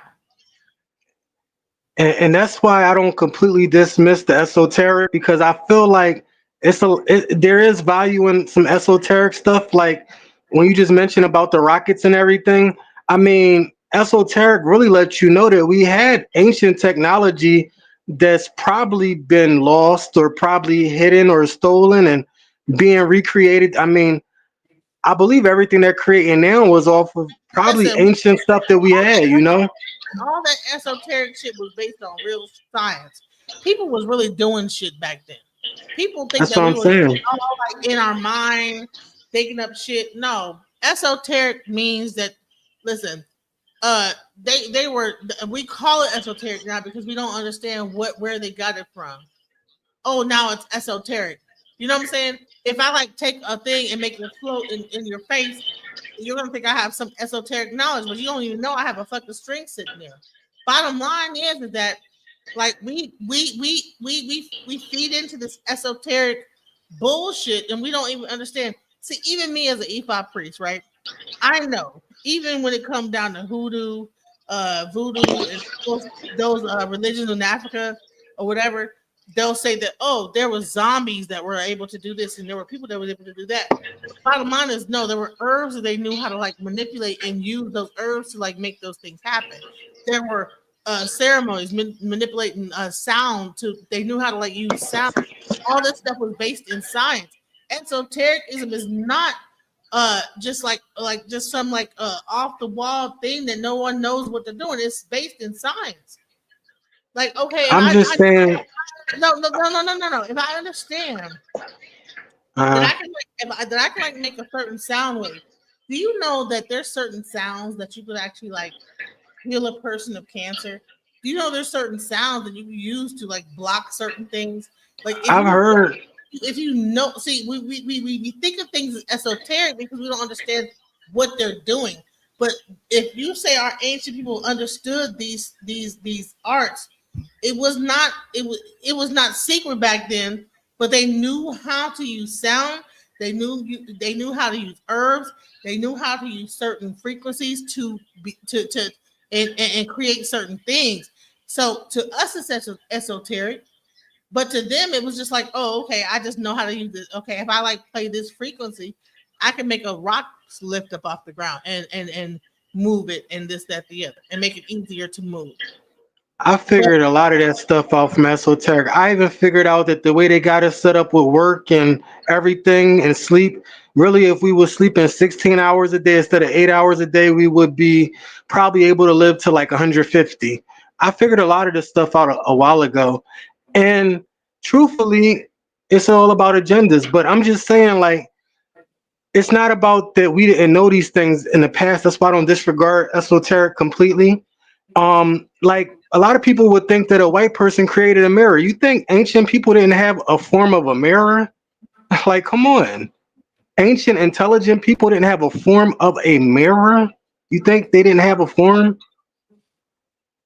Like all the stuff that we have today, if you ask me, is basically stolen knowledge. Like these creations have been using sacred geometry, sacred measurements, and even anywhere, anything. Like all this stuff. None of this stuff is really like new.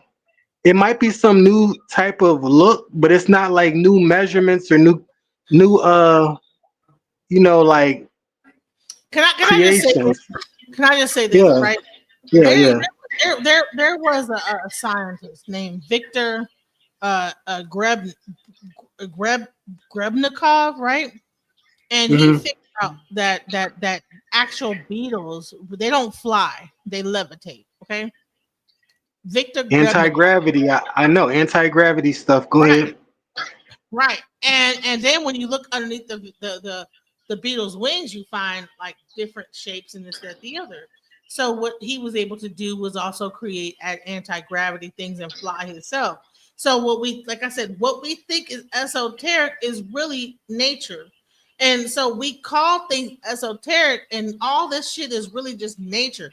Even in my religion, right? We'll say, oh, okay.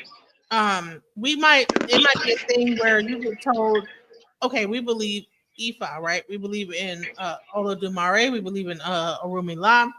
And okay, so Orumi La, when you go to speak to a Babalao, he knows how to open up a portal, find out what's going on, and then tell you a certain thing to change what's going to happen in your life. So, say you're going down a certain path, like if you go to a Babalao, the Babalao might tell you, okay, do this, do that, and it's going to change your, your the path you're going down. All this is that so so all this is magic is not necessarily what we think it is. Magic is really like taking when you're on a certain frequency and changing the frequency to go a different way, right? So you're going down one path, your frequency is going down this one path, right? And then you go to a Babalao and he says, do this, do that, do this, right? So this is something you would not normally do. You know what I'm saying? You would not normally take a apple and do this and go down to the river and do this, that, the other, and deal with these other elements or whatever. And so that whole thing, it throws it throws everything off of what you normally would do, and so therefore you end up on a different path. So if you understand the multiverse, right? Say every day you get up, eat a sandwich, drink some coffee, and walk to school and carry your lunch, right? Yeah. What happens is that you talk to a Babalawo, he says, okay, instead of you doing this every day, go ahead, before you do that, go do this, go do that, go do this, and go do that. So, and then take this and then put this underneath the bed. So you're basically changing your routine to go into a different path. But in your mind, you're thinking it's magic. Oh, well, and he'll say that, listen, and then you'll see that where you normally would have, say you were about to get into a car accident, right? Every day you do the same thing every single day, and maybe he saw a car accident in your future, right? Well, guess what?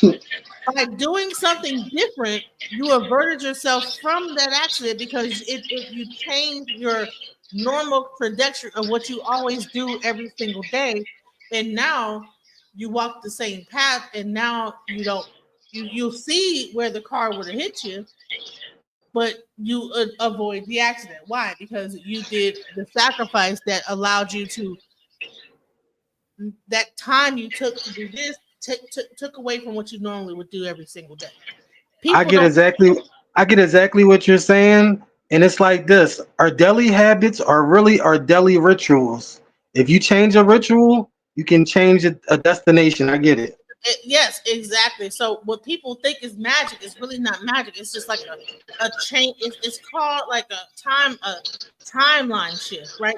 So say you're on a certain timeline for this to happen, it makes you shift timelines to where, well, this would have happened in this timeline. Well, guess what? You change things up a little bit that you would normally not do, and so now you're on this another timeline to where now that would have happened if you would have like walked down this street, but now you're walking down a whole nother street, and so therefore that timeline does not exist no more. But people think it's magic. They think it's like some spooky hocus pocus, but really all he did was take you off your path that you normally would go every other time. But people Genesis, something I, deeper than what it really is, you know? I've went so deep down the rabbit hole with the, which you might not like the word esoteric, but I think it sounds better than pseudo. I went so deep down the esoteric path that I actually came to the conclusion that if I didn't take certain paths during my everyday travels, that some of them people wouldn't even be there. You know what I mean? Like if Well, I'm you know, walking somewhere, exactly. Yeah, and guess what? They probably would. you see what I'm saying? I've People I've got I've got in down the there to the eso. world we're living in. And here's the thing: is that the Africans, our ancient people, knew this. They knew that if you actually like did like if you took a mile high view of what a person does every single day, and you just took a picture every day, they're gonna get up. Like even me. All right, 6 o'clock in the morning, like get my daughter up to school, whatever. Go here, take her to school, ride around, come back to home, do whatever I want to do the same goddamn thing every day. All this Right. is a manipulation of time and what you do every fucking single day. But people, it's like witchcraft. But really, what it is just a manipulation of time and space and energy. Because we do the same shit every day. I can guarantee you, everybody that's listening to me, you probably get up, you do the same fucking routine every single day. And if someone tells you to like do something, just you know what, instead of you doing this every day, go outside, pick some fruit, pick it up, put it on your bed, go drink some water, put some, take some other water and put it over here. Blah, blah, blah. So now you've changed your routine, right? So that changes what you normally do every day. And Yeah. then you're thinking, well, damn, I feel a shift, right? I feel a shift. It's a change in the energy. What's something whatever. And then what happens is that you might go back outside and you'll see where you probably would have went outside earlier and it was an accident, right? And you'll think it's magic. But all they did was change your routine. Exactly. See, time is defined as ongoing events completed. That's it. Time is defined as ongoing events completed. Seriously. And you can look that up. All, But all, all that these arts did was be able to like open up all that the Babala was able to do is open up a portal to see, okay, this is the routine this person normally does, and this is where they're about to get caught up at. So all he'll do is say, listen, tomorrow morning, instead of you doing what you normally do, before you go and do whatever you're gonna do this is that. It might make you wait 1 second later on what you normally do. And you will see when you walk upside your door, because normally you get up and do the same thing, and you'll probably be like 2 or 3 minutes late. Boom, shit! I would have been in a car accident if I would have did what you told me to do. But you starting to see that now? You starting to see that? I've seen that before. Yep. some people don't do it right, and they Hmm. end situation. So if you don't take the sacrifice, you become a sacrifice. So they call it a sacrifice. The sacrifice is the time that you take to do that thing that you normally would never even take the sacrifice to do. You normally would not do all this other shit. So that's the sacrifice. Okay, I'm going to sacrifice my time. I would normally actually do X, Y, Z every fucking day, like clockwork. I'm going to take some time out to do something else. right? And then what happens is that within that time you see, damn, if I wouldn't have did this, boom, that would have happened to me. And it happens like that. There's all type of other like things that can happen, but bottom line is that like for some reason the Yoruba people understood this. They understood time. They understood So how to. so either you sacrifice your routine ritual, or eventually your routine ritual will sacrifice you. You'll be the sacrifice. Not even that. It's not even that. It's about like, okay, either you're on the right track or you're on the wrong track. When you Who get knows? Who really knows the right track? That's no, a no, no, gray area. hold on, no. When you get a reading, you get told, okay, are you in Iwapale? Are you in Osobo? Are you on the right? Are you balanced or imbalanced? Okay, all in Osobo means is balance or imbalance. Okay, so you might be imbalanced and there might be something coming up. So what will happen is, and Osobo is sometimes I'd rather be in Osobo because I know I need to watch out. But sometimes when you'll be in array, you'll be like, you'll be lax. You'll just be like, oh, everything's going good. I'm cool. And I'll just keep doing my thing, whatever. And then you become very lackadaisical in that situation. And then you end up in Osobo. And so what happens is in Osobo, you got your eyes open. You say, okay, well, hold on. What's going on? Who's happened? Well, you know what I'm saying? Keeps you on your own point. Like, okay, what could be happening here? It makes you very aware of your life and how things could be going wrong, and makes you very vigilant about making sure you try to like stay get to erase, right? Get to balance, right? So sometimes being out of balance can it keeps you into a certain thing where you're constantly trying to find balance. So therefore, you're always kind of like trying to fight for balance. But sometimes in erase, you're egotistical. You know what I'm saying? I got it together. You know what I'm saying? So that's what it really boils down to. So even Scanchan, you're gonna really be blown away by the World Fair of Zips from years ago. But yeah. World that's interesting because I don't even know whether that's really world exhibit or like the the Tartarian Empire. I don't know which one. But I'm gonna just say this is that it's more to come. It's a lot to like unpack, but I'm letting you know that when it really comes down to it, like we have to really understand that we're like not just living. I'm gonna just give this one last story before I go. I believe that I died back in 2013. I believe I literally died, and I believe that sometimes I'll die, and it's like I'll be down one track and I'll die, but then I'll keep living. You know what I'm saying? This is crazy, right? It might sound crazy, but if you're not meant to die at that time, God will kind of keep you on. It sounds insane. I know it sounds not God, but like just the way that life is, it'll be like, okay, you were supposed to die here, but you know what? Boom, jump to another timeline. You're alive, and now you're living this timeline. And then okay, you were gonna die right here. All right, jump to another timeline because it's not your time to go yet. So you'll find yourself like dying, where like I know that several times I probably died back then, but I'm still like living. You know what I'm saying? Like I know it's crazy, like almost like a cat has 9 lives. I know as a human, I probably have had like at least like 10 lives or like 15 lives. So that's I mean, I think anybody who's really getting deep into knowledge would eventually come to a similar conclusion. I mean, when I was like 9 years old or 8 years old, I had fell asleep in a snowstorm and passed out. Somebody had came and picked me up out the ground in the snow, like literally passed out, almost frozen.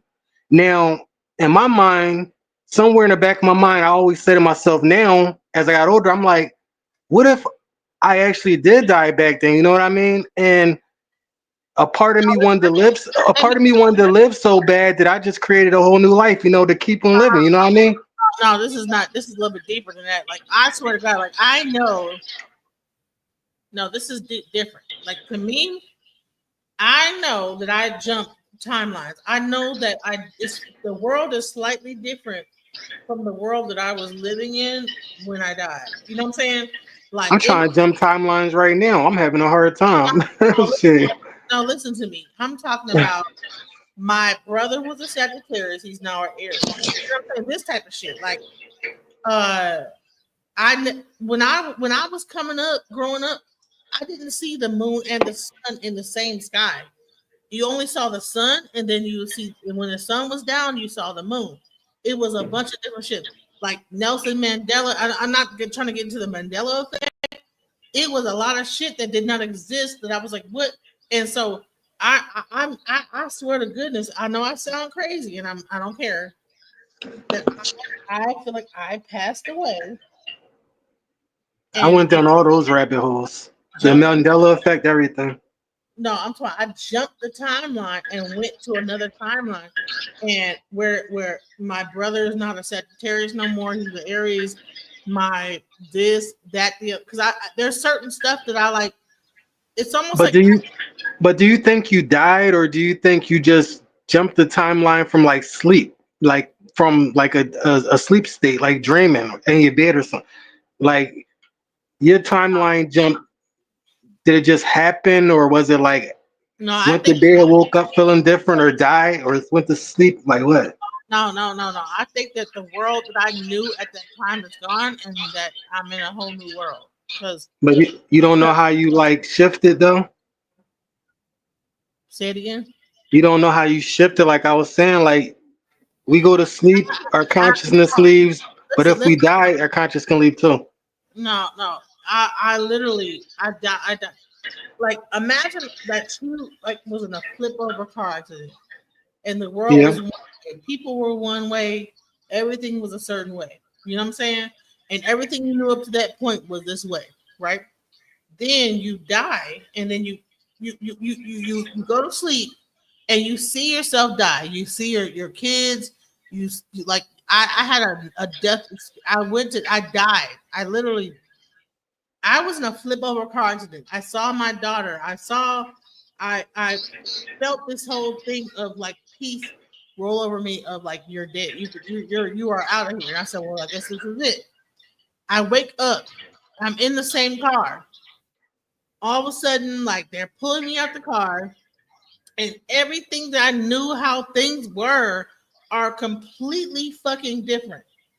People's birthdays are different, all type of shit. The moon, the way the sun looked different. Everything looks completely. And I sound like a fucking lunatic. I swear to God, I sound so crazy. But I swear No, it's not the same. It is not.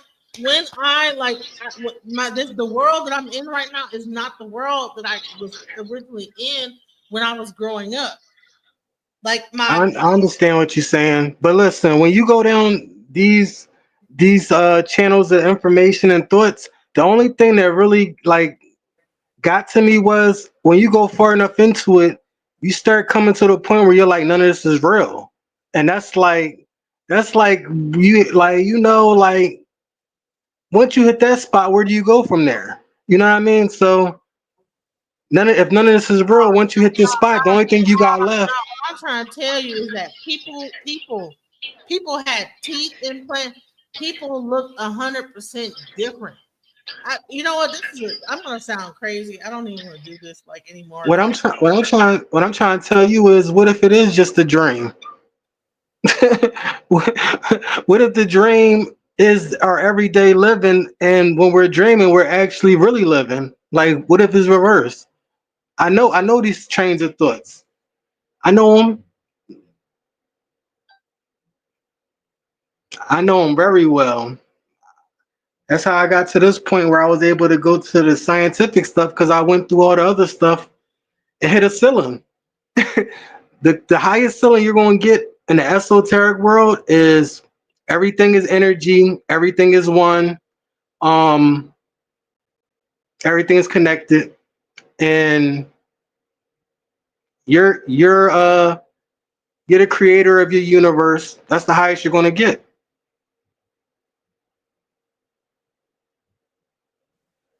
No, I will drive you in gloves. Hello, I'm sorry.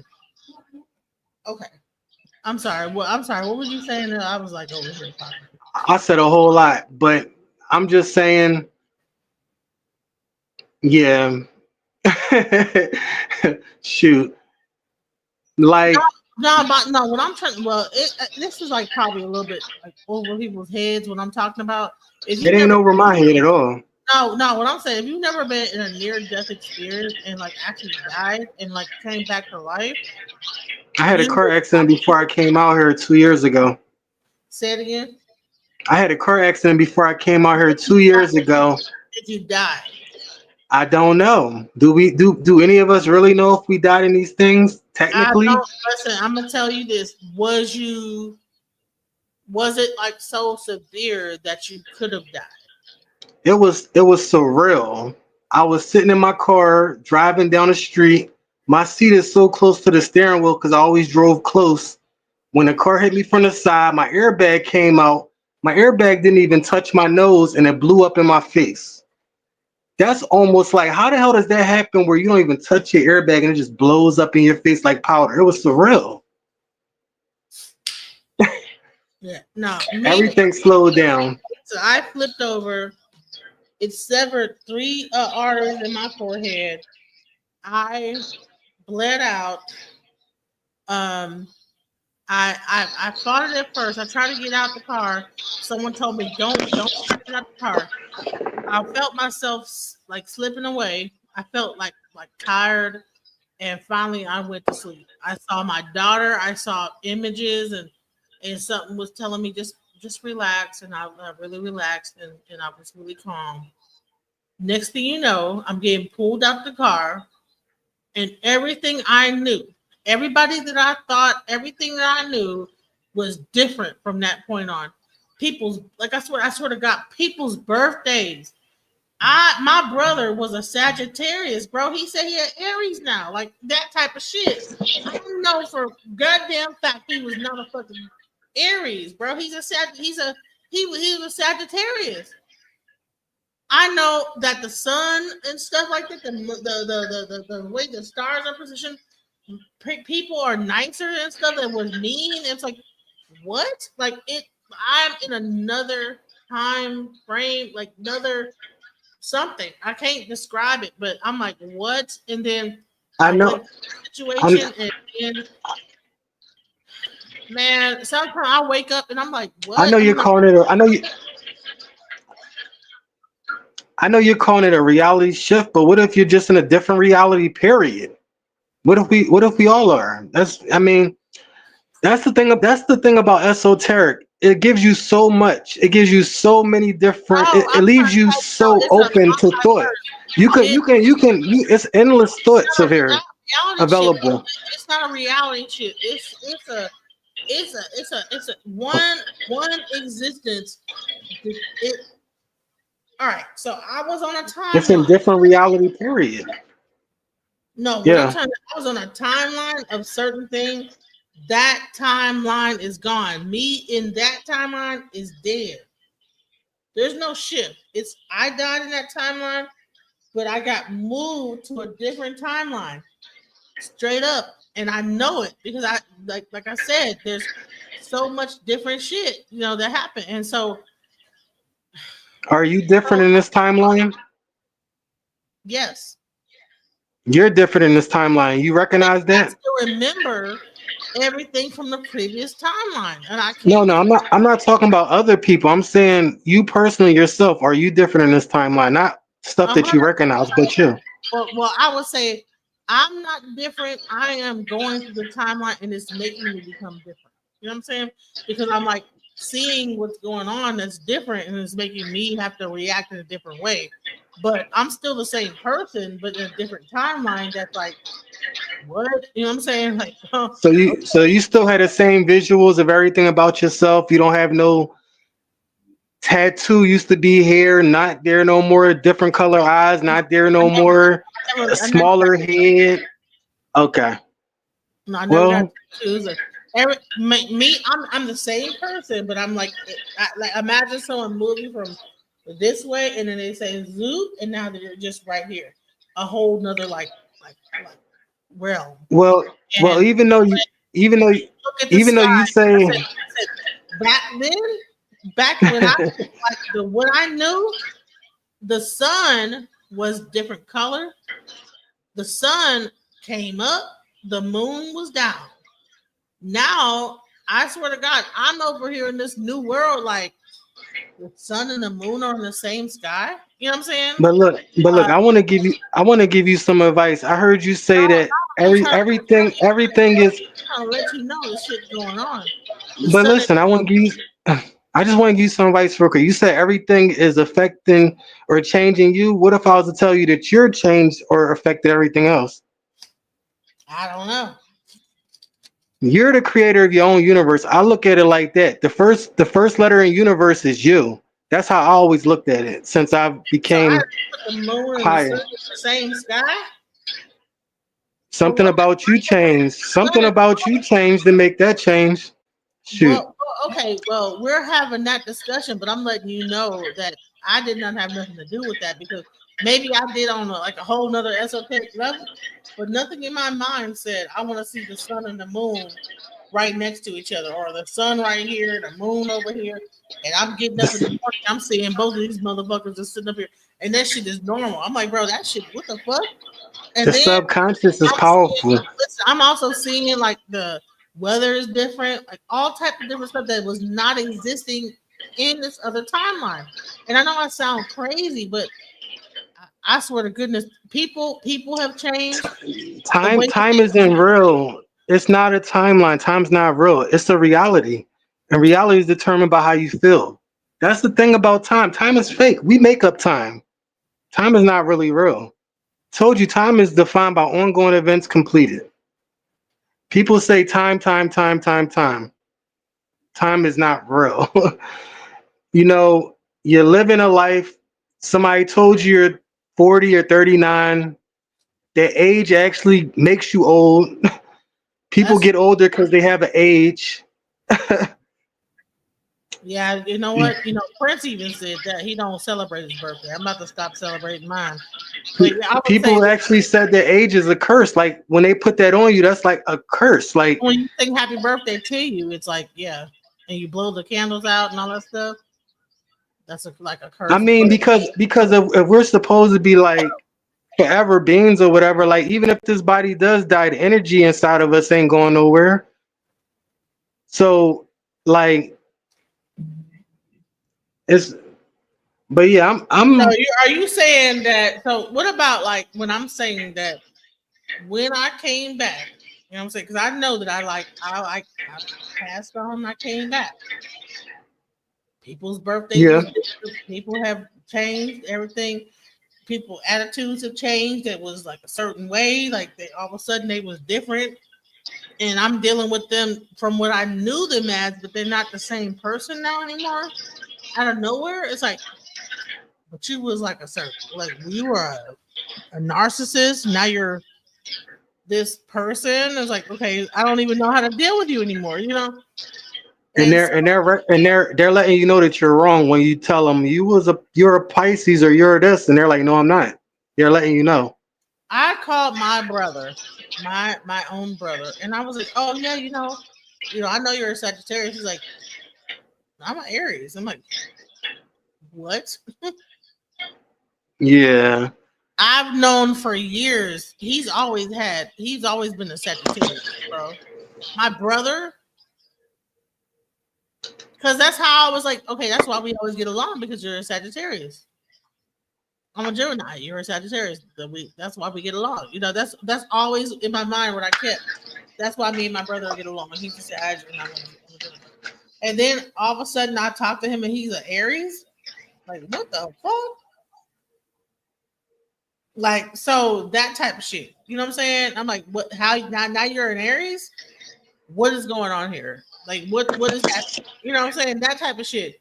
And The you know human what? the human consciousness is very powerful. Don't want to sound like I'm losing my mind, but I swear to God, like, bro. Now you're good, but this is like when it comes to like that's the reason why, like I said, I went back and after I went through esoteric stuff, I went back and I tried to see if I could quantify some of this stuff with science. It's just that esoteric, it just like it's so broad that I feel like I need to have a way where I can somehow measure it in science to a degree. But I know all the speculations and stuff, and a lot of that stuff could be true. You know what I mean? Like I know, like with science, I can explain to you the fact that there's something called the observer's effect. And what that means is if you look at it's a double slit study. If you look at something, it'll react different than if you didn't look at something. You know what I'm saying? Right. And I have a feeling that that plays out with our life period. And this is why I try to go between the esoteric and scientific, just so I can see if I can like bridge Well, them together. you always are bringing you keep saying esoteric. What do you mean by esoteric? Okay, so I say esoteric because it's not completely accepted. You know what I mean? It's not maybe um mainstream science, but I do know that there's value there. I mean, would you prefer me to say pseudoscience? Because I feel like pseudo Oh is more no, no. ignorant.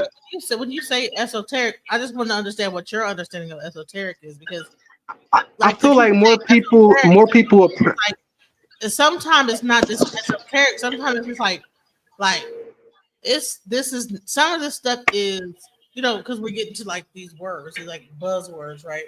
Sometimes it's just straight up like multiverse, bro. It's not I just esoteric. It's not nothing. It is. We are in a multiverse. When you pass on, you don't always die. Sometimes you come back, and then now you're in this timeline, and you wake up. There's so many people in TikTok. Like I will show you, but well, that's quantum we're only physics. 5 hours into That's this live. But I can like do a that, live. I swear to God, I will do a live coming up where people are talking about how they like died, and then like didn't die, and then think people they wake up out of like thinking they were dead, and shit's different and whatever. And I literally, this is literally what happened to me, and I'm but over here like, that's like quantum physics. Quantum physics deals with a lot of time dimensions and reality shifts. Quantum physics does with that. How energy transforms after a certain amount of time. It transforms to everything possible. You know what I mean? And yeah, like I'm with the shits. I'm with it all. You know what I mean? I'm with it all, but it has to make sense to me. And that's the only thing I do. I'm like, I'll listen to people and they could be saying a whole lot of stuff that don't make no sense. But the only reason I'll listen to a person is because it could be one little part that person might say that I've been looking to hear. And I'm like, wait a minute, that's a piece I needed. Look into it. And I found it, and then I'm like, okay. And now I got a piece I could tie a way bigger piece together with. So I'm not looking at you like you all for nothing with none of this stuff. Like these the conversations I really prefer to have is like conversations where people actually have to think.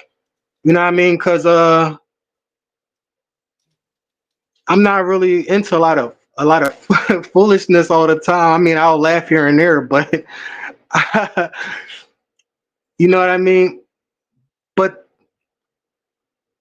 listen, it's just I'm gonna tell somebody else because I don't want to seem like I'm the only one that's a weirdo that experienced this shit. But I'm letting you know that this is not abnormal. This is something that people have experienced.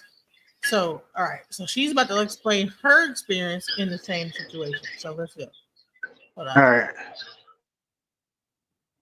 Sure that I died in a parallel universe and ended up in a different one. Now, how do I know that? One, I am clear cognizant, and I have been my whole life. And so when it was going down, the moment in question, I just had a feeling. I was like, we just died. We are now in a parallel universe. And I've had other instances in my life where I've felt time do weird things or felt I've moved into a parallel universe. One time including where me and my sister said that we crossed over and like changed ages. And we both vividly remember how the universe was different and sort of experienced it in the same way. The clouds were different, a different color, the trees were a different color, etc. And it was only a moment. But so in this instance, the most recent instance, we were driving home from an event, me and my friend, and I somehow ended up on the New Jersey Turnpike. And I was immediately like nervous. It was nighttime. And I was just like, get me off this road ASAP. First of all, I don't belong on the turnpike. It's not the direction I'm going in. Second of all, I don't even want to be there, even if I have to be there. Anyway, but so I was immediately like, get me out of here, direct us to the next exit.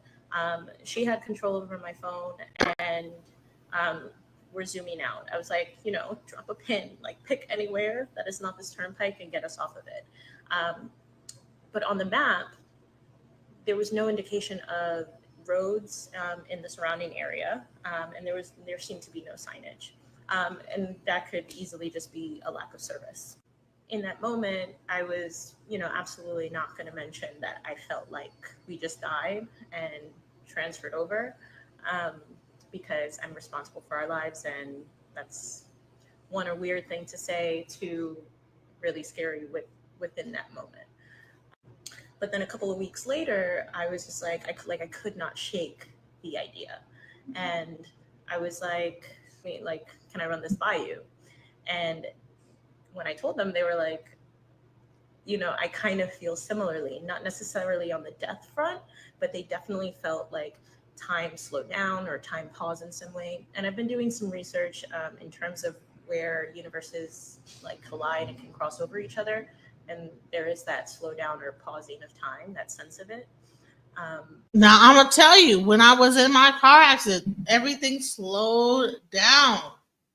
It was almost like it was crazy. Like, imagine like your car's flipping over, but I felt like if I would have did this, that, the other, like but I couldn't move fast enough to like make it happen, then I could have like gotten out of the situation or whatever. But it was almost like a movie where time like slowed down, where I felt the thing, and I don't. It was weird. Like time literally slowed. Yeah.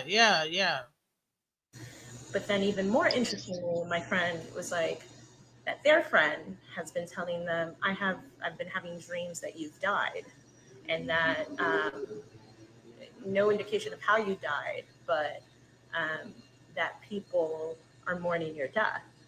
And when she said that, or when she told me that story, I was like, that's because maybe your friend can sense the people mourning your death in the universe that we just left. And like I said, since then, I've been doing research as to like what causes that, like what would cause a spirit to transcend a universe or cross universes, etc. And some say it's by choice, which I would understand, because at that moment I was feeling the sensation of it. I knew it was because I was like, no, restart the game. Like, I'm not trying to go back right now. But then, so interestingly, I was looking at my bag earlier today. I have like a cross body bag. And the tabs that they have on the zippers to pull open and close, whatever. That tab is so much longer than it's ever been. And I've been trying to find pictures to see if I have it documented anywhere, but I've had this bag for more than a year, 2 years now. And I know my stuff. Like, I know my stuff. The tag went from being this long to being this long. And it now has a W on it. And it's never had that. It's never had that. I also recently discovered a t-shirt that I've also had for a couple of years with a new tag. Again, that was not there before. So I've just felt the need to share. I'm not sure if it sounds crazy. I actually don't really care if it does, because too many things have happened in my life that really solidify this for me. So yeah. But yeah, so that type of shit have happened to me, like the same thing. Quantum immortality. That is what we're talking about. And a lot of people think that I'm crazy when I tell my own experience that I had with this, but I don't care. I'm about to tell the experience again because it's so crazy to me. Right before my 30th birthday, I had an experience where I was going to take a nap before I went to work. And I popped out of my own body as I was sleeping. I thought that I astral projected. Initially, that's what I thought. I thought I accidentally astral projected out of my body, but I was in a room spiritually in my astral body. I was in a room at my job that I've never seen before. I saw it first in my spiritual body before I saw it in my physical body, which made me freak out even more. There were other spirits around me. I could feel other spirits. Then all of a sudden, I started getting sucked back into my body, almost like a vacuum. Like I just started falling back into my body. And once I landed on my body, I felt so dense and I felt so heavy that I couldn't even move for a few moments. I couldn't move at all. What makes the story even crazier is that the following week, I had a very vivid dream that I was hovering over my own casket and I saw my mom crying, and the dream just felt so real. Like I woke up crying. That's how vivid the dream was, that I woke up crying. I was hovering over my own casket. And when I was a teenager, I always used to say, I know that I'm going to die young. I know that I'm going to die at a young age. So it's very interesting that this happened right before my 30th birthday, which is when I thought that I was not going to make it past my 30s. Right before this experience, I actually had a spiritual awakening. After this experience, I when I wake up, I see fractals, I see shapes. It's almost like reality is putting itself back together every single time that I wake up. And it's crazy. I know it sounds, I know. And then right after this experience, Siri would just not work for me. No matter how much I try to get Siri to work for me and recognize my voice, it would not work for me. It would work for everybody else, my kids, other people, but it would not recognize my voice no matter how much I try to program it.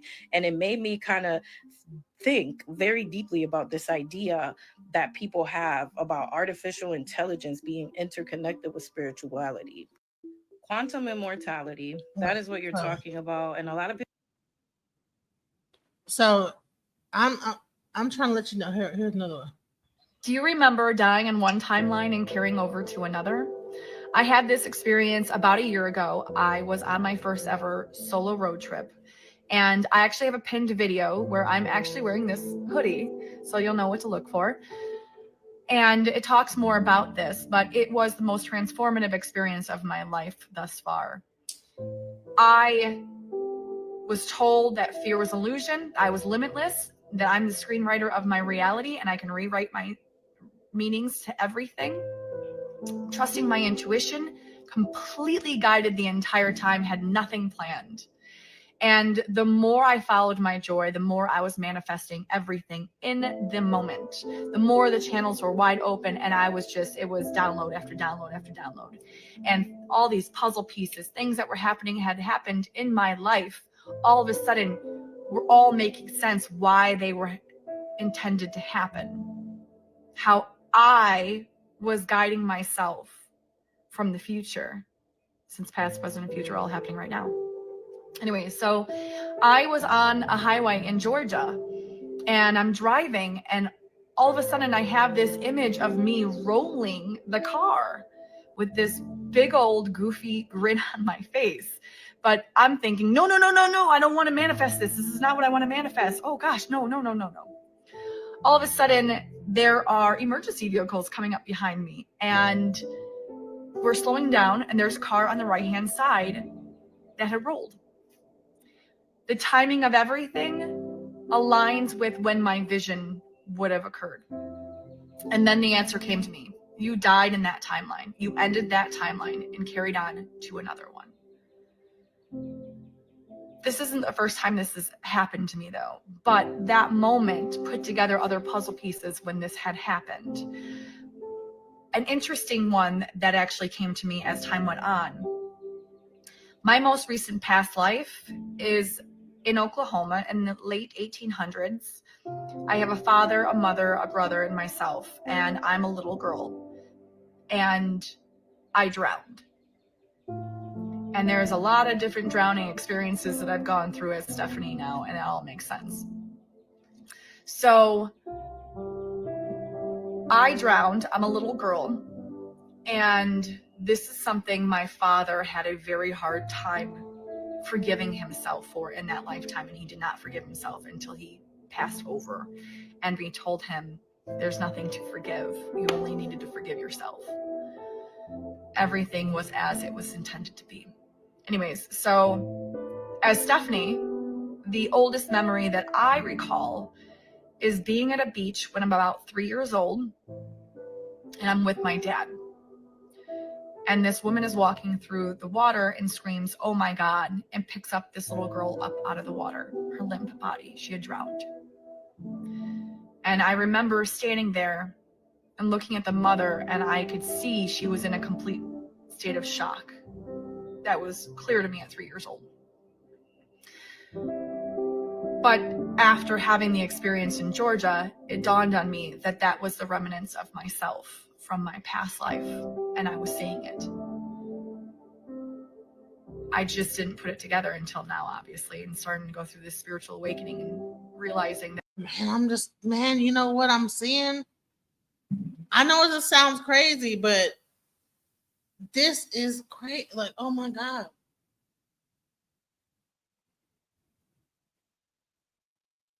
That's why people put up ancestor altars. Because your ancestors, when you put up the altar, are going through, when they pass on, they don't die. When we say they don't die, that means they're still living in another timeline. And so when you give them offerings, you're actually teaching them toward their life in their next life. Oh my God. What in the world am I like realizing right here? So this is what it is.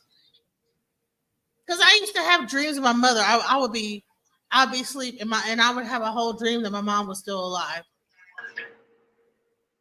And it would seem so real, like that she was still living.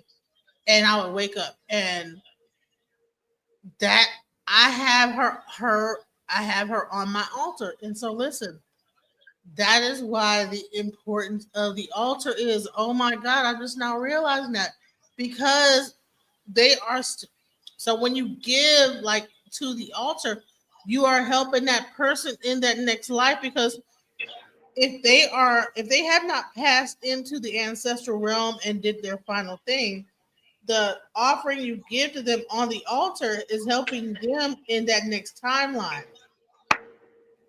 Wow. I know I sound like I don't know what the hell I'm talking about, but let me tell you something.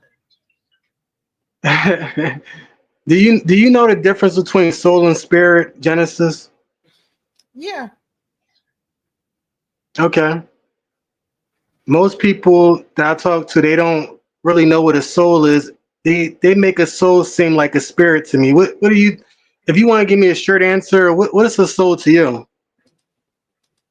I mean, the soul is what is the essence of the person. Okay, see, with me, I would say the spirit is the essence of the person, but the crazy thing is, The soul. spirit is the part of you that is not of this earth. You know, like I have a spirit. You know what I'm saying? But that's not this earth. My Okay, soul is tell me what the, my yeah, body. tell me what the essence is. Tell me what the essence is. The My essence is the spirit, body, right? my spirit. No, the essence is just like the body is just like what you use to animate. That the soul uses to animate itself. The spirit is something that is beyond the soul. Yeah, a lot of people, not a lot of people, but I've seen some master teachers get tricked up teaching that. So let me tell you what a soul is. A soul is something that separates two energies. You know how you got a soul on your shoe? Mhm. Your foot is energy, but what you're standing on, the ground is energy as well. You put a soul between that. Your body's also a soul. Different organs are souls. Your brain's a soul for energy. Your heart's a soul for energy. Um, you have multiple souls inside your body, but the spirit, to me, the spirit is a freer, more free flowing energy. Um, that's less encapsulated capsulated. The But spirit, anyway, yeah, that the spirit is really like, like the so you have God, and then you have God is the spirit, right? God is what you okay. to. The soul is the thing that animates the body, and that is what's connected to your spirit, connected to God. So therefore, it's like a spirit soul connection, just like you, Well, that's the Holy I have Spirit. I have to disagree with the soul part because I don't feel like a soul can animate anything. I feel like a soul is just used to hold the spirit, and that's the point.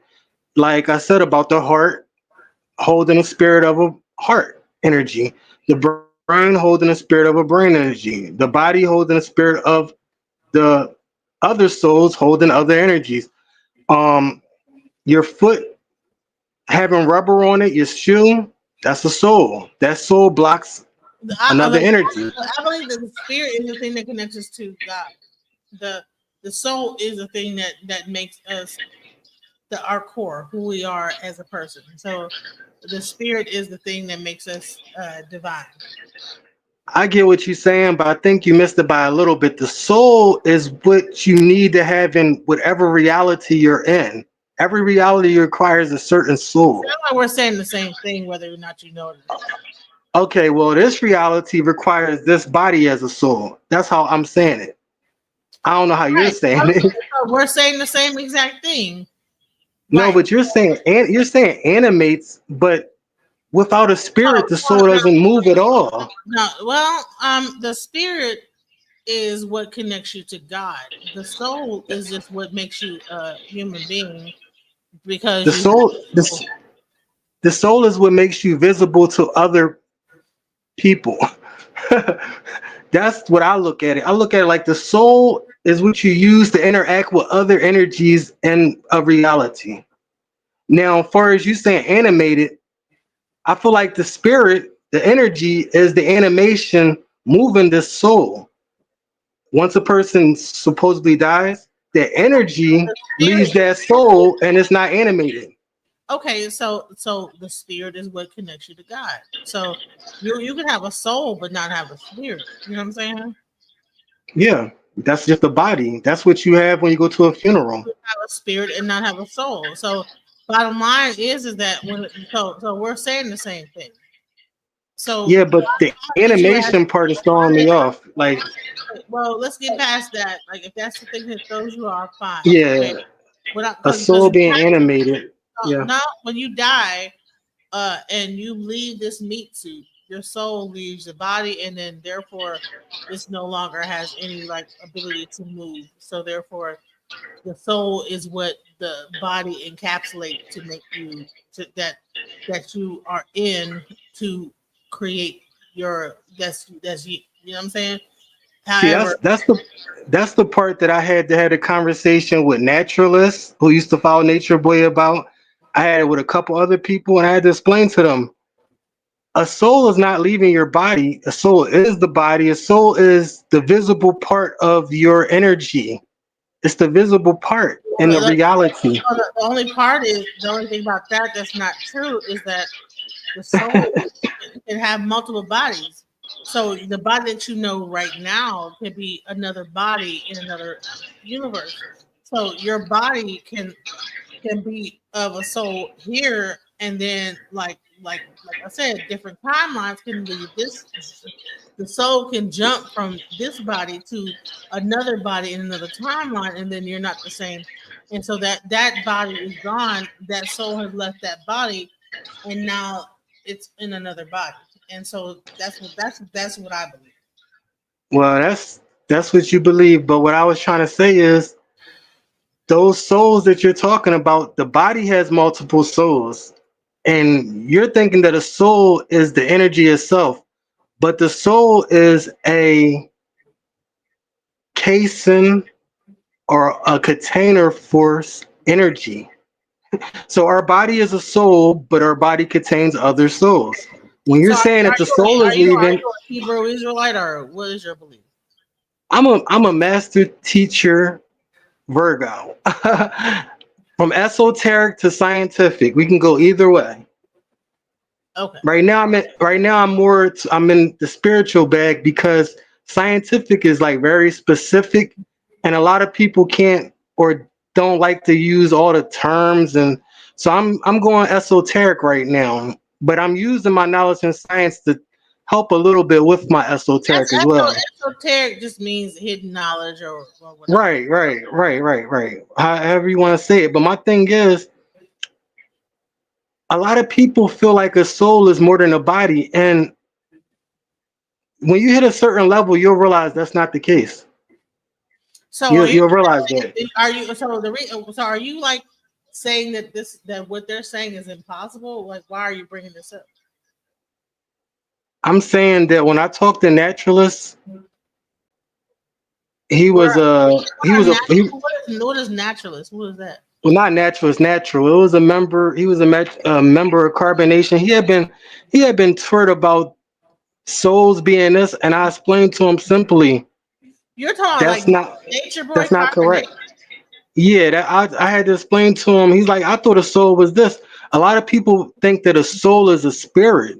Yeah, listen. Spirit, I practice five, so I have nothing to do with like carbonation but at all. spirit is energy and soul is container. I mean, they make it so obvious in this reality. It's like even a soul on your shoe should let you know that a soul separates two energies. The reason that your spirit doesn't spill out your body is because it's in a soul. I mean, if it wasn't in the When soul, I like tell this story and I've told you what happened to me, are you saying that that's impossible, or what is the reason why you're bringing up this soul question? Scam 10, I'm actually using like a real broad perspective on things right now because I'm not trying to be too scientific when I'm speaking to her. I'm just speaking more general. That's why it sounds like a lot of words with no definite basis behind them. Because I'm very specific when I want to be. But now, what was you saying? I wasn't bringing it up for no more purpose than to let you know I disagree with your definition of a soul. That's it. You That's all I'm disagree bringing up. with your definition of a soul. I disagree with your definition of a soul. I don't think a soul animates a body. I think a soul is just you got a bottle of water. The bottle is the soul. The water is the spirit. Simple stuff like that. Yeah, no. Without that water in there, that bottle is not gonna have no you can't shake it and see nothing moving. You can't it's and Yeah, that's so just my like a is that like uh the way that I believe is like the water is the soul, the body is the bottle, and the spirit is what would make that soul connected to God. So yeah, that's a difference. okay, so can you just not even real quick, can you tell me what is the difference between the soul and the spirit to you? They both lead a body or the spirit doesn't do anything. It just stays with the body. Well, like I said, the spirit is what connects the body to the creator. You know what I'm saying? The soul is just what animates the body to to enact everyday life. You know, otherwise it would just be just nothing. When the soul goes into the body is able to react, act, behave, whatever. Then once it becomes to understanding what God is, then now there's a spirit attached to that soul, and so therefore you combine spirit with the soul, and then now you have a spirit soul mind body connection. So, Okay, I see what you're saying, but to me that almost is like this thing I ran across a while ago when I came to the thought of the brain and the heart. And I was like, people think that the brain does all the thinking for everything, right? But if you ask me or I ask you, what's the first major organ to develop in the human body? You might think it's the brain, but it's the heart. The heart develops before the brain. So that means that their heart is able to actually think on a certain level. You know what I'm saying? the That's heart how I and look at that. the heart and the intestine. That's how I look at that on that level. Most of the chakras that are in the human body have a level of brain power. Actually, they also have brain tissue. Like actually, if you look at the actual guts of a person, the actual intestines, It looks like a brain.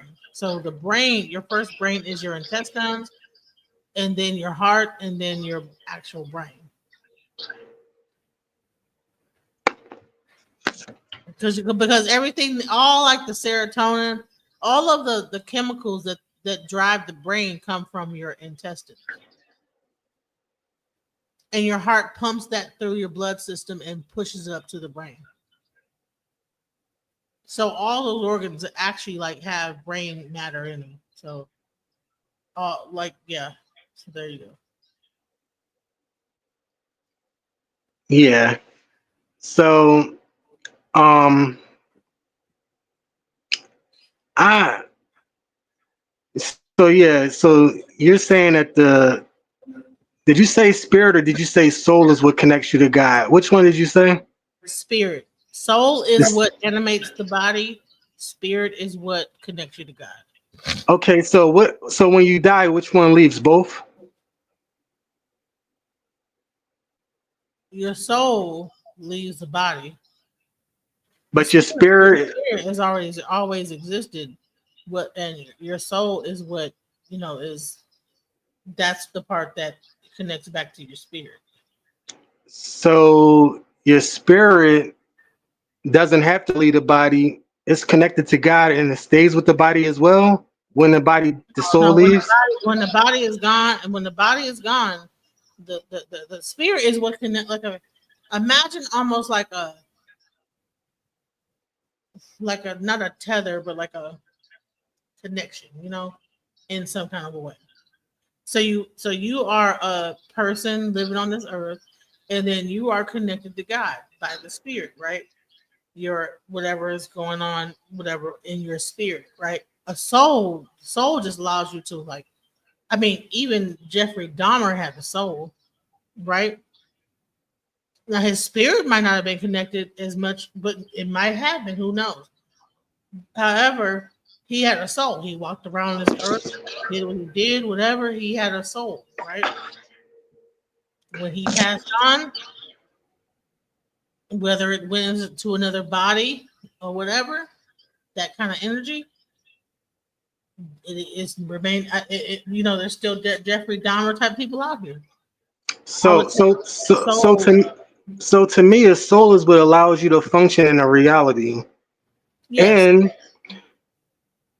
to me, it sounds like your soul and spirit is almost intertwined, but I still create a clear distinction between the I two, don't believe that and they're intertwined. They're I not still I, intertwined.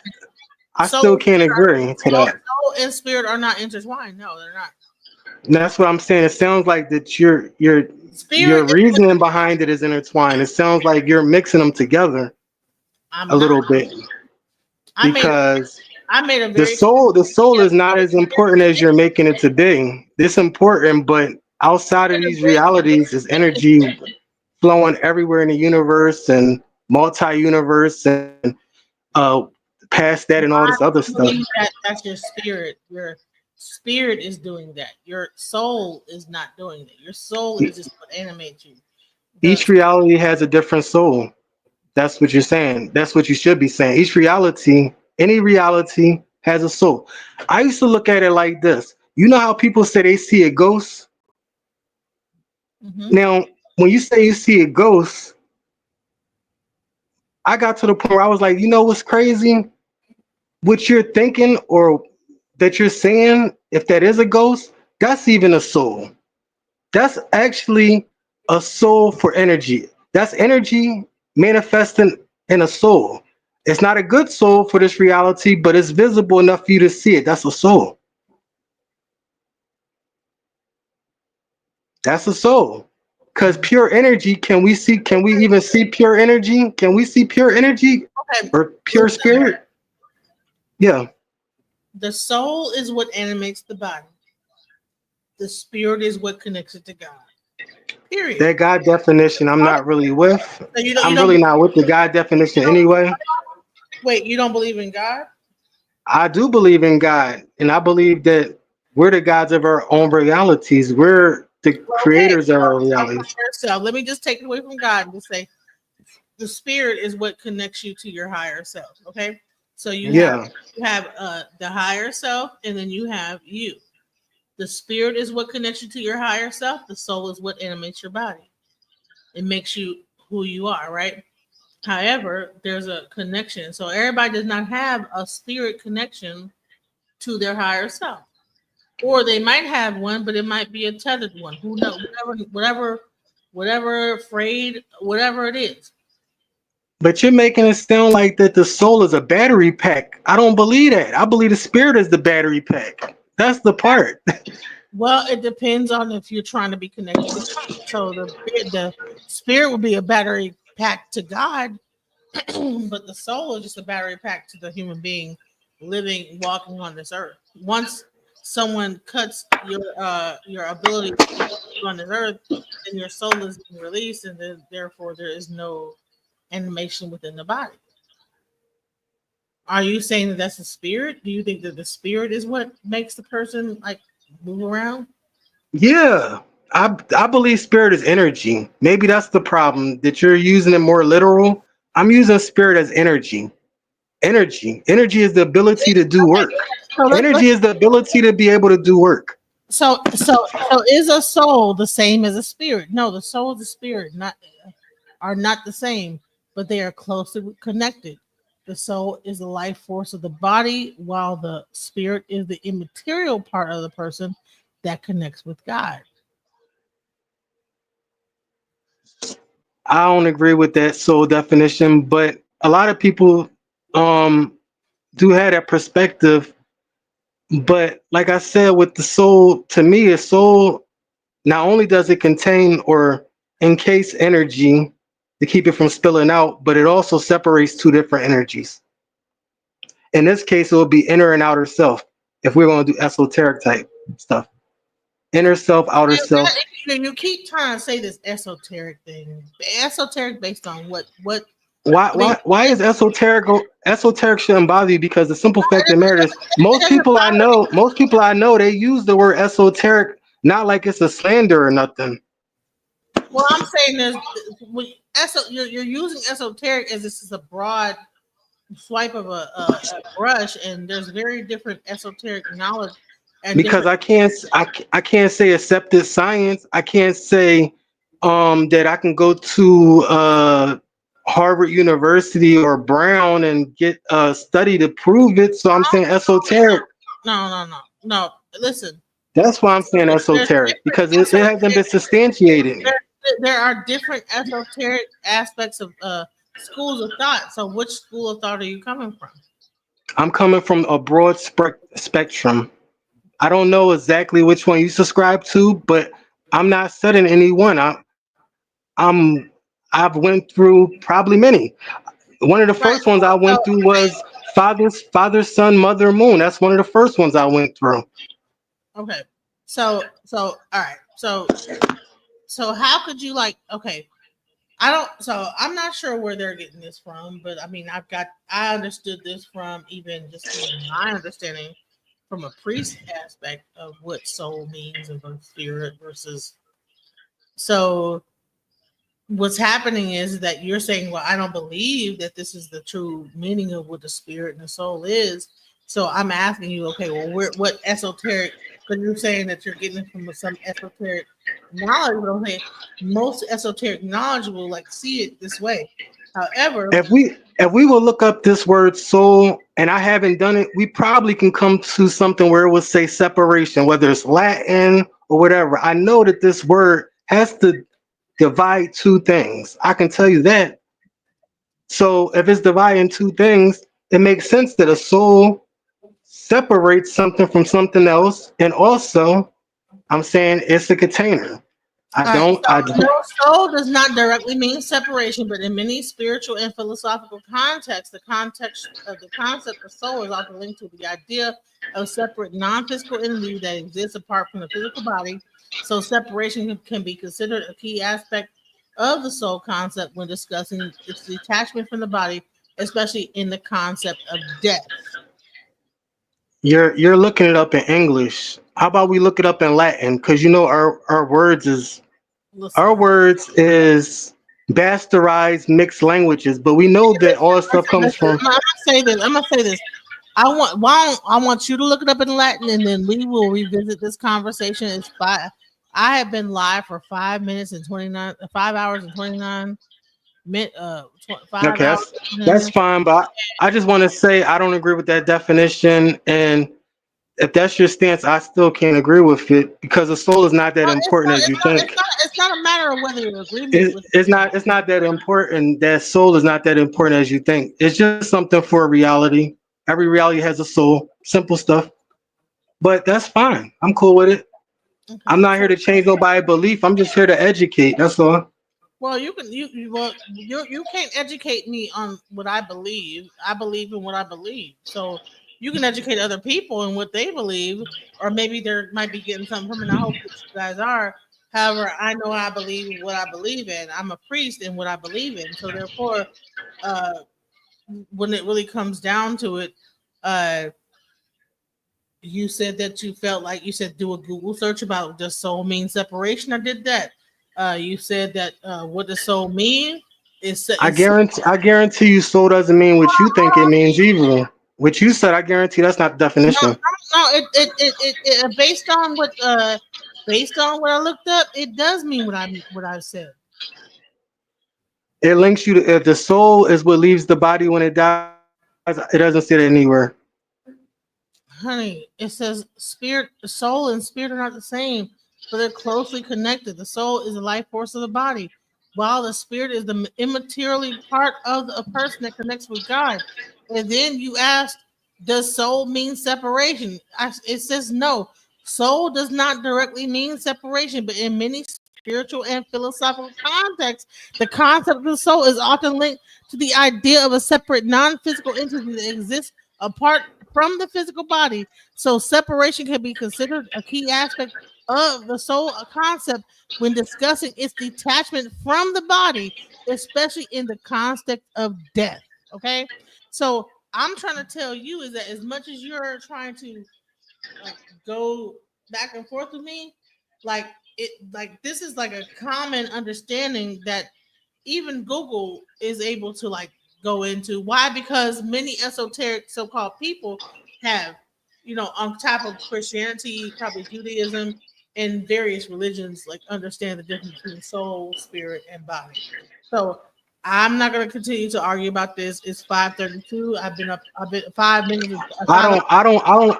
Scam Chan. I don't even think she knows where her soul is because she's saying it leaves the body. I don't believe that. The soul is within the body, and then when it passes on, the soul is then left from the body. And anybody that is a nurse will tell you that. He said where is the soul at? That's what he's saying. Honey, die and you'll find out. Okay, put it like that. Like you died 3, 4, 5, 6, 7, 8 times. Sam Chan is a atheist. Okay. So, are you an atheist too, sir? Are you an atheist? I already told you I ain't an atheist. I Okay. believe in God, but I know there ain't no higher power than myself. They're like taking on what he said, but the Scam Chan don't even believe in God. He don't believe in the soul. He don't believe in the spirit. He don't believe in none of that shit. He thinks it's all bullshit. So you up here like you're agreeing with him. I mean, he don't believe in nothing, spirit, soul, body, none of that shit. So that's not the person that he should be right. So yeah, see, Yeah, but I'm not being spooky. I'm just saying spirit is energy. I'm not saying spirit is some magical thing like a soul or something. I'm not making it mythical. What you're trying to do is you're trying to create something that out of nothing. Bottom line is that okay, all right. What's a spirit? What's a spirit? Right? I said a spirit. To me, the spirit is what animates the body, not the soul. To me, the spirit is the energy that moves the body. The spirit is the life force to me. So you think the spirit is what animates the body and the soul is what connects you to God. So the only thing you do is you're interchanging it from the soul animate the body and the spirit connected to God. I did not say the soul connects you to God. I said the soul connects you to each reality. Any reality that you live in, you have to have a soul. That's what I said. I didn't say nothing about connecting you to God. The soul is just what you need to manifest in a reality. Each reality has a soul. It needs for you to be able to manifest yourself in any reality. You have to have a soul, so you could be seen, so you can interact. Well, you know what? I will. We'll have this conversation when I have not been doing like 5 hours of like conversation about the flat Earth, and I have more energy like to have this. But right now, I've been talking Yeah, about yeah. like 5 hours. I don't have the energy like to go into this. But It's cool because I'm not really looking to be turned nothing like you not. We could just exchange ideas and what works works and what doesn't. But it's not like you're gonna move me and I'm not gonna move you. That's fine. Cause I've never agreed. I've never agreed. I've never agreed with even with people that probably knew a lot more I'm and trying a to. lot. Hey, listen, I'm not trying to move you on nothing. I'm just saying, it's people that probably know like a lot more than you, and they couldn't move me on this subject with this soul thing because what we know about soul is something that's been told to us. Like you got to go past surface level information anyway. Like this is not even Google. This is AI. This is No, it AI's is. spirit. This is AI experimental Google search. Okay, they're just pulling random information from random parts of the internet. This is not like a true definition. This Okay, isn't the real Google. why don't you find the true definition? You tell me and show me. Scam Chan could. I'm pretty sure he's good with that. You say he's No, you're atheist. the He one. he can You're find the that. one. You're the one with the debate that the soul is not the thing, whatever. So you should show me otherwise. Otherwise, if you're I'm on my this is what I'm you're on like. my I'm on my phone, so I can't share my screen on my phone. Okay, well, when you get on the computer and we can like go back and forth, I'll do that with you. But really, you can't be like saying to me that that this is on AI when you ask me a question. I looked it up. It's an AI experiment. You That's the said spirit. I seen that on my phone too. you asked me. You said look it up on Google. I typed it on Google, and this is what came up, whether it was AI or not. My thing is that like I'm not trying to argue about like whether the soul versus the spirit. What the fuck difference do it make? I probably could go on my phone right now and look up in a Oh, Webster look it up. dictionary and find a definition. It probably would contradict that right there. But it's not really even a point. Do it for you. Webster dictionary. Let's go. Webster, because you this is what you want. Okay, let's look. Webster dictionary. I can be moved with evidence and facts too, Scam. I'm being real loose right now because I'm just being real loose because I don't want to be too technical because it's not fun being technical and so specific with things unless the other person's going to be like that. And we're just being loose. I'm being loose right now.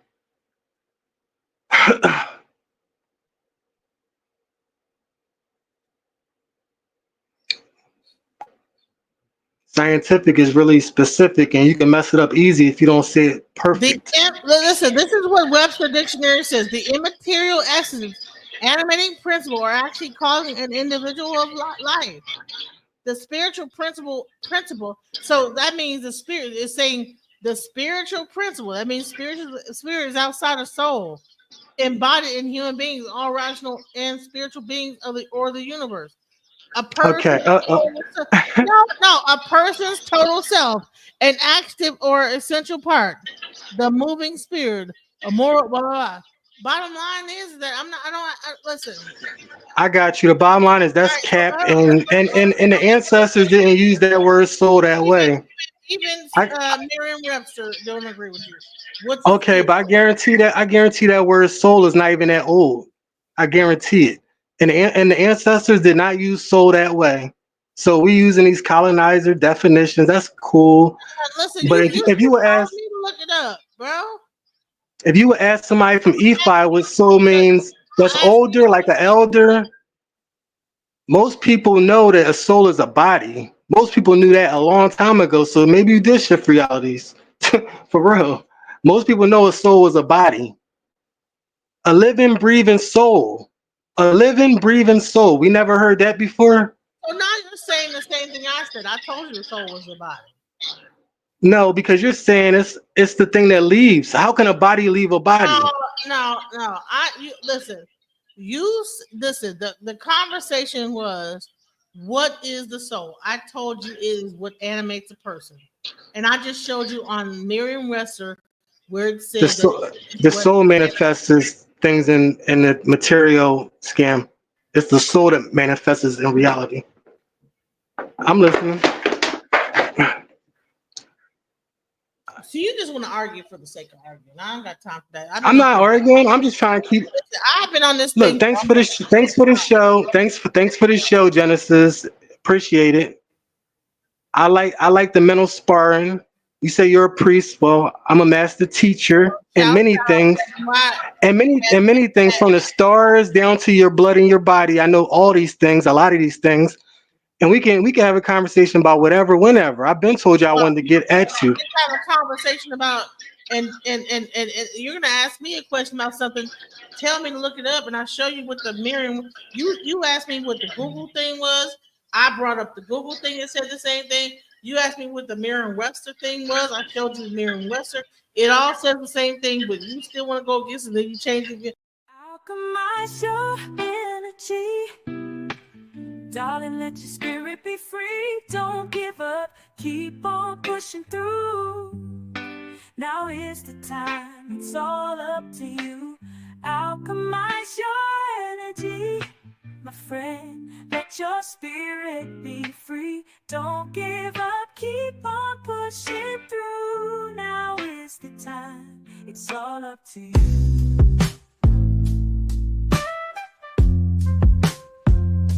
No matter the storm, but over tragedy. No matter the storm, but over tragedy. No matter the storm, we will always take flight. Keep on pushing through the darkness of night.